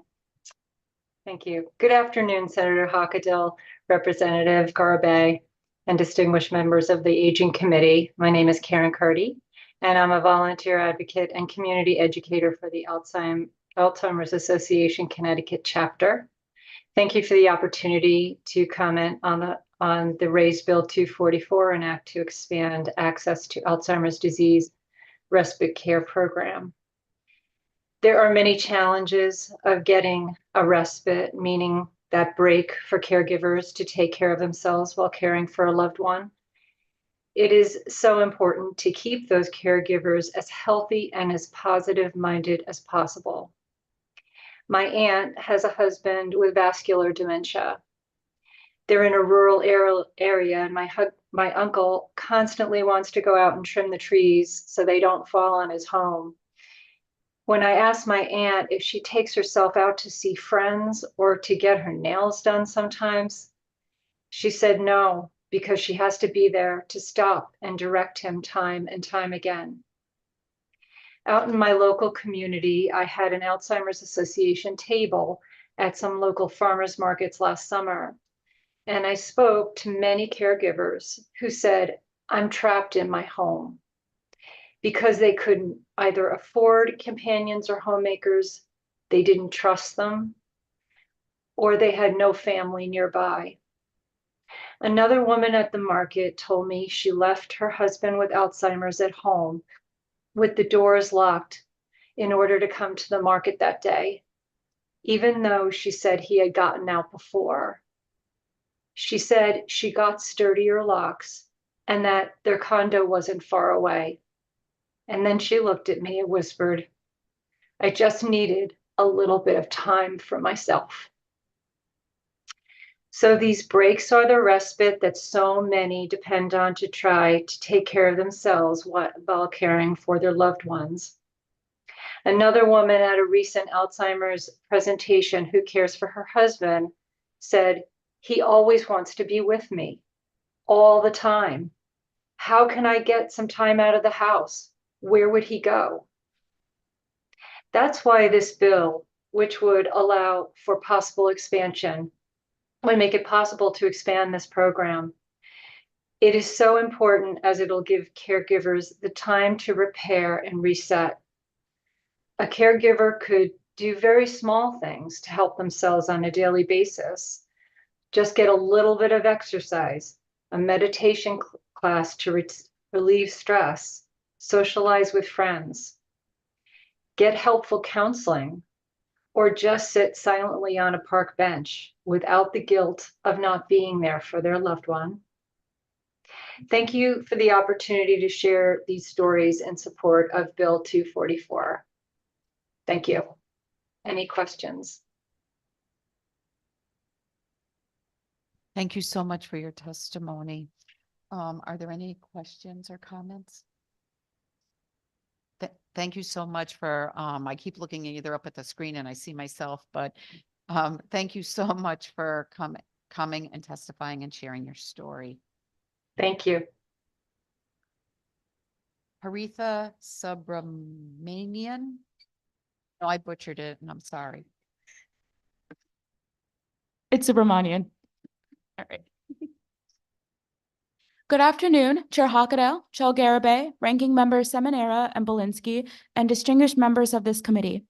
My name is Haritha Subramanian, and I'm a secretary of the Asian Pacific American Coalition in Connecticut, also known as APAC. I am here today to provide testimony on behalf of APAC in support of House Bill 5001 and House Bill 5296. According to the U.S. Census 2023 population estimate, AAPIs, or Asian American and Pacific Islanders, constitute 5.2% of Connecticut's population at over 200,000 people, and this number continues to rise. While more comprehensive studies about the nuances of the AAPI population in Connecticut are needed, we know from ample anecdotal evidence that many AAPI households in the state are multi-generational. This is a configuration born both out of cultural norms and economic necessity. It is no secret that childcare in Connecticut is incredibly expensive, and many AAPI families have been relying on grandparents, non-parent caretaker relatives, or legal guardians to provide care for young children while their parents contribute to the Connecticut workforce. It is also known that caring for children in the 21st century has unique challenges. These are exacerbated by language barriers, heavy reliance on technology that further the generation gaps, and a lack of language-appropriate childcare resources for caregivers. The caregiver compensation and the resource provisions of House Bill 5001 will provide much-needed assistance and support to the many families in Connecticut, including AAPI families. APAC also supports House Bill 5296, which adds spouses to the group of caregivers eligible for compensation and requires the Commissioner of Social Services to develop a multilingual public awareness campaign to promote adult family living services offered under the program. In AIPI contexts, cultural norms and economic necessities also discourage the institutionalization of the elderly. Family members, especially spouses, are the default caretakers in many of these situations. Just as with childcare, elderly care is a challenging undertaking, especially in cases where there are special needs such as dementia care and other illnesses. There's a huge language barrier between family caregivers and the information and resources that they need in order to provide knowledgeable and quality care for their loved ones. Family caretakers need all the resources and support that they can get, whether it's information or access to family living services. House Bill 5296 will address some of these gaps. Both of these bills are much needed investments in Connecticut's family and future. Please vote for these bills. We welcome further discussion and look forward to having an opportunity to be part of future conversations regarding family care policies in Connecticut. Thank you so much for your time and consideration. I think I'm looking at a future legislator. You spoke very well, and I understand you're interning with us. I am. I'm an intern for Representative Corey Paris. Awesome. It's very glad that you came out today and that you're having the experience and you have the passion and everything else. So we look forward to seeing your future. Any other comments? Rep. Walensky. Thank you for your testimony. It's obvious that you embraced the power of your voice, and it's nice to have you here. Thank you. Thank you so much, Representative. Thank you. Tracy Wodak, please.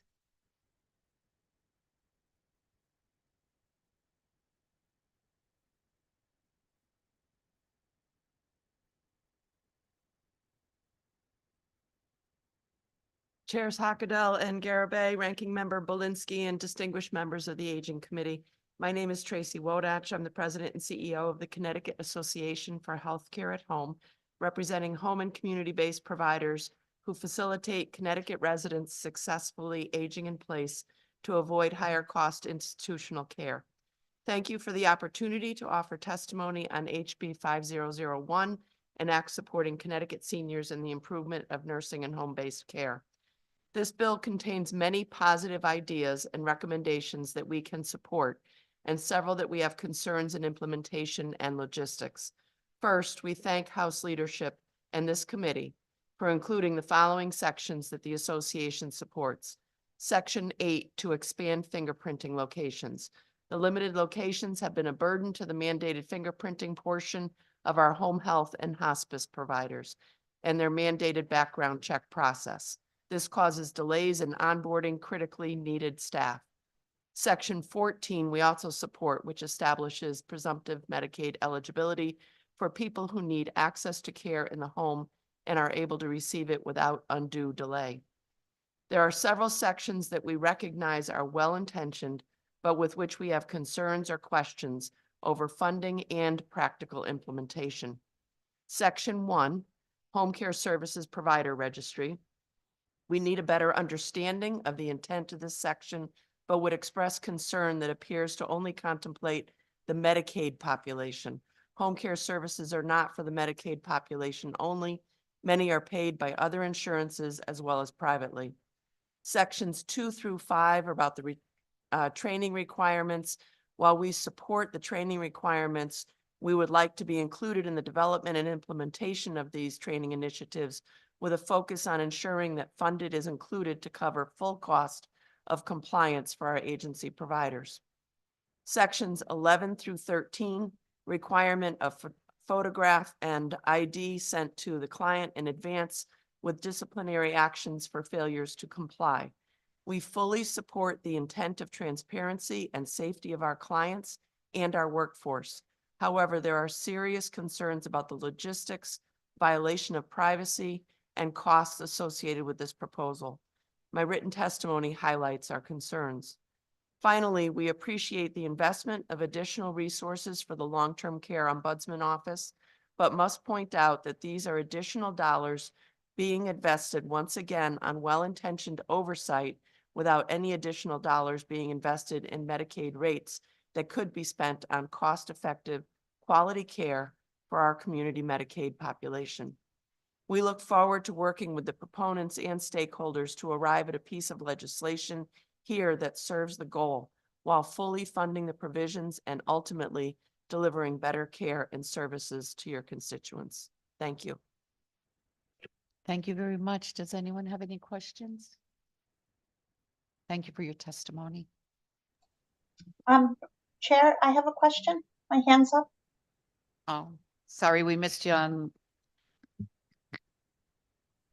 Senator, go ahead. Okay, thank you, Chair, through you. Hi, Ms. Wardick, nice to see you. I appreciate what you said about the photos, and I think there's a few of us that have said something, so thank you for that. And the presumption, I think, is wonderful as well. In the one about the supervision of home health aides, it's in section 1. It's line 45, 46. Oh, maybe that's the wrong one. But anyways, I don't remember where it is. Oh, not less. I'm sorry. It's on page 4. It's about supervision in person every 60 days, but that with Medicaid clients. What is the CMS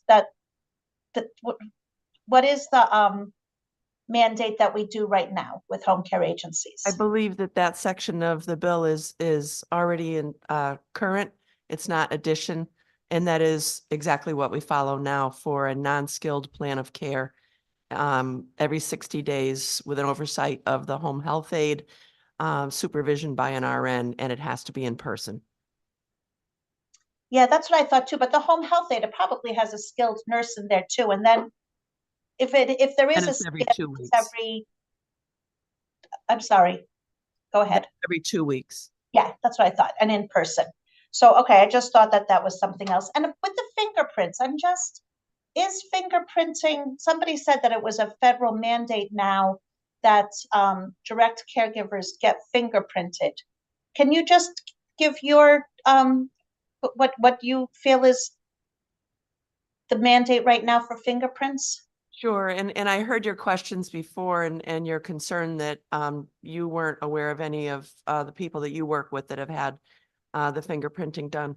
But this was a mandate that went in place, I believe, in 2014 through the Department of Public Health. They were charged with setting up the ABCMS background check, including federal fingerprinting, exactly what Mag Morelli had referenced. And that was for long-term care facilities. Home health and hospice are included in the definition of long-term care facilities. And this is for hires. Would not be for existing staff. So that could be why you were not asked to go through that particular process. But what happens is if you are looking to hire a direct care staff member, then they would need to be entered into the portal. There's a DPH portal, and then go to one of the 12 police barracks that Mag described, which are located across the state and not always convenient to many of the people that we're looking to hire who frequently are on bus lines. And they would go through the fingerprinting and there's 7 points, I think, in the background check, including the OIG, the sex offender registry, Connecticut Judicial. There's several other points. I don't have them memorized. The agency themselves has to pay for this process for each new hire. And I believe it's about $120 per new hire. Once they go through the check, Mag mentioned also that there are certain disqualifying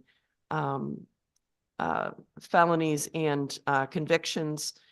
Many of them are related to abuse, convicted abuse of the elders, and theft, misappropriation property, things like that.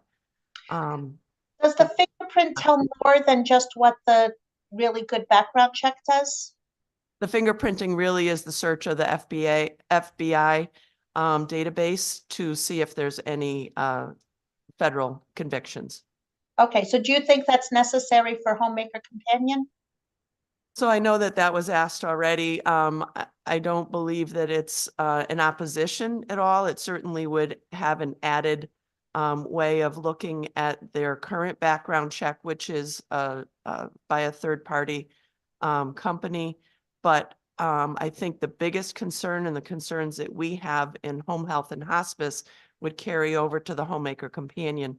And that's in putting a process in place that needs to be efficient with a quick turnaround, not something that would cause delays in being able to hire. Currently, it's anywhere from about 2 weeks to if they fall into an audit, which is a random audit, it could be six to 12 weeks delay in being able to hire somebody. And we cannot have that as a process. We have to put something in place that is efficient and a quick turnaround so we can really get this much needed workforce ready to go.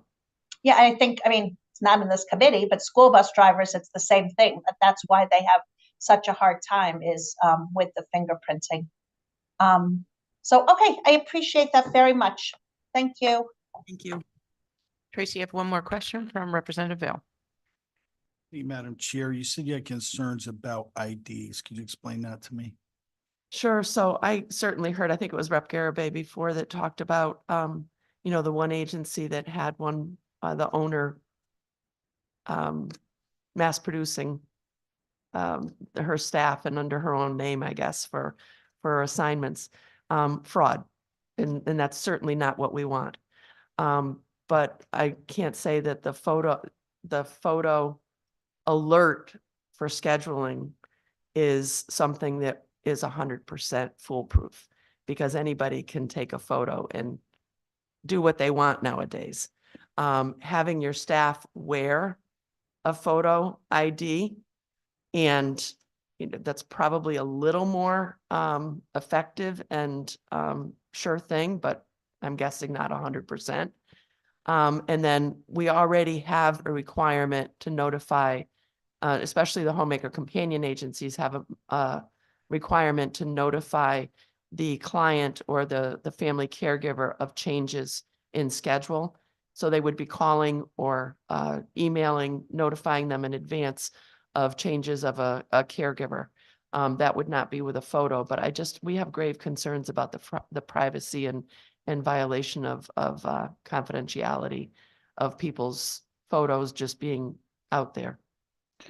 So we're talking about not someone wearing a No, so I have I'll use this as an example. So if someone goes in, they're going to have this on there already.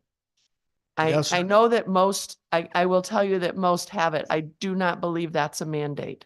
Is that? a It's mandate it's in an this? accreditation process requirement for our home health and hospice agencies that are accredited, but if they're not accredited, I don't believe it's a mandate. And does this legislation, your understanding, make it a I mandate? What think is the your, legislation makes the photo ID and identification piece a mandate. And I don't believe we have a problem with that, but we want funding to have it happen because not every agency has the technology to be able to produce that. The other side of it, which is the advance notice of a client schedule with a photo ID of the staff member, that's what we have a problem with. so they send out a photo. Mm. So before the person shows up at the home, that where they're coming would have an idea what they look like. That seems like a kind of safe bet to me. I guess maybe I'm missing why that's not because someone else could come in and just say, hey, maybe somehow they intercepted information. I don't see where that safeguard is a problem.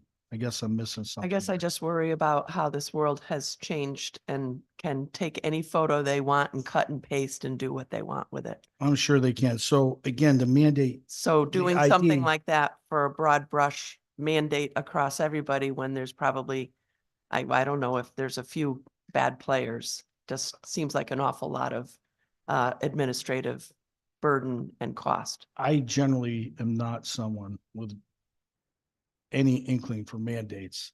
But when it comes to the elderly and all the scams we have going on in that, it doesn't seem like a huge ask to me. And even the photo IDs, I had the displeasure of spending the weekend at Johnson or Hartford Hospital with my son. The security had ID, a Mhm. very expansive ID. Yeah. The transport, every nurse, every doctor. So you can see everything about them. I don't see why that would be any different. No, I don't in- think that's any different. okay, The so wearing you of have the no ID. problem No, with that. we support the wearing of the ID. We just, that 24-hour advance notice of a, with a photo, I think is unnecessary. Well, I think that's the risk, and we're trying to move into a space where we can do at-home care, and I think that's one of the things that comes with it, unfortunately. But all right, thank you. We'd love to work with you on whatever initiatives we can to be able to make things efficient and safe to ensure both the consumers and the providers of care are safe. Yeah, and I just want to let you know, in the world we live in, one of the policy folks just sent me a text that said, effective October 1st, 2011, Connecticut Public Act 11-32 requires that any healthcare provider who provides, and there's a long laundry list, a photographic identification badge issued by the healthcare facility or institution. It looks like more the issue is that being done? And Yeah, how do the we resolve compliance that? to it. And does that to And I apply don't- to home health care? Exactly. Does, And then that's, because maybe they're not associated with an institution. So maybe that's something we need to It tighten up in actually the law. includes issued by a healthcare facility or institution. yeah, Okay. so we would, the home health and hospice would be included in that, but I don't believe that would include homemaker companion agencies Okay. or self-directed care. Mhm. Thank you. You have a question? Representative Belinsky? I appreciate your testimony, Tracy, and you're always willing to bring us ideas as ideas and let us work together to get through it. So we hear you and appreciate your feedback and look forward to,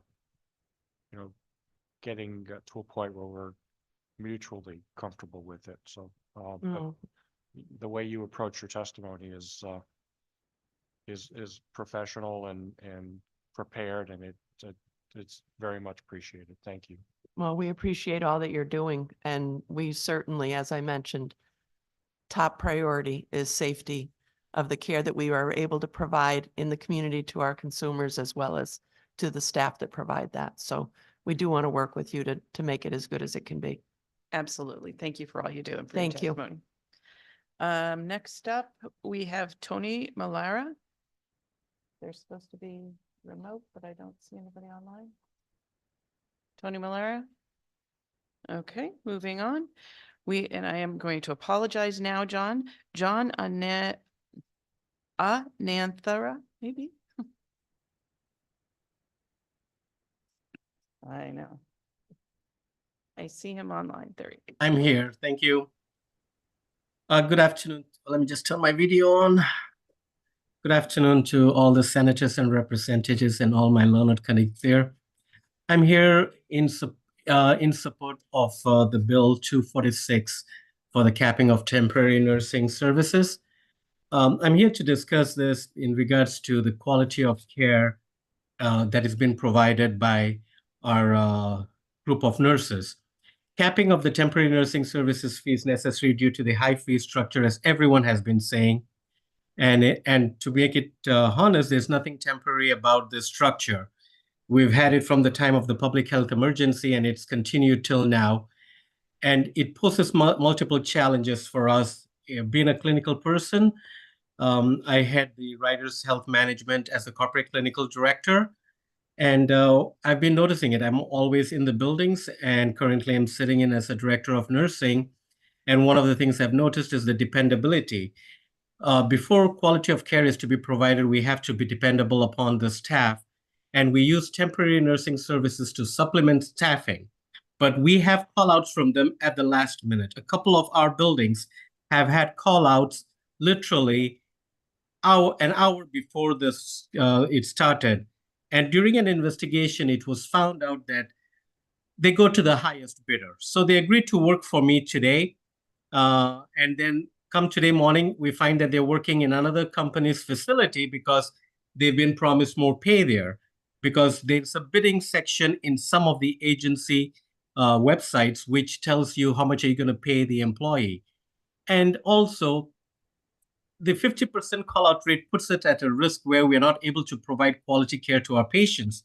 And trust me, many of our elderly population that is there, they look out to us to provide the right thing, give the right care, and take care of them just as if they were our own parents. And I don't want to fail on that. And unfortunately, the temporary nursing facilities that we get supplementing on this, they let us down, and we are scrambling to find last-minute coverage. The reliance and accountability is compounded by the facts that they decide to show up for work, and then they suddenly at the last minute, they move away and decide that, okay, they're not coming in today. If not, they'll say, I'm coming in at 8 o'clock and I'm leaving at 2. Again, this affects the total staffing schedule, and it puts a dampening sensation on our current employees. Next is the accountability. One of the challenges that I face here is accountability. We have staff who come in, all they want to do is pass meds, do treatment. They fail to look at our loved ones with a comprehensive and holistic look. It's more of a mechanical in nature care that they provide. And then the next shift, if they are our own staff, they have to go and clean up what was not complete by then. Documentation is another Documentation is another problem that I face because they don't document. And an example would be I call them over that you do not document, you need to come in. The first question I was asked, will you pay me when I come in to fix the documentation? And I said, I'm sorry, you were already paid for the hours worked in which documentation was a necessity for you to complete.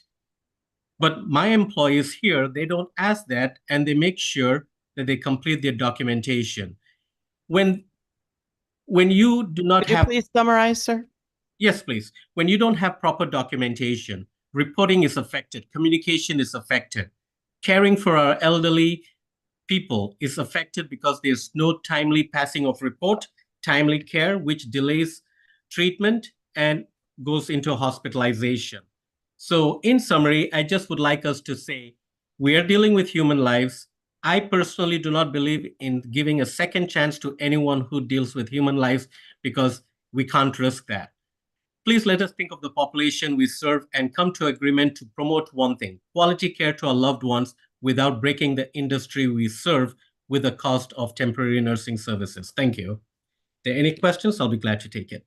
Thank you for your testimony. Are there any comments or questions? Seeing none online, thank you very much. Have a great day. Thank you as well. Next, we have Winnie Dow.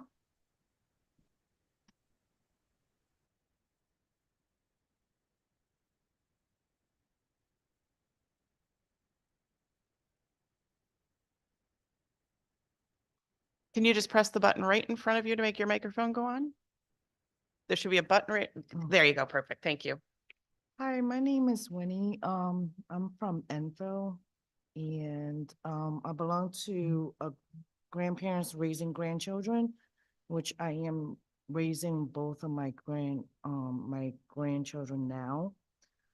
I had my granddaughter when she was 4 because my son was suffering from a drug addiction, and she was placed with DCF, and that was like a whole different outcome. Then my son passed away, and I have my grandson at 6 months. Now he's 5. So what the challenging thing about both cases is one fell under DCF, which I did get assistant for, but then the other one went through probate court, and now I'm financially responsible for them. Where I do work full-time, but I took on another job at night just to pay for daycare expenses because I am not qualified for Care for Kids or any state assistant. So I guess a lot of our grandparents group individual find that there's no financial assistance at all for us. So I'm working my schedule in the morning. I wake up at 5:30 and I don't go to bed until 11:30, and I start my day all over again. I work 6 days a week just to provide daycare. I don't know. I'm sorry, this is just the last minute and I'm just kind of nervous. I don't. Don't be nervous, take your time. I'm just hoping that something can come out of this, that we can get the help that we need instead of me working so many, I can't take another job. So, I keep them busy. They're, food is going up. Everything is going up. So I don't know what else to do. Thank you so much for that, and sorry for your losses, and thank you for what you're doing for your grandchildren. Are there any comments? Go ahead, Rob. Yeah, is there any bill that we have in front of us today that you think would address the issue that you have? I was asked to come here to speak on on our behalf, so I believe the bill was 501 or 5001. I'm sorry, hold on. Are there provisions in 5001 that this would pertain to? It is to reduce the financial burden on grandparents, guardian by making them eligible to receive an allowance to care for their grandchildren, not otherwise eligible for the TFA or DCF subsidized program. And this would address her concerns, you think, directly, this bill? I'm asking because it's. We're open to suggestions, but yes, we're looking for exactly this case. How do we get folks, if you have one child that goes through the DCF program, and they get subsidized, but you have another that went through a probate court and that didn't, we're looking to make sure that grandparents that are taking care of their, either their children or their grandchildren, have a subsidy. So it sounds like we have something in that bill. So I was just wanted to make sure. So thank you for coming up and sharing your story. Any other comments or questions? And seeing none online, thank you so much for taking time out of your day and coming up and sharing your story. Thank you. You're welcome. Thank you. Next, we have Jeanette Martinez. I believe she's remote.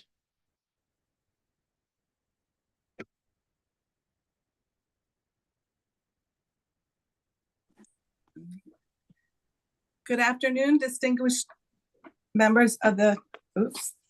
Let me come from- Sorry, I'm too far away. Good afternoon, distinguished members of the Aging Committee.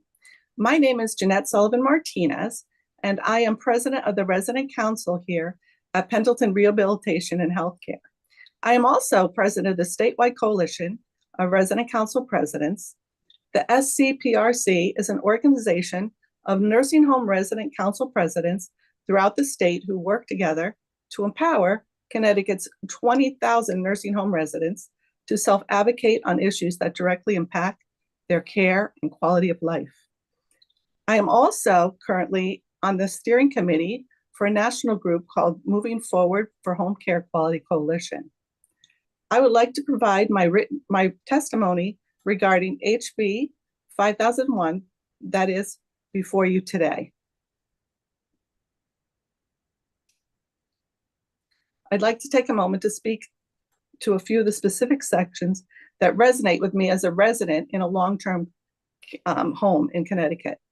Section 8, the ability to expedite the hiring process of new staff directly impacts our care quality. Delays in fingerprinting result in unnecessary waiting periods for residents to receive care.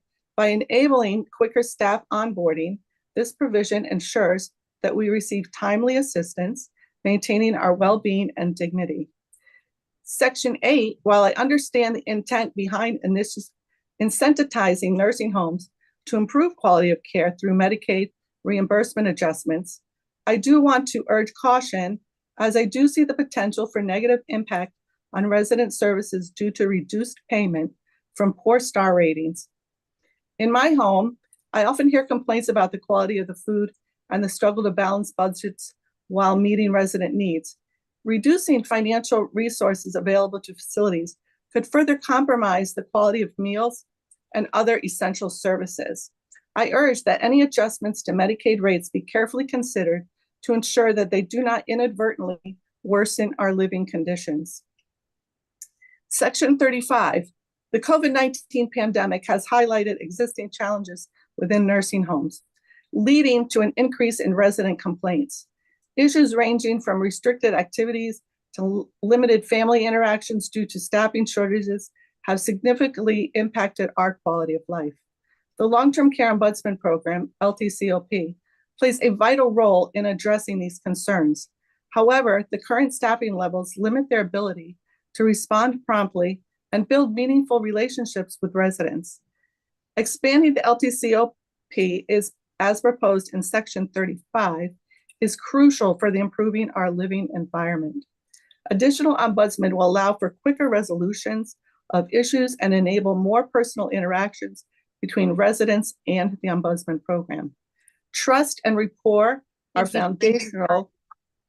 Thank you. And our willingness, I'll conclude, and our willingness to seek help and knowing that our ombudsman is really available and familiar with our individual circumstances. In conclusion, I appreciate the legislative efforts to enhance nursing home care through HB 501. I applaud the initiatives and directly improve our care and living conditions, and respectfully request that consideration be made to ensure the well-being of residents remains at the forefront of any legislative changes. Thank you so much for your time. Thank you for your testimony. Are there any comments or questions? And seeing none online, have a great day. Thank you. Thank you so much. We are now going to go to Reggie Stankaitis, followed by Kim Sandor.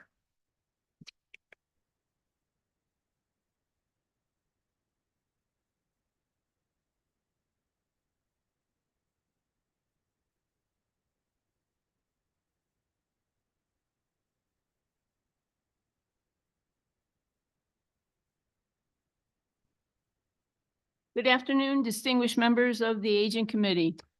I'm here today to ask you to consider HB 5294, an act concerning a registry of persons convicted of financial crimes against elderly persons.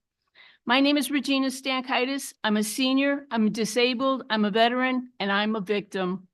Victim is a word I would never have used to describe myself. I'm educated and hold several degrees. I had a career as a business professional, and I am a veteran. I never thought it would happen to me, but it did. I trusted the home health care agency. I trusted the caregiver, but I was wrong. I have Parkinson's, and after my knee surgery, I suffered postoperative delirium and was at a high risk of falling and therefore needed a caregiver at home. The caregiving agency claimed that they do background checks and train their caregivers. The caregiving agency sent me a known felon who had recent multiple arrests, including one for gang fighting 3 months before she came to my home. I was robbed, my identity was stolen, my checks were forged, she rented an apartment, she used my social security number to open new financial accounts, was able to buy furniture and other items. Nobody understands what it's like to have a trauma or impact of being a victim of senior exploitation. All my investments, pensions, 401ks were in jeopardy of being stolen. I was traumatized, and now I am afraid of living alone in my own home. While there are laws in Connecticut that are meant to protect older adults from fraud and exploitation, we need to do more. Creating a registry would help older adults by giving them access to information about individuals who may pose a risk to their well-being. A registry would allow older adults to check to see if someone has a history of committing financial crimes before they hire that person to provide them assistance and let them in their home. My caregiver was arrested on 11 counts alone on my case.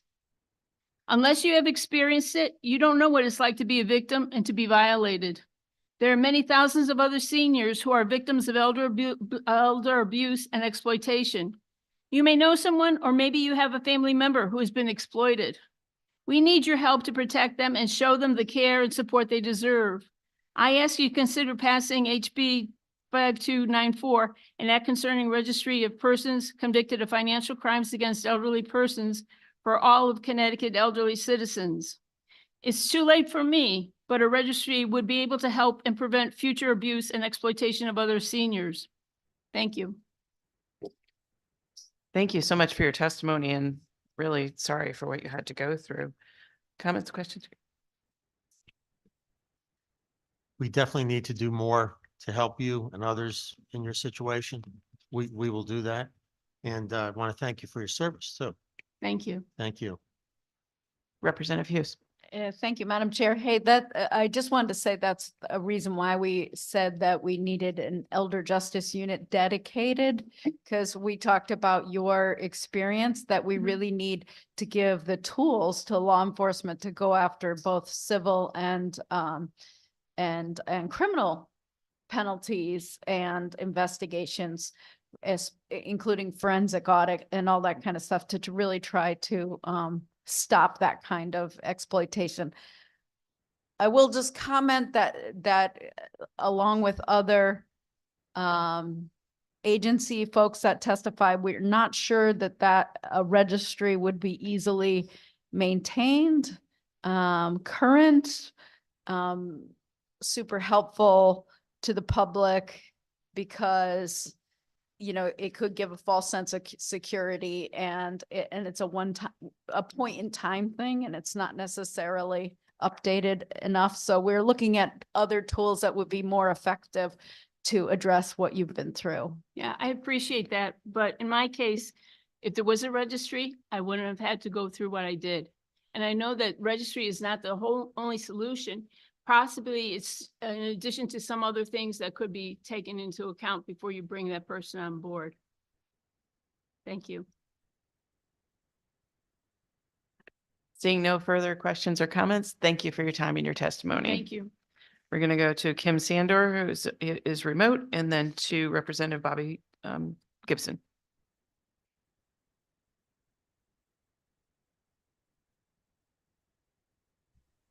Good afternoon, Senator Hochschild, Representative Garraby, Ranking Members Seminara, Belinsky, and distinguished members of the Aging Committee. My name is Kimberly Sandor. I'm the Executive Director of the Connecticut Nurses Association, which is the constituent state member of the American Nurses Association. I thank you today for the opportunity to offer testimony opposing Senate Bill 246, an act establishing maximum rates for temporary nursing services provided by a temporary nursing services agency, and in support of House Bill 5001, an act supporting Connecticut seniors and improvement of nursing and home-based care. As many of you know, the nursing workforce is in a critical state. Long-standing issues were exacerbated by the pandemic and persist as time moves on. You all have done an amazing job over the past couple of years trying to address the nursing workforce by putting funding behind education, faculty, increasing the diversity of the workforce, and looking at the pipeline. But nurse retention still remains a critical problem. The healthcare environment is a challenge. With workplace violence, short staffing, and the intensity, the illness, and the level of acuity and issues going on in the systems make it a difficult place and a challenging place for some to work. Ultimately, our nursing care impacts our patient care, as you have heard from many people today. The issues are interconnected. We don't believe that the state should restrict if this bill is looking to restrict capping what a nurse can make in long-term care hospitals and healthcare facilities, the definition included in the beginning included hospital as well as the nursing home facilities, and includes all nursing workforce, APRNs, RNs, LPNs, and CNAs, even temporary nurses. And we really believe that the issue should be looking at the workplace environment and considering ways to improve the workplace environment to decrease the reliance on agency and travel nurses. We know that this has a huge impact in all healthcare facilities and is the biggest reason behind workforce retention. We also would just like to speak in support of House Bill 5001.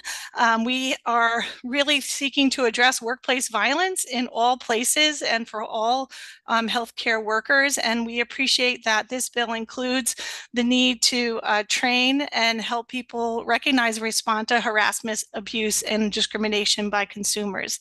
We also applaud the efforts to increase sites for background checks as we are looking for the Nursing Compact, which is going to add another burden to the state's ability to do FBI background checks, and the impact on that, on the availability of people coming in and using the compact would be improved if we are able to continue to address fingerprinting as well.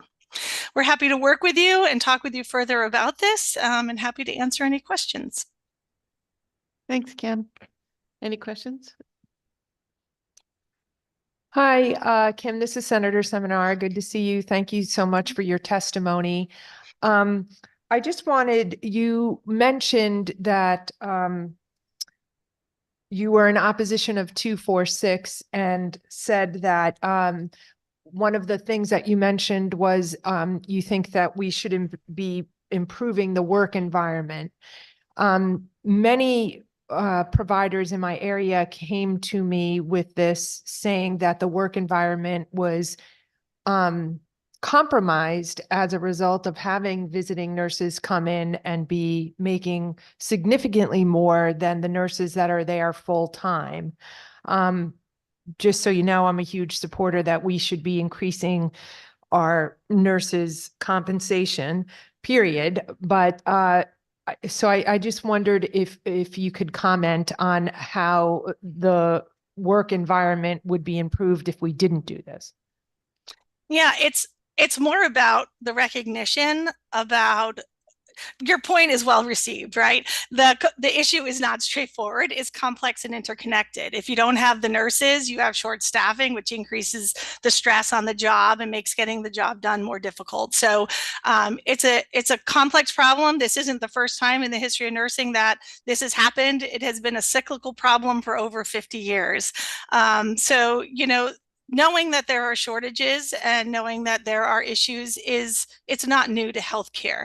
I think that it was there before the pandemic and it just got worse because of the pandemic. And my comment about the workplace environment is that there have been nursing think tanks. And again, the bill, the way I read it in the beginning in that definition, it looks like hospitals as well as nursing home facilities. And, you know, we did a staffing bill last year in the hospital to try and address staffing. There was some workplace violence bills that were put forward. We're hoping to see more workplace violence bills move forward this year. But there's the issue is that the nursing workforce it's a stressful place to work, and nurses are choosing with their feet and choosing with, you know, going to using an agency or doing traveling and working in different places about where they are choosing to work, because not only because of the hourly rate, but because of the conditions that they're walking into. So we have heard too, you know, that in the past that the travel nurses didn't always make things easier, that the nurses that were there full time, you know, carried the burden of, you know, the travel nurses who weren't as familiar with the facility and not as familiar with the policies and procedures, which is a total concern, and that drains the whole system. So why rely on it? Why not encourage the people that are employing the healthcare workforce to improve the setting, improve there was a whole nursing think tank that had recommendations about things they could do to improve staffing and flexibility and working with the staff ratios and the team staffing. There's other ways to address a positive workplace environment than capping, you know, what a nurse can make. I hope that made sense.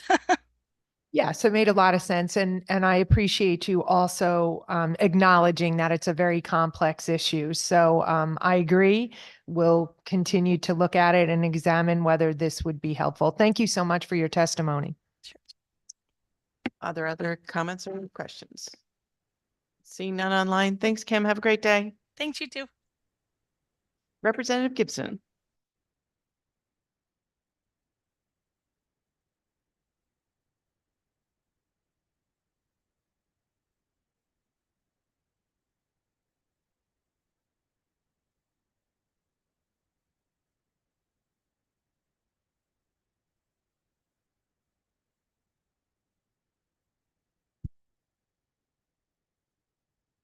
Good afternoon, everyone.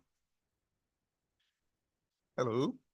To Rep. Garibay, Senator Hockadell, ranking members Samara, Belinsky, and other members of the Aging Committee.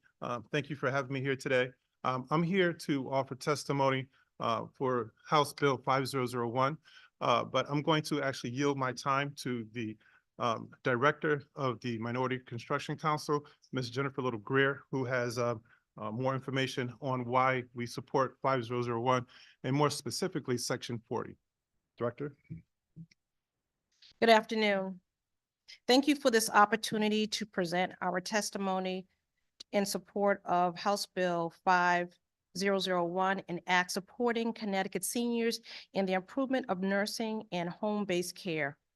My name is Jennifer Little Greer. I'm the Executive Director for the Minority Construction Council. The Minority Construction Council is a nonprofit organization that provides advocacy, technical assistance, development opportunity, and to more than 260 minority women, disadvantaged, underutilized businesses, and our members are contractors throughout the state of Connecticut. We are here today because the U.S. Census Bureau released a new report showing that 4 million U.S. households with aging seniors at the age of 65 and older have difficulty in and using some of the features in their homes. Also, only 6 of the older households have planned to be renovated and in the near future need improvements so that our seniors are able to access their homes. The reason why we are here today is the Minority Construction Council, along with State Representative Gibson and Deputy Commissioner Suzette DeBeetham Brown, they supported this initiative to allow us to put together a pilot program. Our pilot program is called Aging in Place Safely Grant. This is a 2-year grant program that offered $300,000 to provide seniors who are median income with a $5,000 grant to have repairs fixed on their homes so that they will be able to stay in their homes. During this fall, during this intake process, we had the opportunity to interact with over 500 seniors who had a need to have their home repaired. Unfortunately, the pilot program did not allow us to meet the needs of all the seniors who came to our intake sessions. We were only able to service a small amount. As a result, we have a large waiting list of seniors who are eligible and who would like to receive this grant. The pilot grant has opened our eyes that there is a need for much help for our seniors. The reason this program is important is because it allows seniors to stay in their house, to stay in their communities and in their own homes. Also, it will allow the seniors to be able to. Thank you so much. If you could please summarize. Also, it will allow seniors who are on a fixed program or fixed income to be able to have their home worked on. The reason why we're here today is to make sure that the Minority Construction Council can work with a program that will allow the seniors in other towns. The towns that we service were Hartford, Bloomfield, East Windsor, West Hartford, and Bloomfield. We would like to roll this program out and to receive more funding so that we can help more seniors to help them stay in their homes. Thank you so much for your testimony. Representative Hughes. Thank you both for testifying today. Can you tell us, the committee a little bit about what the kinds of modifications you made and like maybe what that average was and how many you were able to, homes you were able to modify so people could safely age in place? Okay, so for the first round, we're still waiting for funding, but under the first round we will be able to service 25 seniors. 25 homes. 25 homes. Got it. 25 homes, and it's from ceiling repairs, handicap ramps, roof repairs, gutters, porches, bathroom repairs, handicap accessibility in the homes. So not all of the repairs are directly related to mobility challenges. It could be just safety issues like Safety issues, yes. deferred maintenance and mold and water damage or that kind of thing. Exactly. Okay. And secondly, can you tell us, I guess, is there a way to provide, to administer the grant so that if the homeowners can do some of the cost and then the grant does the other costs, is that blended revenue a possibility? That is a possibility that we could do it that way. One of the things that I missed to say, because we are the Minority Construction Council, those improvements will be done by certified minority contractors throughout the state. Okay. I'm just looking at how to maximize the funding that we could, direct towards those kinds of aging in place. And I can't remember, Madam Chair, there is some money in 5001. I'm not sure how much it is, but is it my understanding that you're testifying to Yes. roll out that program that is in this bill Right. further throughout the state? Yes, because on every call, the work is more than $5,000. $5,000 can't fix that much. So the seniors always ask, is it possible that they can add on to the repair if it goes over that amount? So are the seniors asking if they can help contribute towards it or what's, I'm just trying to They're understand what that, asking if there could be an increase because that dollar amount is so low. I see. So they're asking for the grant to be expanded per Right. household. Got it. Yes. Okay, thank you, Madam Chair. Welcome. So I just learned, we had known that there was an organization that had run this grant before. The bill we have before us is a little bit different. It's 10 times the funding that you had, so it's a much larger scope. But it was mostly for things that enabled people to stay at home, like the ramps going up, putting in the bathroom fixtures. It wasn't being thought of to do just roofs, roofs or home improvements that way. And because of the amount of money, we are hoping to do the whole state so that it's not just a small area, because the pilot program worked really well. We understand you guys did a great job. So we'll talk more, but we'd like to cover the whole state so that all our residents have access to be able to age in place with safety. We would definitely like to do that because we do have contractors all across the state. Okay. We'll talk more. Thank you. Thank you. Rep. Van. Thank you, Madam Chair. So I'm just gonna go over. it. So the pilot program provided how much money originally? Originally, one for each session for each year, it was $150,000. Okay. And was that for a certain area? It's the pilot program was, Yes. in So the original towns for the pilot program are Bloomfield, East Hartford, Hartford, West Hartford, and Windsor. Okay. And you went through that money pretty easily. And did, you said the $5,000 max per home. So that would be about 30 homes per year, 25. 25? Okay. And I guess, all right. And so this, we're talking about putting more money into that to make it more statewide.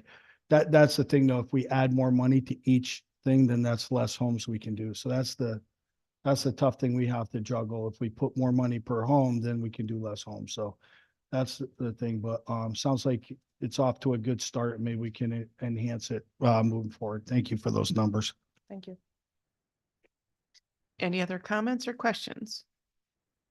Seeing none online either. Thank you and have a great day. Bobby, did you want to say something? Yeah, just in closing, I just want to thank everyone for hearing our testimony. This is such an important program. We did at least 3 presentations on this program. Deputy Commissioner Suzette Demethan Brown, who's with the Aging Committee. I forget her name for organization. I apologize. Disability Services. Aging and Disability Services, Director Little Greer, myself, and we had at these 3 sessions, we had well over 500 seniors attend. So it's such a great need. There are studies that saying that in our state alone, there's going to be at some point in time more people 60 and older than the other population of people in our state. So programs like this is definitely needed. And again, Representative, there is a balance as far as, how much we can put in and how many people we can service. But I'd say the people that we spoke to, just something as little as changing or fixing their windows so they can have homes that are better heated or insulated, or changing a bathroom from a traditional tub to a walk-in shower, which is, is, depending on how you do it, is not a lot of money, but to them, it makes a huge difference in their lives. So I just want to thank the committee for having this and hearing from us, because it's definitely a great need. And hopefully that we can work together and expand this program. And so thank you for hearing our testimony. Thank you. Have a great day. And on the final stretch, do we have Daniel Karp? He's supposed to be remote. Daniel Karp. If we have no Daniel Karp, our last person to testify is Marie Allen, remote. Good afternoon, Senator Hockadale, Representative Garibay, and esteemed members of the Aging Committee.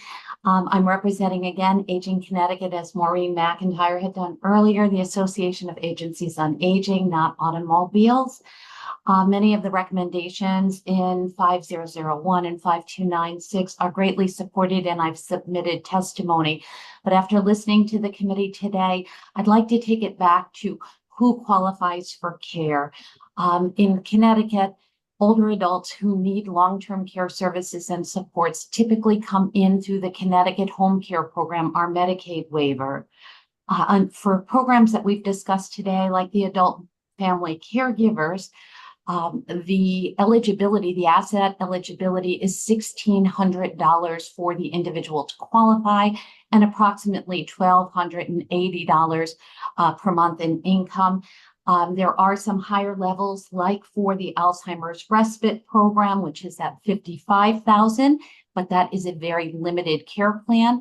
And the Connecticut Home Care Program has a state-funded level, which again has limited home care, but allows the individual to have up to $44,000 in asset.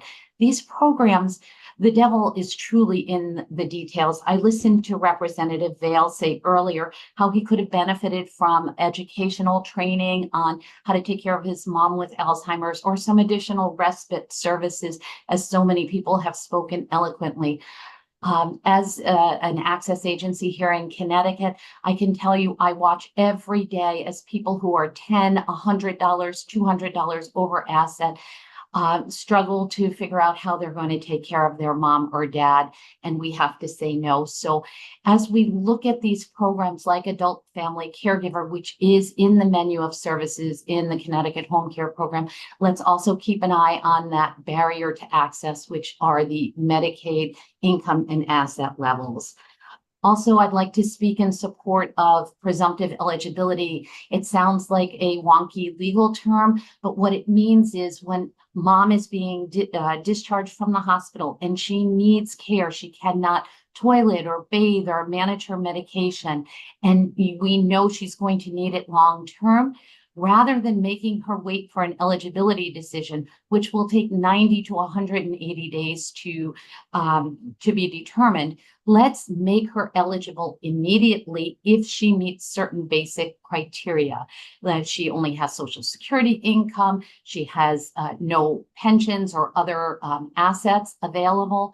We would start the care immediately, and it would prevent the family from giving up and putting mom prematurely into a nursing home. Other states that have done this, including New Jersey, are showing less than a 1% error rate, which means out of 100 people, only one person is deemed ineligible for the program. So it does fall on this state to pay that back. Thank you so much for hearing me out. Thank you for your testimony. Comments or questions? Yes, Representative Hughes. Thank you. It feels a little like deja vu from Human Services. We did hear from the commissioner that CMS doesn't allow that, but then we also heard that other states do allow for presumptive eligibility, and also I think we heard in Human Services about the asset limit. But really what we're trying to do is just simply in your testimony, which I think you submitted, is it about really updating the actual reality to try to get us to those vulnerable folks that have a health catastrophic thing, get hospitalized, and then they have nobody to be applying on their behalf out in the community. Is that your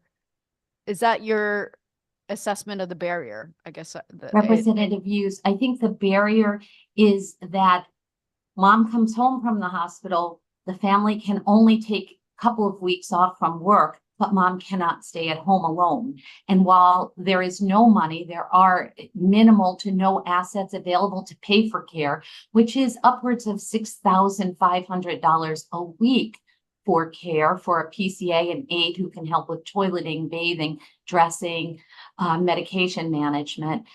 Mom ends up in a nursing home because no one is there to care for them. If we have presumptive eligibility, we can start the care immediately based on an initial screening of someone's financial eligibility, and we can begin that care, require DSS to make a decision within 90 days, minimize the liability to the state, and maximize the ability to keep the person home, forego that $13,000 payment to the nursing home, because if the individual has no assets, the state is going to end up with that individual on Medicaid and paying for the nursing home coverage. Why not do it at 1/3 of the cost in the home?